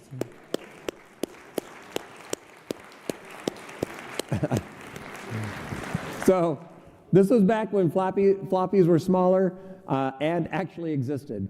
So that was the use case for BusyBox. Okay, I think, how are we doing? Do we have enough to do one more round of trivia? I don't know where I'm at on my trivia. 22? Okay, let's do one more. One more trivia and then we'll go to luck. Okay, everybody up. Okay, the cell phone in your pocket has more computing power than the Apollo mission that traveled to the moon and back, including onboard and ground control computers. Okay, I didn't fool anyone with this one. Well, maybe a couple people, I apologize. Yeah, the ground computers in the 60s, come on. Yeah. So let's do this one. Okay, this one's interesting. What percentage of Linux kernel developers are first-time contributors every release? Is it 2% or 12%? I think this is kind of mind-blowing. It's red, 12%. And think about that. Think about the fact that every kernel release, there's about 250 people who have never submitted a patch before to the kernel that we're aware of. Okay? There's still an opportunity for you to get involved in kernel development, which is pretty amazing. Okay.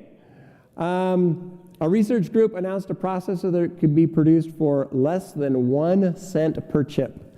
Okay, what was their breakthrough? Was it because the chip was made out of plastic or because they reduced the gate count?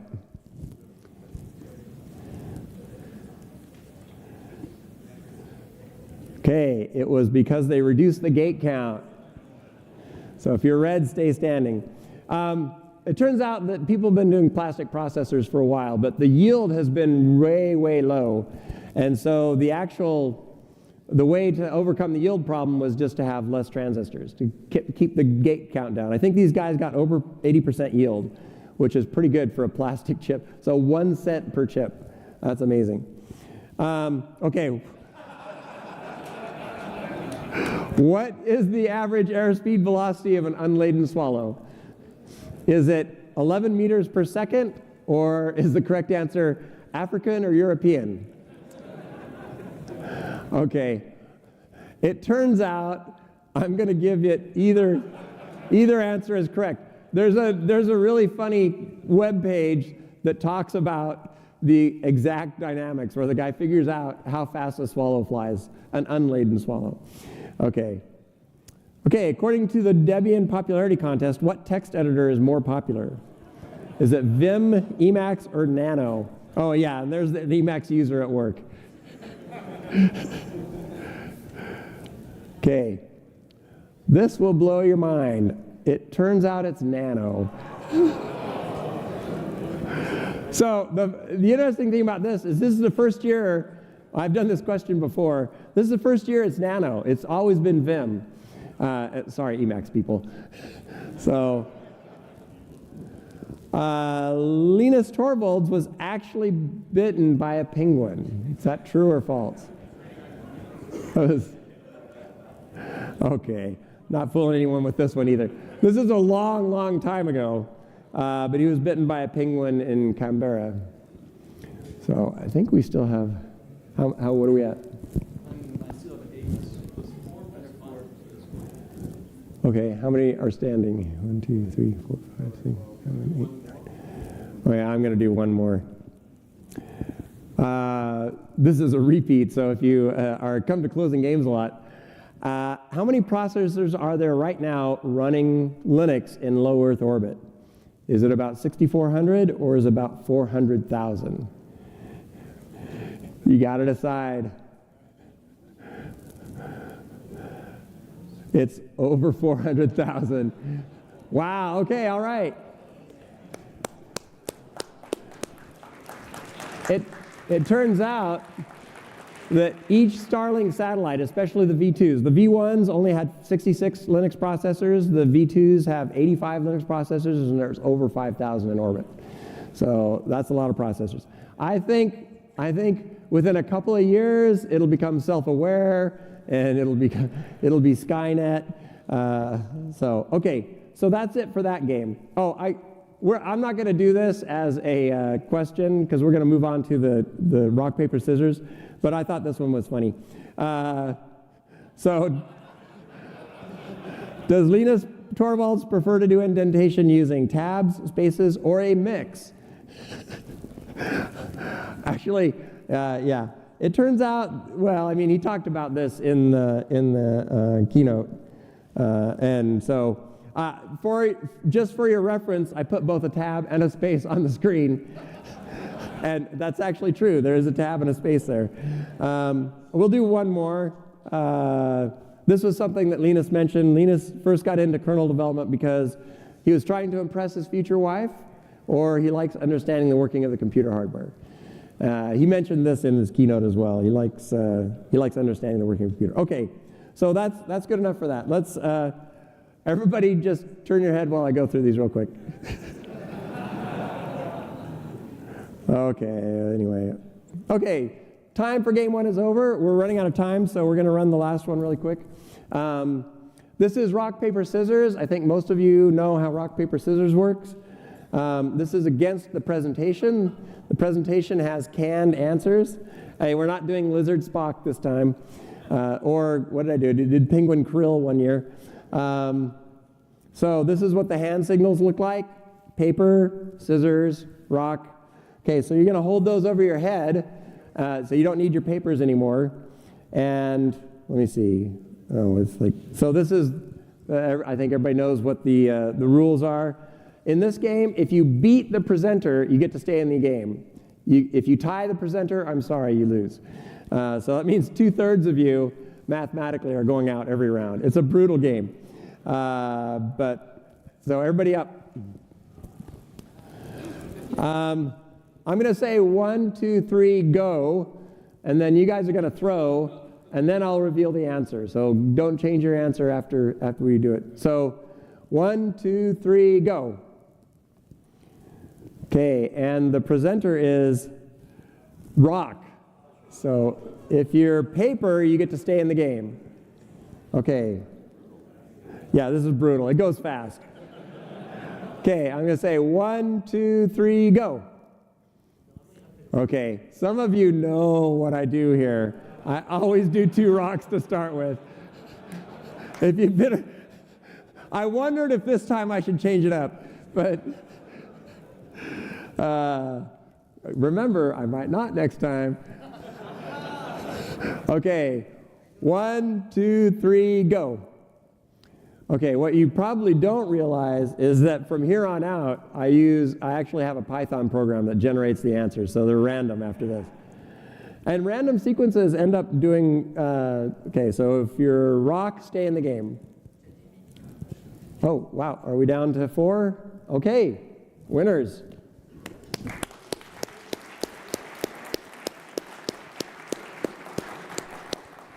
So even I don't know what's coming up next. I mean, I wrote the presentation, but I didn't memorize the. Okay, let's stand back up again. Oh, and if you guys could confer and see how many prizes we have left.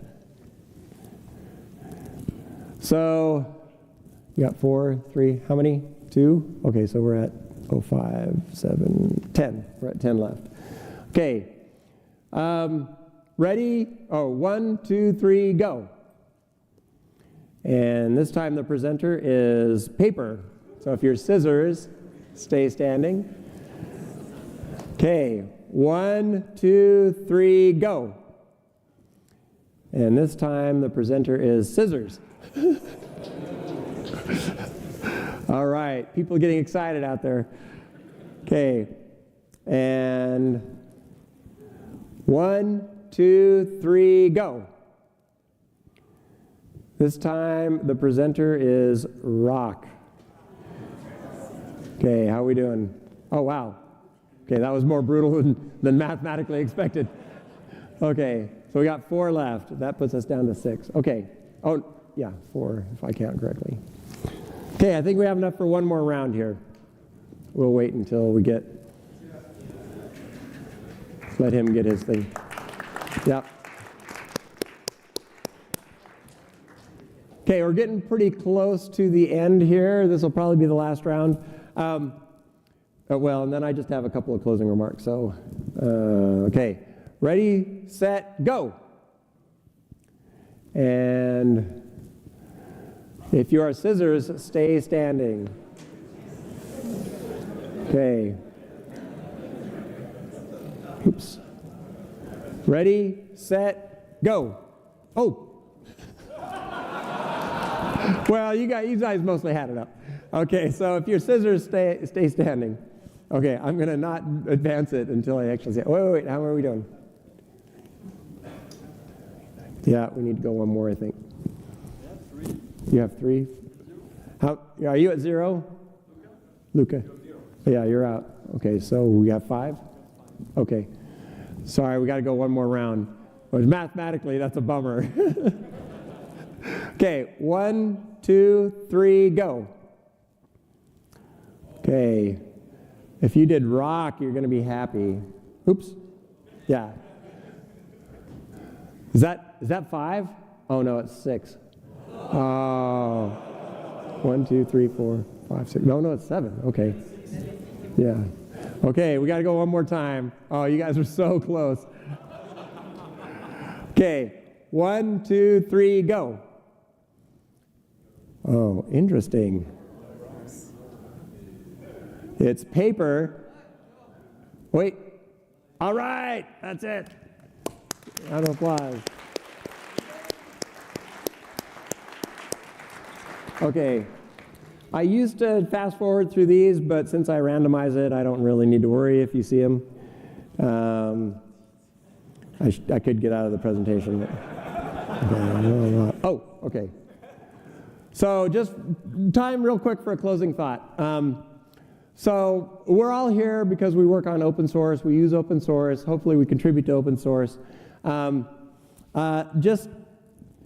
Just one thing as a final thought. Do something in an OSS project. It doesn't have to be code contribution. It can be documentation. It can be infrastructure help. even, and I said this in my keynote, even if all you do is get on the mailing list and tell people how you're using the software, that is valuable. As a maintainer myself, I really appreciate learning what the use cases are. And so almost anything that you do in an open source project is helpful. Okay, not everything, but almost anything. And so don't wait to join a community. Don't think, well, I'll do this next year or I'll wait until the end of the project. Just get on the mailing list and occasionally lurk. And the very first thing is just to be watching, see how the conversations go. And eventually you'll find some place, some way that you can contribute. The first contribution that you make, the first email that you send to a list is hard. The first code contribution you do is hard. It gets easier the more you do it. The XZ backdoor, one of the reasons that it worked, or one of the reasons it made it as far as it did, was because we had an overworked maintainer who felt like he wasn't keeping up, and if people had been there to help him out, you know, the story could have been different. Luckily, it was caught because of the open source effect. The last thing, okay, so your contribution can make a difference. So just the very last thing I want to say is, a couple of weeks ago, I had a chance to go see the eclipse in the US with my son and my granddaughter. And I just think, you know, eclipses don't come around very often. I think the next one in the United States is 2045. So I might not even be around. I think sharing your enthusiasm for something is one of the most important things you can do. Share your excitement about open source. Share the message of open source. We have this great resource that we're working on together that is making the world a better place. And so with that, I'll just leave you the thought that the future is bright. We go out and contribute and be a member of the community. I hope that you've learned something from your attendance at ELC this year, and that you've had a good time, and I hope to see you all next year. So thanks. Oh, I got to say this. Okay, if you have a ticket for a prize, the certificates, the gift certificates, we need to get your picture. We need to get your name, and the LF event staff will take a picture. If it's one of the boards, you can just take that and go. But if it's, well, make sure, show us your ticket, right? So, but anyway, the rest of you can take off. But let us get a picture of you with your ticket and the certificate. So. What number are you? 11? What number? Yeah. So if you will hold this next to your knee. You're one. I validate that you are good to go on that one. And then we'll email you. All right. Oh, did you get the Seattle swag? Awesome. Yeah, including a bag to carry it all in.